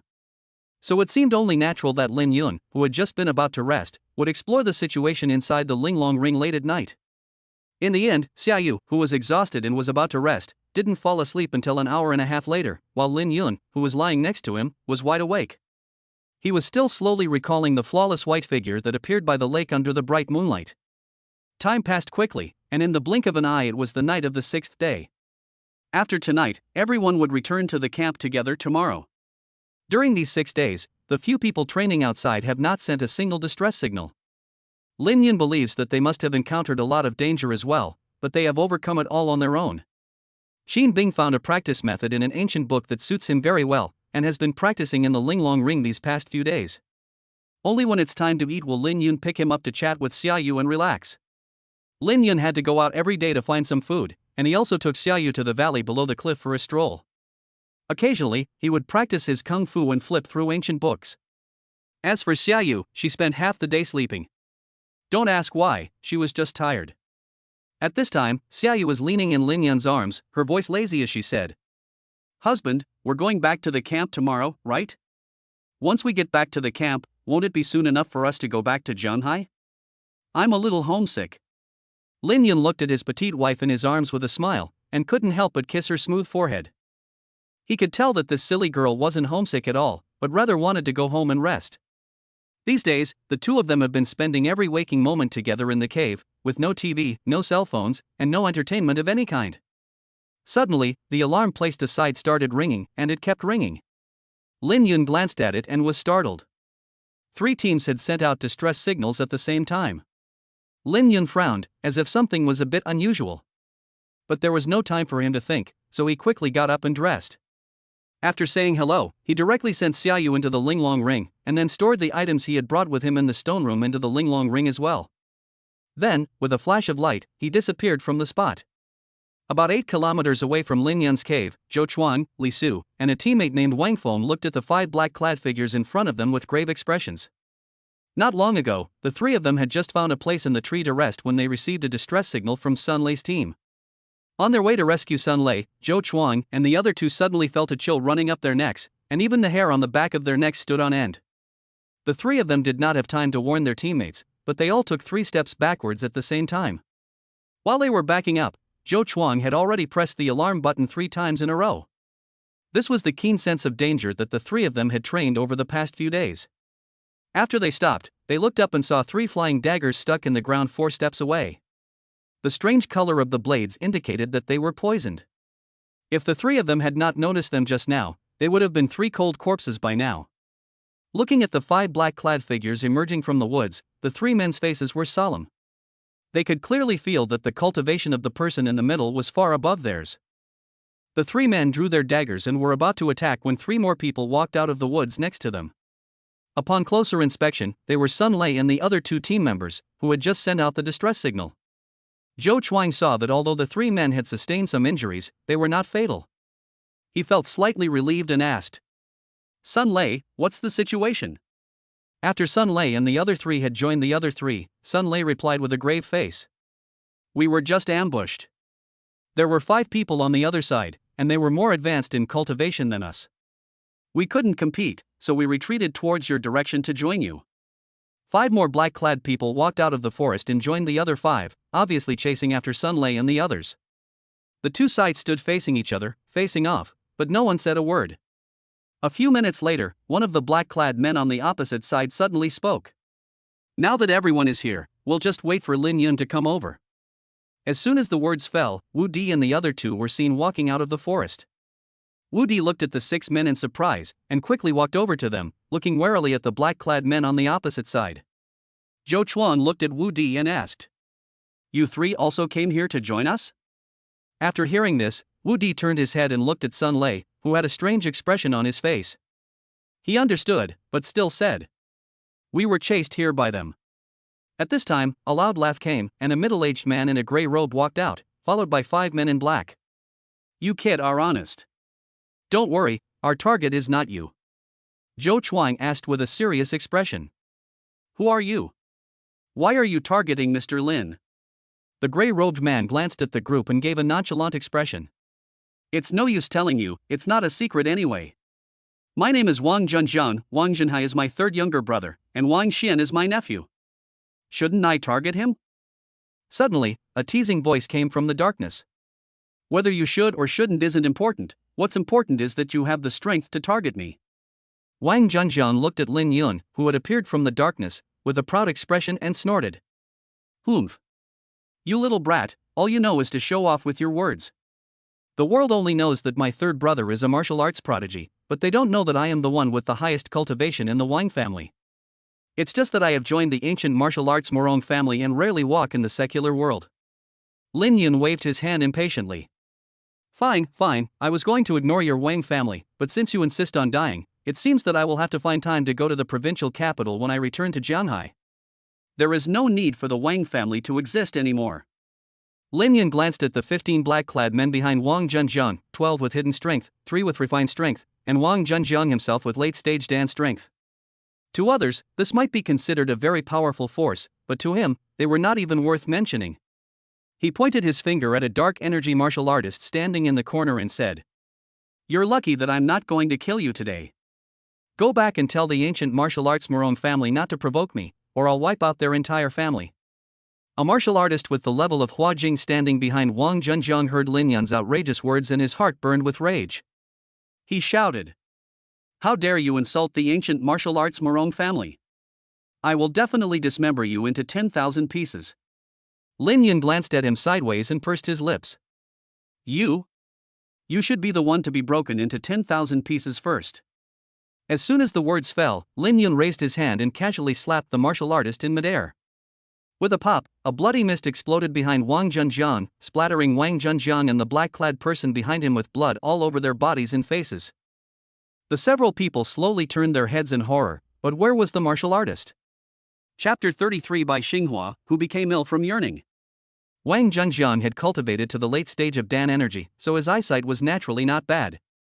Lin Yun blasted the martial artist with a palm strike from across the room, but the key was that the two were about 5 meters apart, which was beyond his understanding. Wang Junjiang's eyes were full of fear, and his teeth kept chattering, as if he had used up all his strength before he could spit out 4 words. A terrestrial immortal. After saying these 4 words, Wang Junjiang seemed to have been drained of all his strength, and he collapsed to the ground, mumbling to himself.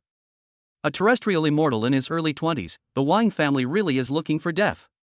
Wang Jianghai, Wang Jianhe, and Wang Xian all deserve to die, and everyone in the Wang family deserves to die. Upon hearing this, Lin Yun's eyes lit up, and he said indifferently, "Wang Junjiang, I'll give you a chance to live. Do you want it?" Wang Junjiang suddenly looked up, a flash of madness in his eyes, facing Lin Yun and kneeling on the ground. "Please, Senior Lin, speak." Seeing this, the group of black-clad men behind him also followed suit and knelt behind Wang Junjiang. Lin Yun looked at them with disgust and lost interest in these spineless people. Just do what you just said, and return to the Morong family after you're done. Never mess with me again, this is a one-time offer. Wang Junjiang and the black-clad men behind him were overjoyed at this news and kept bowing non-stop, shouting in unison. Thank you, Lin Yun, for sparing our lives. Lin Yun waved impatiently. Get lost. I want to hear news within 3 days, otherwise I will kill you no matter where you run to. Wang Junjiang and the black-clad men felt as if they had been granted a pardon. They got up and dashed into the forest, using their best efforts to disappear in the blink of an eye. Lin Yun turned around and carefully surveyed Zhou Chuang and the others, and after a moment nodded in satisfaction. Not bad, you have all improved more or less. Go and rest. After breakfast tomorrow, gather at the edge of the cliff and we'll head back to camp. After saying this, he did not wait for Zhou Chuang and the others to reply, and in the blink of an eye, Lin Yun disappeared from their sight. After pulling away a distance, Lin Yun did not return to the cave, but instead, with a thought, he arrived in the Linglong space. Seeing Lin Yun return, Xia Yu and Shin Bing only glanced at him indifferently before continuing to chat as they sat on the lawn by the lake. It's not that they don't care about Lin Yun, but they know how amazing he is and don't think it's necessary to ask. Lin Yun walked over, squeezed his way between the two women, sat down, reached out and took them in his arms, and listened quietly to their conversation without interrupting. After listening for a while, Lin Yun became a little sleepy and didn't bother going back to the cabin. He leaned back, put a little strength into his hands, and brought the two women down into his arms as he lay down. Xia Yu and Shin Bing only slightly struggled at the beginning due to their shock. After understanding Lin Yun's intentions, they also fell into his arms and closed their eyes. After a moment, 3 even breathing sounds could be heard by the lake. The next morning, after eating a few wild fruits for breakfast, the 3 saw that it was still early, so they told Xia Yu and Shin Bing what happened last night. The 2 women both agreed with Lin Yun's approach. After all, no one likes to keep getting into trouble. This way, they could avoid a direct conflict with the Morong family and get rid of the Wang family as a nuisance. Even if someone suspected Lin Yun of doing it, they could simply wait 3 days before returning to Jianghai, leaving plenty of alibi. This solved the problem without getting involved, which would save a lot of trouble compared to just going in and fighting. The 3 of them chatted for a while before leaving the Linglong space and returning to the forest, walking towards the edge of the cliff. When they returned to the edge of the cliff, the 9 people from the Zhou Chuang sect had already been waiting for a long time. When they saw Lin Yun and the other 2 walking towards them, the 9 people quickly stood at attention, their eyes full of awe. Before, they only knew that Lin Yun was very strong and had healed their old injuries, so they had more respect for Lin Yun. However, after what happened last night, after witnessing Lin Yun's power, they had a little more fear of him. At this point, these 9 people were truly devoted to Lin Yun and had become his most loyal subordinates. On the way back, although there was still Xia Yu, the little drag-along, Lin Yun carried her on his back most of the time, so the speed was much faster than the way there, and they finally returned to the camp before lunch. As soon as he entered the camp, he saw Bai Xinghua trotting over. When she was about to reach Lin Yun, she felt that she was being a bit too proactive, so she quickly slowed down. Her pretty face became cold, but the joy in her eyes was unmistakable. At that moment, a hearty laugh sounded, and Bai Xingchen walked out of the tent next to her and strode up to Lin Yun. Lin Yun, you're back. You have no idea, my sister has been so sick with love these past few days, she's been nagging me about you every day, and it's starting to wear on my ears. Lin Yun looked at Bai Xinghua with a playful expression, and she saw her just posed cold look suddenly freeze on her face, and then she became ashamed and angry, and yelled at Bai Xingchen regardless of her image. Bai Xingchen, do you want to die? I'll rip your broken mouth. Bai Xingchen was so scared that he shrunk his neck. It seemed that he had been bullied by his younger sister a lot at home, and this shrunk neck action was completely instinctive. When he just walked out of the tent, he happened to be blocked from view and did not see his younger sister coming from the other direction. Now he saw his younger sister, who looked ashamed and annoyed, staring at him with fire in her eyes. Bai Xingchen smiled wryly and threw Lin Yun a helpless look for help. Lin Yun was uncomfortable looking at Bai Xingchen's phoenix eyes, and helplessly walked up to Bai Xinghua and changed the subject, saying, Xinghua, is the food in the cafeteria ready yet? I'm a little hungry after driving all morning. Bai Xinghua glared at her brother fiercely, but when she turned to Lin Yun, she put on a smile. Wait a minute, I'll go check, it should be almost ready. After saying this, she sprinted in the direction of the cafeteria, looking a bit like she was running away. Lin Yun reached out and stroked Xia Yu's hair behind her head twice. Wife, you go to the cafeteria and take a look too. Brother Bai and I still have some business to discuss. Xia Yu obediently nodded and also sprinted after Bai Xinghua. She knew that Lin Yun was asking her to go and comfort Bai Xinghua. It was just a joke, but it was no big deal. But Bai Xingchen, being such a straight man, actually made such a joke in front of Xia Yu, his fiancée. No wonder Bai Xinghua would be so angry. Some things can be understood, but they must never be pointed out. After the two girls had run away, Lin Yun glared at Bai Xingchen. Brother Bai, it's a miracle that your mouth hasn't been ripped off by Xinghua yet. Bai Xingchen smiled awkwardly and didn't care. Even if he had just seen Bai Xinghua, he would have said the same thing. Anyone could see what his sister was thinking, and as an older brother, he could help if he could. Although Lin Yun had a fiancée, it was no big deal in his eyes. The more people from big families came from, the more they would take it lightly in this regard. Powerful men always had the right to choose their mates first. With Lin Yun's power, it was unrealistic to have only one woman by his side. As for Xia Yu, his fiancée, she gets along with Qin Bing like sisters, so what's wrong with Bai Xinghua? After thinking about a bunch of nonsense, he remembered that he still had some business to attend to. He took Lin Yun by the hand and walked towards the operations command room, saying, "Let's go, Lin Yun, we'll go to the operations command room to study the plan to attack the drug dealer's lair. I can't wait." Chapter 34, the operation ended successfully. Before Lin Yun could even eat lunch, Bai Xingchen dragged him into the operations room to study the battle plan. Li Cheng, who had heard the news from somewhere, also rushed over to participate in formulating the battle plan. In fact, Lin Yun had originally planned to use this operation as an assessment of the 9 members of the Zhou Chuang team, but as more and more people became involved, it was no longer possible to achieve the intensity of the assessment, so it had to be abandoned. After more than an hour of discussion and coordination, it was finally decided that the operation would take place tomorrow night. The plan was actually very simple. Bai Xingchen would secretly infiltrate with Zhou Chuang and the others, and cooperate with the military fighters outside. After all, they were just a bunch of drug dealers, and if Lin Yun really wanted to destroy them, it would be a matter of a finger snap.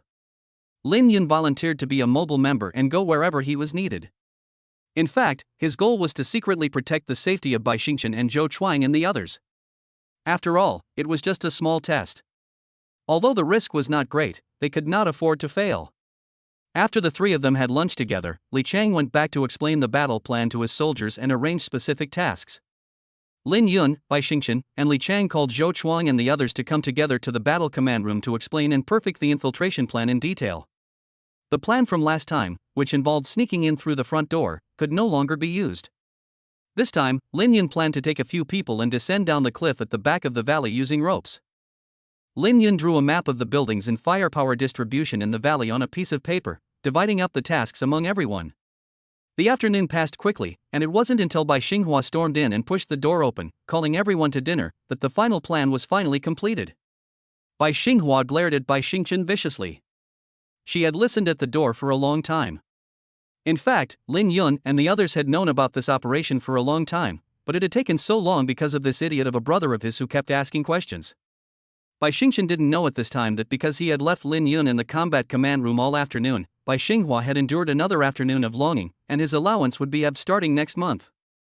After having dinner with Bai Xinghua, Lin Yun went back to his tent and lay directly on the bed. Xia Yu walked over and sat by the bed, gently massaging his temples. "Husband, are you tired?" Lin Yun sighed helplessly, looking like he had nothing left to live for. Qin Bing giggled from the side. Xia Yu looked back at her with some confusion and asked, "Bing Bing, what are you laughing at?" Qin Bing held up her index finger and lightly tapped Xia Yu's forehead. "Silly girl, Lin Yun is just tired." He obviously didn't want to make any battle plans, but Bai Xingchen dragged him away and tortured him all afternoon. Lin Yun looked at Qin Bing with relief and said with a deep voice, "You know me best, Bing Bing." Qin Bing's pretty face turned red and she gave a soft snort. "Who knows you? You have it written all over your face." Xia Yu nodded as if she understood but shook her head, blinking her innocent eyes and asking, "But why don't you want to make a plan?" Qin Bing stroked the top of Xia Yu's head like an older sister, and she liked this simple little woman more and more. Because Lin Yun is so much better than them, many levels better. Let's put it this way, if you were a PhD student and were told to take the entrance exam for elementary school, would you study? Thinking about it, Xia Yu shook her head a little in annoyance. Well, it seems like that's the case. I'm so stupid, how could I not think of that? At this time, Lin Yun reached out and took the small hand that was massaging herself in his hands, gently kneading it to help her relax her fingers. It's not that you're stupid, it's just that you haven't cultivated yourself. You just know what each realm is called, but you don't know how big the gap is between each realm. When we get back to Jianghai, I'll take you with me to cultivate together and you'll understand. Xia Yu's eyes lit up, and now she wanted to hurry back to Jianghai even more. At 4 p.m. the next day, after a final inspection of the equipment, everyone involved in the operation set off on their journey. Xin Bing had quite a few complaints about leaving herself behind to protect Xia Yu and Bai Xinghua, but she also knew that this was the only way Lin Yun could rest assured, and it also precisely proved that he believed in himself.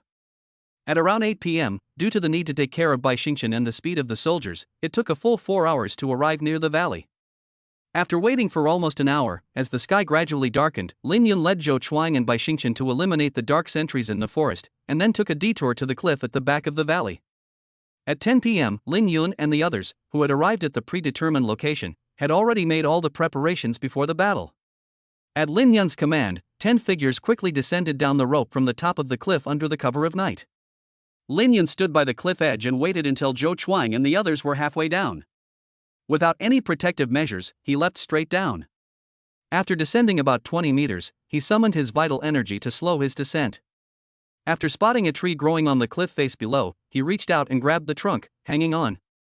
Zhou Chuang and the others, who had just reached a similar position, watched in disbelief as Lin Yun let go of the tree once again and fell, landing firmly on the ground and quickly disappearing into the darkness.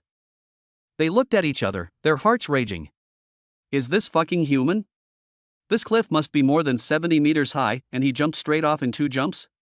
It's more than 30 meters high, the height of more than 10 stories, and he just jumped straight down and landed on the ground without even twisting his feet? But no matter how rich their inner thoughts were, they could only slide down little by little. When they were about 10 meters above the ground, they untied the safety ropes from their bodies and quickly climbed down the cliff face with their bare hands. After they reached the ground, they immediately found a place to hide and conceal their figures. Lin Yun waved his hand, and the 10 people shot into the darkness like arrows.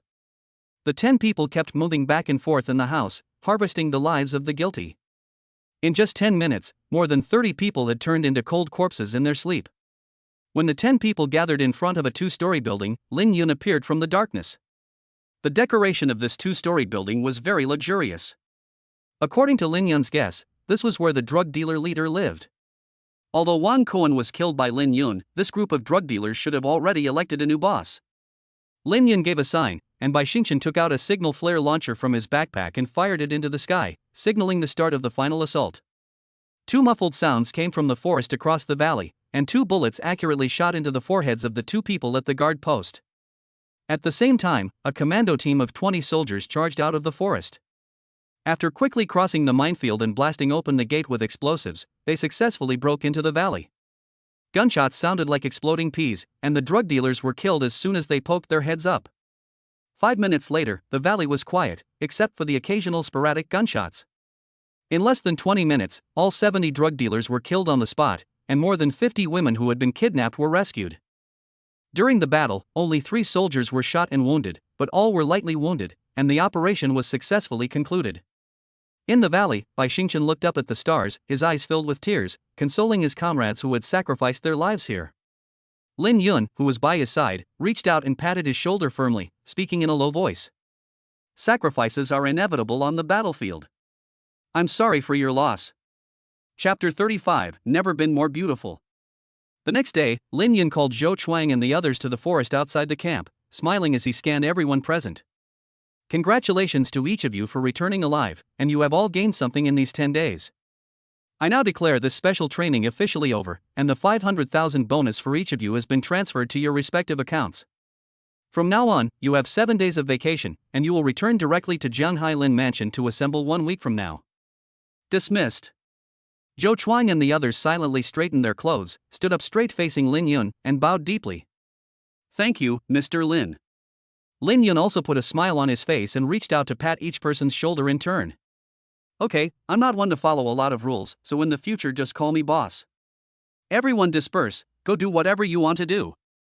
Zhou Chuang and the others cheered excitedly and began to plan how to spend this rare holiday.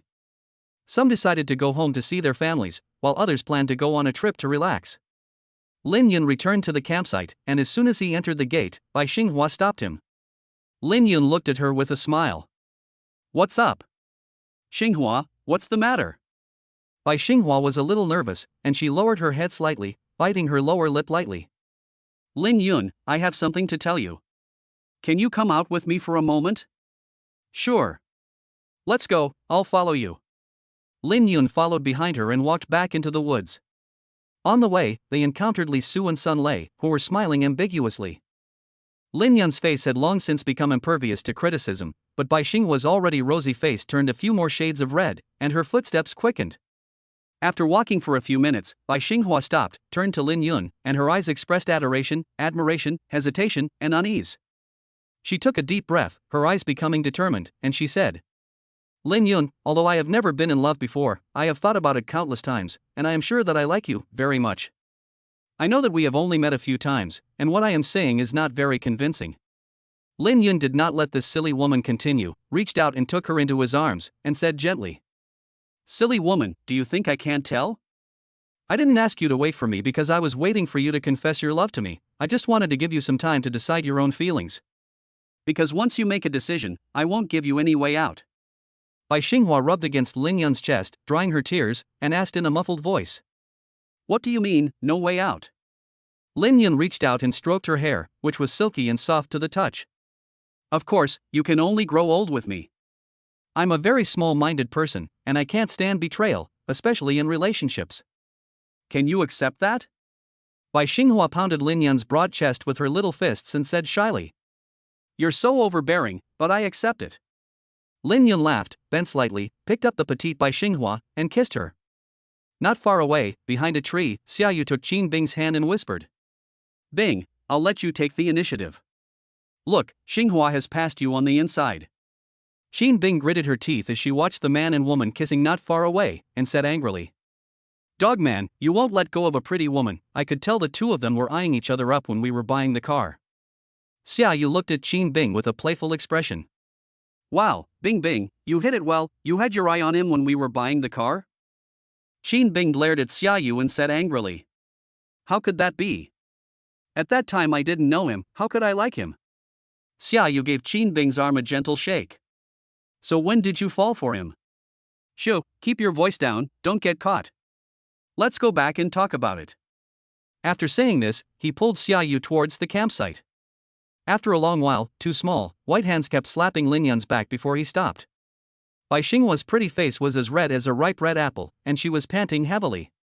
She gave Lin Yun a flirtatious glare and pouted. You bad boy, you almost suffocated me to death. Lin Yun winked with a wicked smile on his face. This requires a lot of practice, and you will learn it slowly. Before Bai Xinghua could react, he lowered his head and kissed her again. After lunch, as Bai Xinghua had to return to Jianghai to deal with some company affairs, she reluctantly boarded the helicopter back to Jianghai. After seeing Bai Xinghua off, Lin Yun, Xia Yu and Qin Bing set off in a Wrangler that Bai Xinghua had prepared for them. Lin Yun was driving on the highway, and when he glanced in the rearview mirror at the two women chatting, a wicked smile curled the corner of his mouth.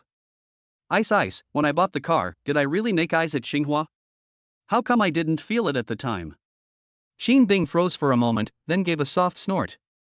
Dog man, you have really sharp ears. You can hear it from so far away while you're holding a beautiful woman in your arms. Lin Yun looked at the embarrassed Qin Bing, then glanced at Xia Yu, who was watching the fun, and laughed, then continued. Bing, I'm curious about something. Since when did you start liking me? Wife, did she tell you after we got back to camp? Qin Bing reached out and put Xia Yu, who was happily watching the fun, into her arms, covered her mouth, and said angrily. Xiao Yu, you must not tell him. If you dare to tell him, I will never be good to you again. Seeing Xia Yu nod repeatedly, Qin Bing let her go, sat there with cold eyes constantly scanning Lin Yun, and her teeth clenched. You dog, you dare to laugh at me, just wait and see. Lin Yun felt a little chill down his back as Qin Bing looked at him, feeling that she must have overdone it a bit. He quickly tried to make amends, saying, I was just joking, don't be angry. How about this, I'll tell you when I first fell in love with you. Xia Yu perked up at this, excitedly waving his little hand. Come on, tell us, when did you first fall in love with Bing? Qin Bing also looked at Lin Yun with a cold face, but the radiance in her eyes was hard to hide. Lin Yun paused for a moment and said, I think it started when I treated your injury. Qin Bing's eyes darkened and her expression became a little dismal. Are you pitying me? Lin Yun looked into the distance, his tone full of sadness. It's not pity, it's compassion. I've seen death and life in the 5 years I've been abroad, and I've seen scarier scars. But those people, both men and women, have become very gloomy, ruthless, and even a little perverted. But the feeling you give me is sunny. Although you always keep a cold face, I can feel the heat in your heart. Lin Yun glanced at the two women behind him. Xia Yu was lost in thought, while Qin Bing had already started to sob softly. She let out a soft sigh and continued. I remember a little gesture you made when I first entered the guest room. You were pulling down the hem of your t-shirt to cover the scars on your legs. It was a very ordinary gesture, but I found it very cute. I wanted to heal all your scars, so I gave you a thorough treatment. Do you remember what I told you after the treatment was complete? Qin Bing wiped away her tears, looked up, smiled with tears in her eyes, and said in a somewhat hoarse voice. From now on, you can have all this skin of mine, and if you get another scar, you won't let me off. Lin Yun looked at Qin Bing in the rearview mirror and smiled brightly. Let me change it now. I will protect this skin of yours from now on, and I won't let you get even one more scar. Qin Bing was still in tears, but her smile was more beautiful than ever. Chapter 36, You Can Only Bully Men, Not Women. Just as Lin Yun and Qin Bing were indulging in their sweet time together, a strong smell of jealousy came from the car. Lin Yun saw Xia Yu pouting with a cute little face, and couldn't help but laugh and cry. Xia Yu embraced Qin Bing next to her, rolled her pretty peach-colored eyes, and said with a proud expression. I don't need you to protect me, I have Bing to protect me. The three of them laughed and joked all the way to Air Lake. On the way, Lin Yun drove into a service area. Xia Yu and Qin Bing went to the supermarket, while Lin Yun was a little tired from driving all the way, so he stayed in the car to rest. Suddenly, the roar of a sports car sounded, and 3 supercars drove into the service area in a convoy and stopped next to Lin Yun's car.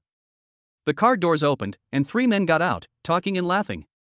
One of them, with blonde hair, whistled at a woman wearing a short skirt not far away, scaring the woman, who ran back to the car in a small trot and drove out of the service area with the accelerator to the floor, making the 3 men laugh heartily. The 3 men walked all the way into the supermarket, whistling and flirting with the woman in a revealing outfit from time to time. What was strange was that it seemed like a lot of people knew them, and even though their girlfriends were being flirted with, they swallowed their anger and dared not speak out. Lin Yun was not a nosy person, so he just shook his head and sighed, lamenting the decline of morals. After waiting for a while, he still didn't see the 2 women return, so Lin Yun unconsciously glanced at the supercar next to him and frowned slightly. After waiting for a few more minutes, Lin Yun opened the door and got out of the car. Xia Yu and Qin Bing must have encountered something, otherwise they would not have been gone for so long. Walking into the supermarket, he saw that the area near the checkout counter was packed with people. Lin Yun walked over and squeezed into the front position, where he saw Qin Bing protecting Xia Yu behind her, glaring angrily at Huang Mao. Seeing that the 2 girls were not in danger, Lin Yun did not rush out, but stayed in the crowd to find out what was going on. He heard someone in the crowd murmuring. These 2 little girls are probably going to be unlucky. In this small area of Yunnan, very few women that Peng the young master takes a fancy to can escape his clutches. Isn't that right? My daughter goes to Yunnan Normal University. There was a girl at her school who Peng the young master took a fancy to. He chased after her for 2 days but couldn't catch up with her, so he just kidnapped her. When he returned her, she was tortured beyond recognition. Alas, you say this man besides being born well what else, not as good as an animal. Shu, brother. You don't want to die. I heard that this Peng Daxiao carries an iron thing on his body, be careful of trouble arising from your mouth. Oops, I'm so excited, I'll go first, brother, to avoid trouble. At this time, Huang Mao took out a box of cigarettes from his pocket, lit one, took a deep breath, and then exhaled a thick cloud of smoke. 2 beautiful women, 100,000 yuan each is not a small amount. You don't want to make things difficult for yourselves. You should take the offer when it's offered. Qin Bing was furious, but there were too many people here, and she saw the iron object on Huang Mao's waist. She was afraid of accidentally injuring passers-by or even Xia Yu, so she was a little afraid to act rashly. I told you, our boyfriend is outside. He has a bad temper, so you'd better let us out quickly and get out of the way. Huang Mao shrugged with disdain. Bad temper? As if the 3 of us have good tempers. It seems you are not willing to accept our kindness. At first, I thought you guys had pretty faces and wanted to stay and hang out with us, but since you don't know how to appreciate it, we will send you to the sea to make money once we get tired of you. With faces like yours, you'll be the headliners for sure. Xin Bing was so angry that she could see stars in her eyes, and she started to swear. Screw you and your headliners, your mother is the headliner. Lin Yun was watching from the side, his head spinning, thinking that Xin Bing's cursing was really fierce. Just as Lin Yun was about to go out and break the ice, Huang Mao suddenly pulled a pistol from his waist and pointed it at Xin Bing, his lustful expression becoming more and more obvious.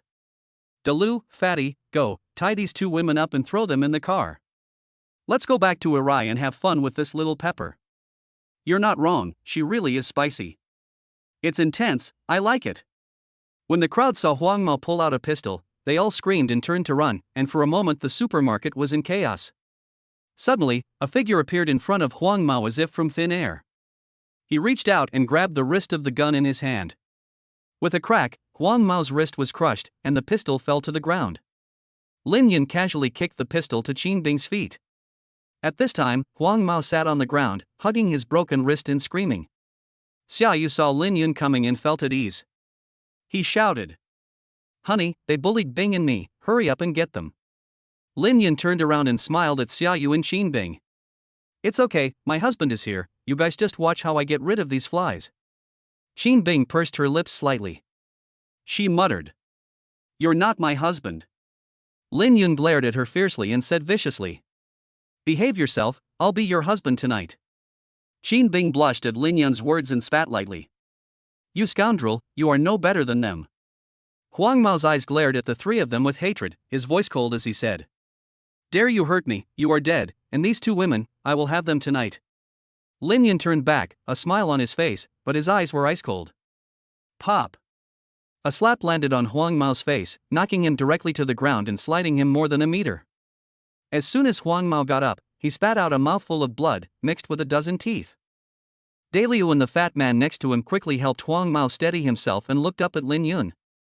"Do you know Peng Xiao's status? Daring to hit Peng Xiao, you won't be able to walk out of Yunnan alive."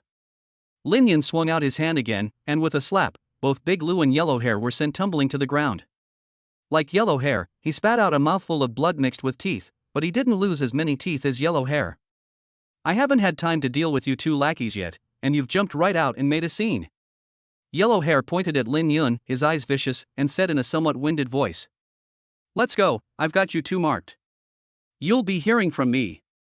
Lin Yun thought for a while before he understood what Huang Mao was talking about, and he took 2 steps forward.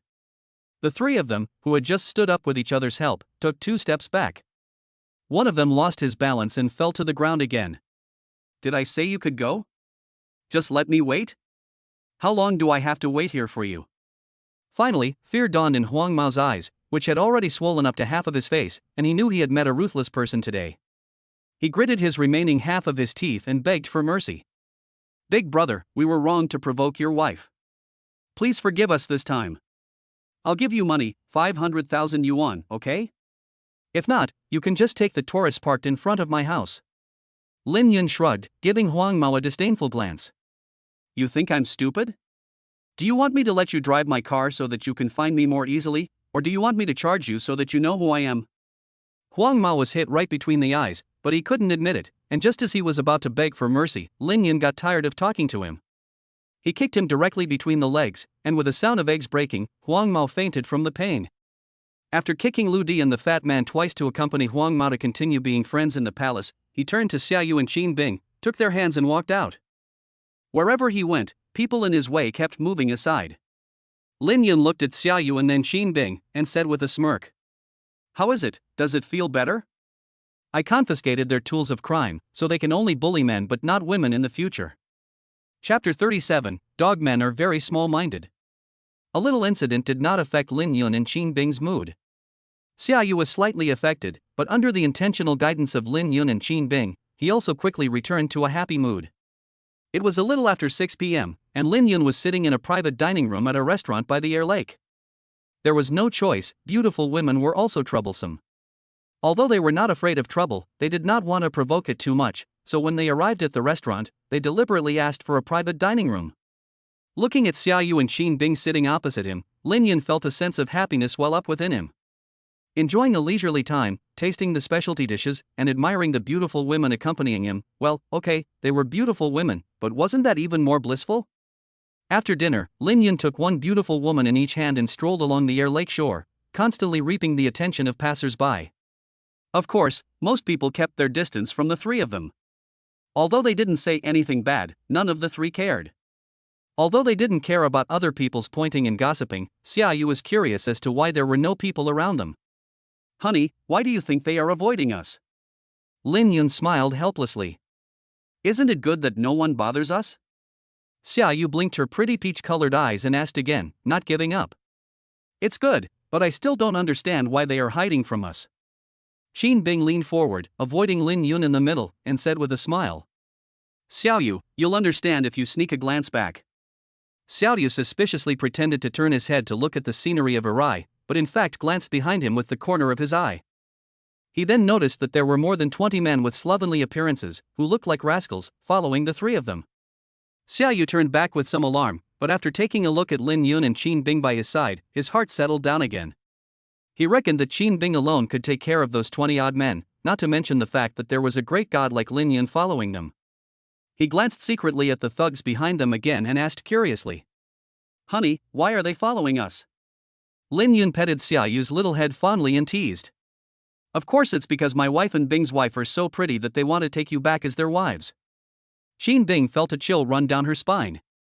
Ever since she had revealed their relationship in the car that afternoon, this dog man had become increasingly disgusting in his speech. She gave a soft belch and warned him, "Dog man, don't disgust me. I'll allow you to call me Bing at most, but don't change the way you address me."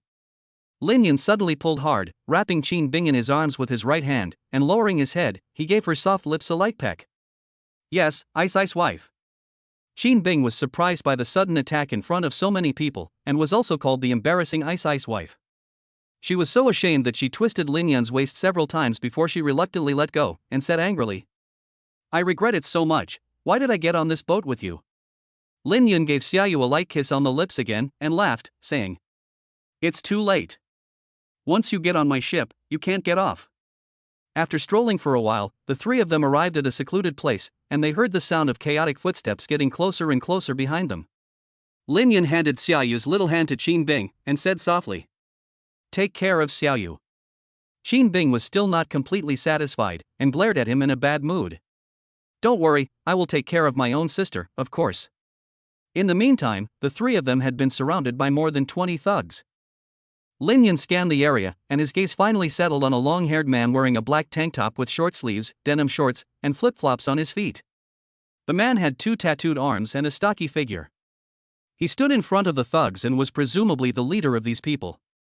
Lin Yun's mouth curled up, and a playful smile appeared on his face. "Long hair, was it that yellow-haired guy called Ping Xiao who told you to come?" The long-haired man's eyes flashed with a chill when he heard Lin Yun call him long hair. Suppressing his anger, he said, "Kid, everyone on the street calls me Brother Guang, not fucking long hair. Since you know that Peng Xiao is looking for you, you still dare to stay in Jiannan, you must have some guts. But having guts is useless.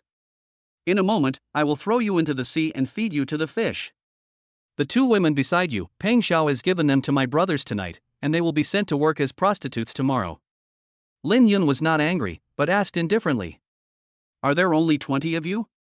What is the name of your gang?" Long Hair, who was called Brother Guang, arrogantly shook his long hair. "We are from the Black Tiger Gang's Viper Hall. I am Zhao Yunguang, the leader of the Viper Hall." Lin Yun shook his head slightly and said to Brother Guang with a serious face, "Go back and tell your boss that your Viper Hall has become independent and from today onwards will be called, let me think, the East Chamber. Long Hair, you will be the head of the chamber." After hearing Lin Yun's words, Qin Bing knew what he wanted to do.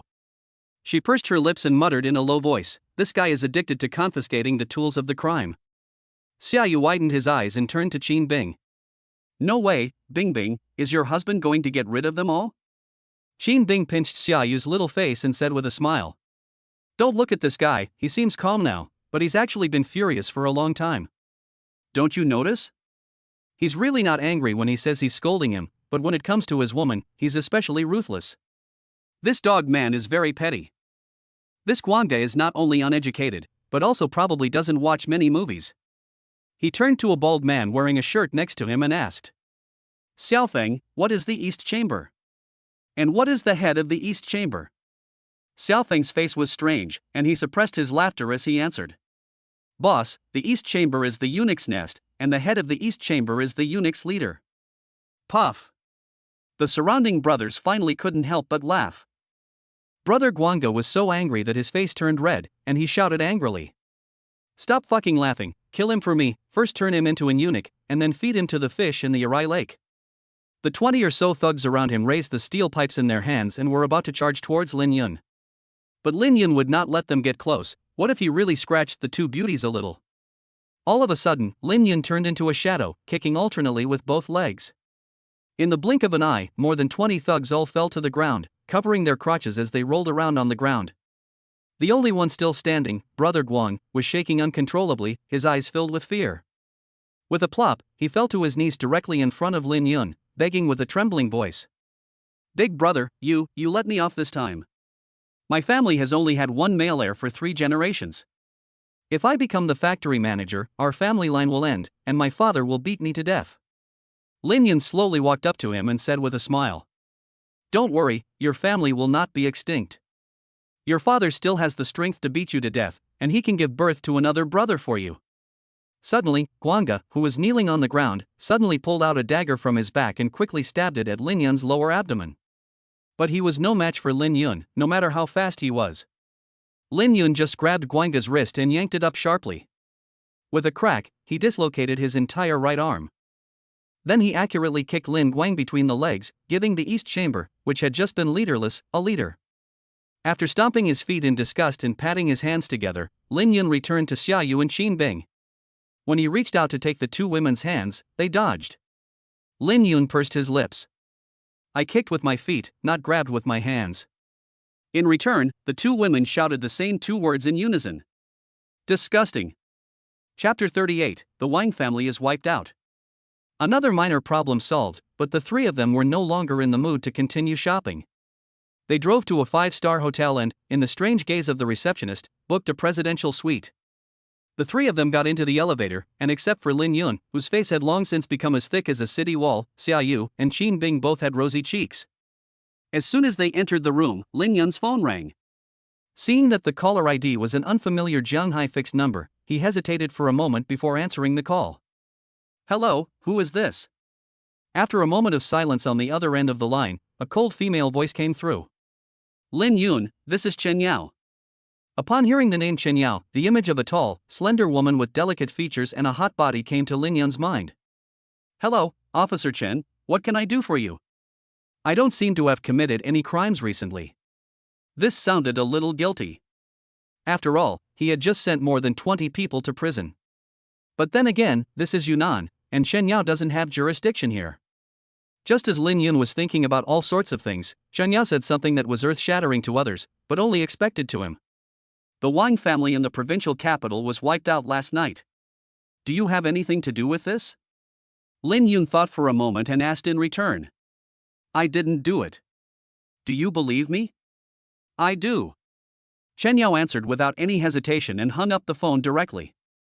Lin Yun held the phone in his hand for a long time, wondering what was wrong with this beautiful policewoman.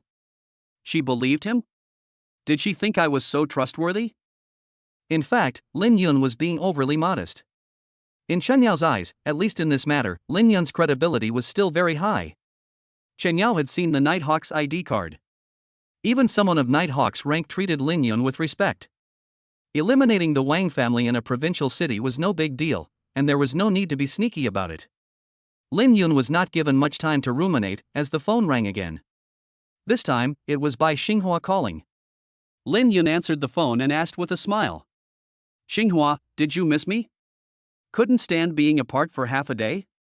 There was a moment of silence on the other end of the line, and then Bai Xingchen's voice, which was begging for a beating, came through. Brother-in-law, I can prove that she wants to. Oh, shit, you're hurting me, I'm your own brother.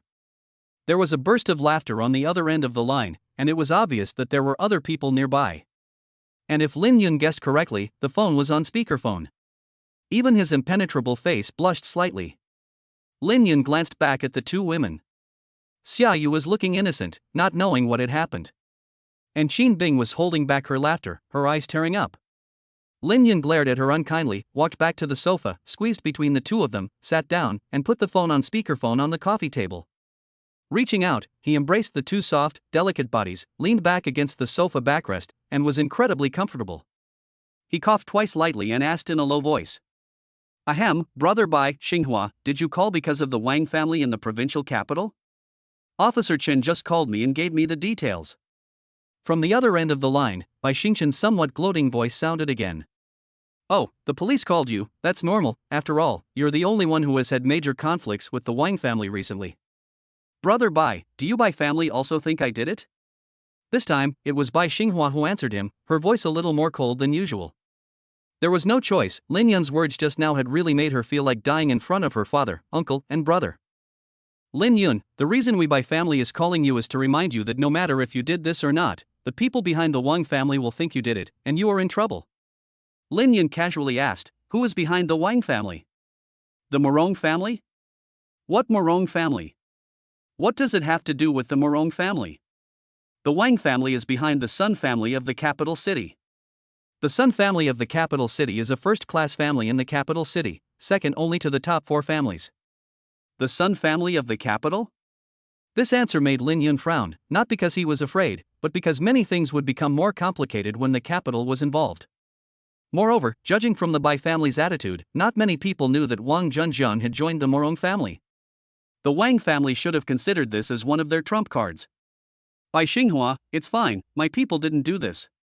My people were also in Yunnan last night, which is easy to check. By the way, did the Wang family leave any clues at the scene?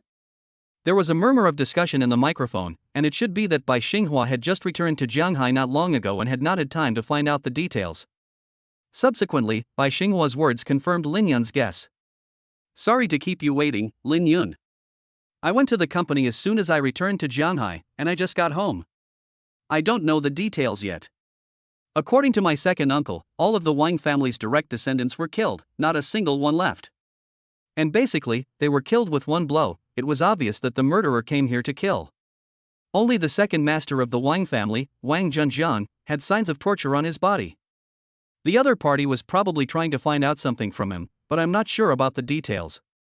Lin Yun's pupils suddenly contracted, and he could also clearly feel Qin Bing and Xia Yu's petite bodies tremble slightly. Okay, Xinghua, I understand, I'll go find you when I get back to Jianghai in a few days. Bai Xinghua sensed that Lin Yun had probably discovered something, but she did not pursue the matter.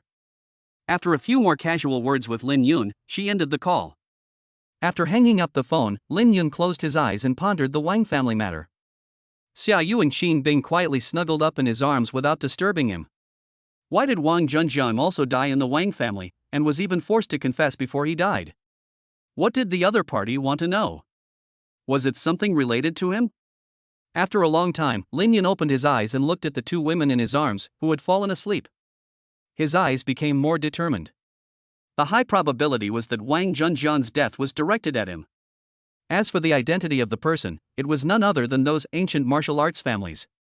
Either it was the Morong family, or someone in the Morong family had released his news. Just wait patiently, and I believe it won't be long before someone comes looking for me. All I have to do is protect the people around me. After putting Xia Yu and Qin Bing to bed, Lin Yun took a shower and went into the other bedroom. The following week was uneventful. Lin Yun took Xia Yu and Qin Bing on a tour of the mountains and rivers in southern Yunnan province. They climbed snowy mountains, visited ancient towns, tasted delicious food, and had a great time. Late at night, in a hotel room, Xia Yu, with a rosy complexion, was curled up in Lin Yun's arms, her mischievous little hands drawing circles on his firm pecs. Honey, are we going back to Jianghai tomorrow? Lin Yun reached out and took the mischievous little hands in his hands, gently kneading them. Haven't you had enough fun? We'll come out and play again after a while. We've been away from Jianghai for almost half a month, and it's time to go back and see everyone. Xia Yu pulled her hand twice, but it didn't come out. She pouted her lips and said in a cute voice. Okay, in fact, we have pretty much played in Yunnan province. Next time, I want to go to Hainan province or Xinjiang. Lin Yun's face floated with a wicked smile, and he suddenly rolled over, pressed his mouth to Xia Yu's ear and blew a breath lightly. Hey, honey, in a while, I'll take you to Hainan first, and then to Xinjiang, but right now, we have to play something else first. Chapter 39, Pang Lao's Visit. The next day, Lin Yun, having washed and dressed, walked out of the bedroom refreshed and saw Qin Bing sitting on the sofa playing with her phone. He walked over and put his arms around her, and then gave her a little peck on the cheek. "Why did you get up so early?" Qin Bing rolled her eyes in annoyance. "What do you mean early? It's almost 10 o'clock. If you don't get up, you'll miss the plane." Lin Yun rolled his eyes and whispered in her ear. "Jealous? Hee hee, you won't be able to escape when we get back to Jianghai." Qin Bing blushed from the hot breath in her ear and pushed him away. "Go! Go! Go! Who's jealous of you? You were tossing and turning until the middle of the night last night, and you've been thinking about that nonsense all day. You really should release the yellow waste in your brain." Lin Yun pouted. "Cut it out. Still saying you're not jealous? Have you had breakfast yet?"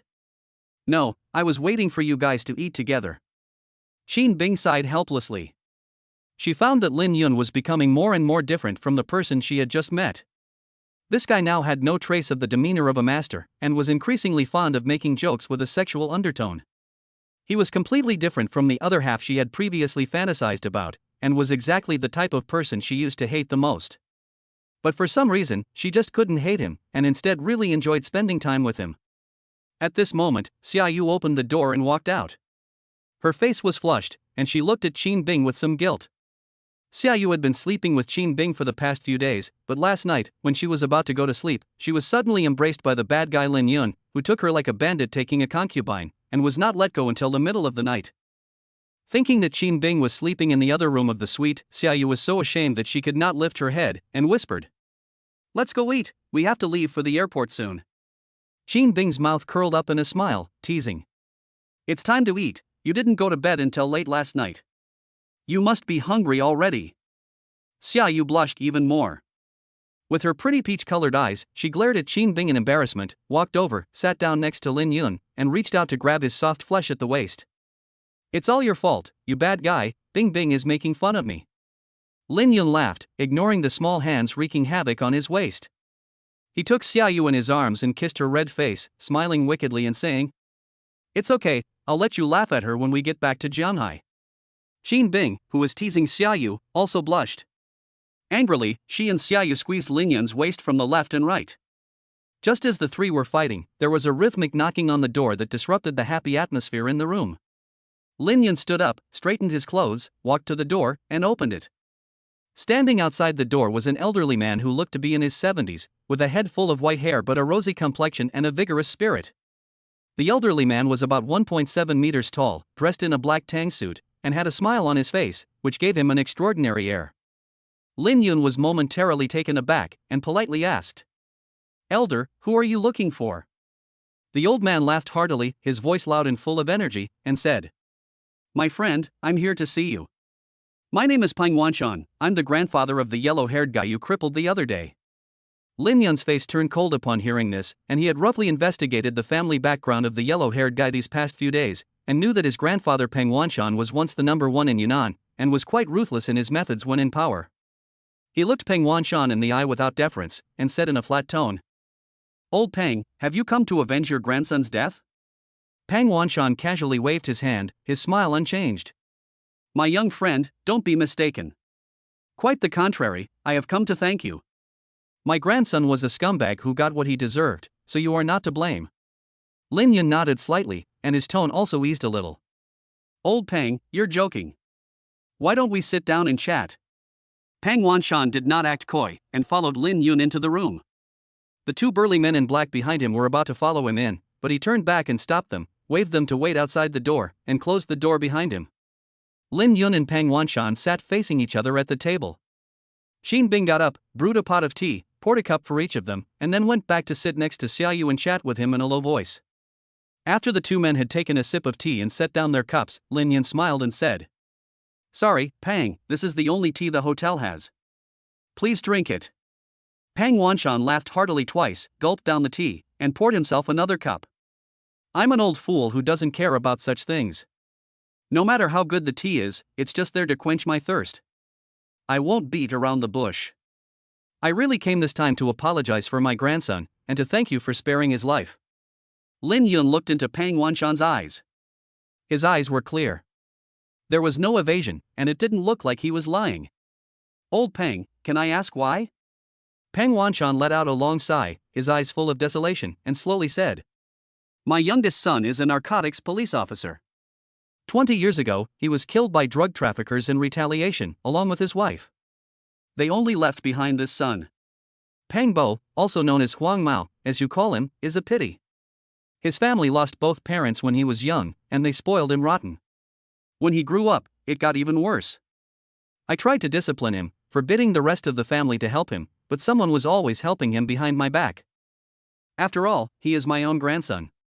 I really can't bring myself to be too harsh on him, so I simply turn a blind eye. But I know what kind of person he is, and sooner or later he will trip and fall. I just didn't expect it to take so many years. Lin Yun didn't show any emotion after hearing this. He was also an orphan, and his master also doted on him and spoiled him. But whenever he made a mistake, the old man never let him off lightly, and he was beaten until his skin split open. Therefore, Lin Yun did not think that Pang Bo's pitiful background was an excuse for him to be indulged. Lin Yun looked up at Pang Wanshan and asked, Pang Wanshan, may I ask what will happen to Pang Bo afterwards? Pang Wanshan knew that Lin Yun was looking at his attitude. If the Pang family continued to indulge Pang Bo, since they had already made a mortal enemy with him, they would not mind actually sending him to his death. In fact, Pang Wanshan had also investigated Lin Yun's information before coming, and although it was not much, every piece of it was worth his attention. The information before the age of 18 was clean and not real, his whereabouts for 5 years abroad were a mystery, and he had just returned to the country a while ago. The day after he returned to the country, he snatched the bride on the spot, and then the Li family, one of the 4 major families in Jianghai, was uprooted. Not long after, he also disabled Wang Xian, the eldest son of the Wang family, and Wang Jianghai, the third master, at a dinner party. Later, he went to Yunnan. Although his whereabouts were kept secret, with his abilities, he easily found out that Lin Yun had gone deep into the drug lord's lair alone and rescued by Xingchen. You have to know that before that, the regular army had been dispatched twice in a row and failed. Although there was the reason of being afraid of hurting the rat, one has to admit that this was a ruthless character. After that, it took less than 20 minutes to kill every single one of the drug dealers. Even now, he can still remember the shameful look on his bastard grandson's face after he finished reading the file, and he felt glad that he was still alive. After pouring himself another cup of tea, Pang Wanshan lifted the cup and gulped it down, then got up and said, My friend, don't worry, I sent him abroad for treatment 3 days ago. He will never return to China in this life. After saying that, he turned around, opened the door, and left. Chapter 40, The Xia father and son, who are like a fox taking advantage of a tiger's power. After Pang Wanshan left, Lin Yun and the two of them went downstairs to eat something, then checked out and drove to the airport. After handing over the Wrangler at the airport to the person from the White Star School, the three of them officially brought this self-driving trip to a perfect end. More than 3 hours later, at Jianghai Airport, a man holding the hands of 2 tall and beautiful women walked out of the airport gate without paying any attention to the almost murderous stares of the passers-by. A petite, cold-looking beauty saw the three of them. A sweet smile suddenly appeared on her normally cold and aloof face. She took a few steps, jumped, and directly threw herself into the man's arms. The sound of clicking could be heard all around, the sound of men's hearts breaking. A man standing next to him, who was a bit good-looking and holding the key to a BMW, had a shocked expression on his face. The good-looking man ran a small company at home, and today he was picking up an important client at the airport, so he drove his father's BMW 5 Series. When he saw the petite figure not far away, he felt like he had fallen in love. That petite but curvy figure, beautiful facial features, and cool temperament were exactly his aesthetic. Looking at the BMW next to him, he felt that it was simply fate. If it had been any other day, he would have been driving his little domestic car and would not have dared to approach a beauty of this caliber. He gazed at the pretty figure with deep affection, and even thought of the names for the future child, a boy and a girl. Just as he gathered his courage and was about to go after his love, he saw his goddess throw herself into the arms of a man. Although the man was taller and more handsome than him, he would never admit it. What broke his heart the most was that the man was holding the hands of 2 beautiful women, each with their own unique characteristics, who were no less petite than the petite woman. Just as he was considering whether to make a last-ditch effort for love, the man took something in the shape of a shield from the petite woman's hands. The man gave it a gentle push, and with a double beep, the headlights of a sleek gray supercar by the roadside flashed twice. The four people got into the car in turn, and a burst of furious sound filled the air as the gray supercar sped off. Suddenly, the handsome man felt a soft, enveloping sensation in his arm. He turned his head and saw a middle-aged woman, 1.5 meters tall, weighing 150 kilograms, with a big bottom and round waist, hugging his arm. He remembered his father's last words before leaving: "Do your best to keep this important client company." He let out a deep sigh and knew it was time to wake up from his dream. The handsome man forced a smile on his face and led the company's important client towards his father's BMW. For some reason, passers-by had the feeling that he was about to be executed. At that moment, Lin Yun was driving his Koenigsegg Gemera towards the Lin residence. Of course, he didn't care what happened to the man who wanted to poach his woman. He was busy learning from Bai Xinghua about the changes in the situation in Jianghai City in the provincial capital over the past few days due to the Wang Family massacre. Over the course of the week, there had been a lot of undercurrents in Jianghai City and the provincial capital. In the first 2 or 3 days, everyone was on the sidelines, because after all, the person who could wipe out the Wang family overnight was definitely no ordinary character. No one wanted to be the first to seize the Wang family's assets, so as not to anger the perpetrator. But as time went on, some people couldn't hold back any longer, and they started with some assets that weren't valued highly, to test the other party's attitude. After not suffering any retaliation, everyone's courage grew, and within a few days, the Wang family had truly ceased to exist. The Wang family branch that had survived was able to truly experience what it meant to be innocent. They thought they would rise to the top and become the best of the best. However, after being happy for just 2 days, they were beaten back to their original state by various forces, and they were even worse off than before. Only a few people with some brains managed to get a sum of money and fled abroad. Although they could not become rich and powerful, they could ensure a comfortable life for the rest of their lives. The situation in the provincial capital has not changed much, but Jianghai has undergone unexpected changes. When Wang Xian first arrived in Jianghai, the first person he approached in order to win Xia Yu over was Xia Huayan.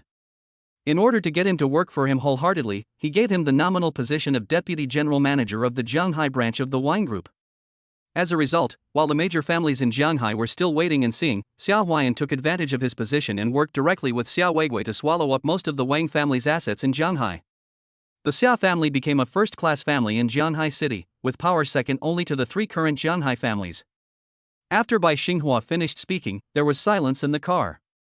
After a long while, Xia Yu looked at Bai Xinghua, who was sitting in the passenger seat, with incomprehension, and asked, "Xinghua, you just watched my father and brother swallow such a huge amount of assets?" Bai Xinghua gave Xia Yu a meaningful look, and instead of speaking, looked at Qin Bing again. Qin Bing received Bai Xinghua's pleading eyes. She knew that she didn't speak up to explain herself, but instead asked for help because there were some things she couldn't say. After all, the Bai family was also eyeing this piece of fat meat, and it was easy to be misunderstood by Xia Yu, so she spoke up to explain. "Silly girl, all the major families in Jianghai City are waiting for Lin Yun to return. His attitude determines whether the Xia family will skyrocket or be reduced to dust." Xia Yu thought for a moment before asking, "Just because they are my father and brother?" Qin Bing nodded and continued. "To be precise, it is because they are Lin Yun's father-in-law and eldest brother-in-law. The Li family was ruined by Lin Yun, and many people suspect that he was also responsible for the Wang family's extermination this time. So although everyone knows that he has a bad relationship with your family and that your father and brother are just taking advantage of his power, no one is willing to take the risk of getting uncertain benefits until he makes a clear statement." Xia Yu looked at Lin Yun, who was driving, with mixed feelings. She knew her father and brother too well. The reason they dared to swallow the assets left behind by the Wang family was that they were sure that even if Lin Yun didn't want to, they wouldn't do anything harsh to them, and at most they would just spit it out. However, once Lin Yun didn't express his opinion and tacitly approved of what they did, they would take advantage of every opportunity and keep testing Lin Yun's bottom line to seek even greater benefits for themselves. After thinking for a while, Xia Yu asked, "Honey, what should we do?" The reason she asked was because she knew that if she thought of something, Lin Yun would have thought of it too. Lin Yun looked at Xia Yu, who had a worried expression on her face, in the rearview mirror and smiled. "Honey, call your mother. Tell her that she can only give your father and your brother pocket money of no more than 100,000 yuan each per month, and that for every penny more, she will have to give back the Wang family assets that she has swallowed, along with the 10 million yuan I gave her before." Xia Yu thought about it for a moment and asked with some confusion, "But husband, according to Xinghua, the Wang family's assets are in the hands of my father and brother. They don't care about how much pocket money my mother gives them, they have plenty of money. Lin Yan smiled confidently and turned to Bai Xinghua. Xinghua, you help me spread the word. I only recognize Feng Wanjun from the Xia family.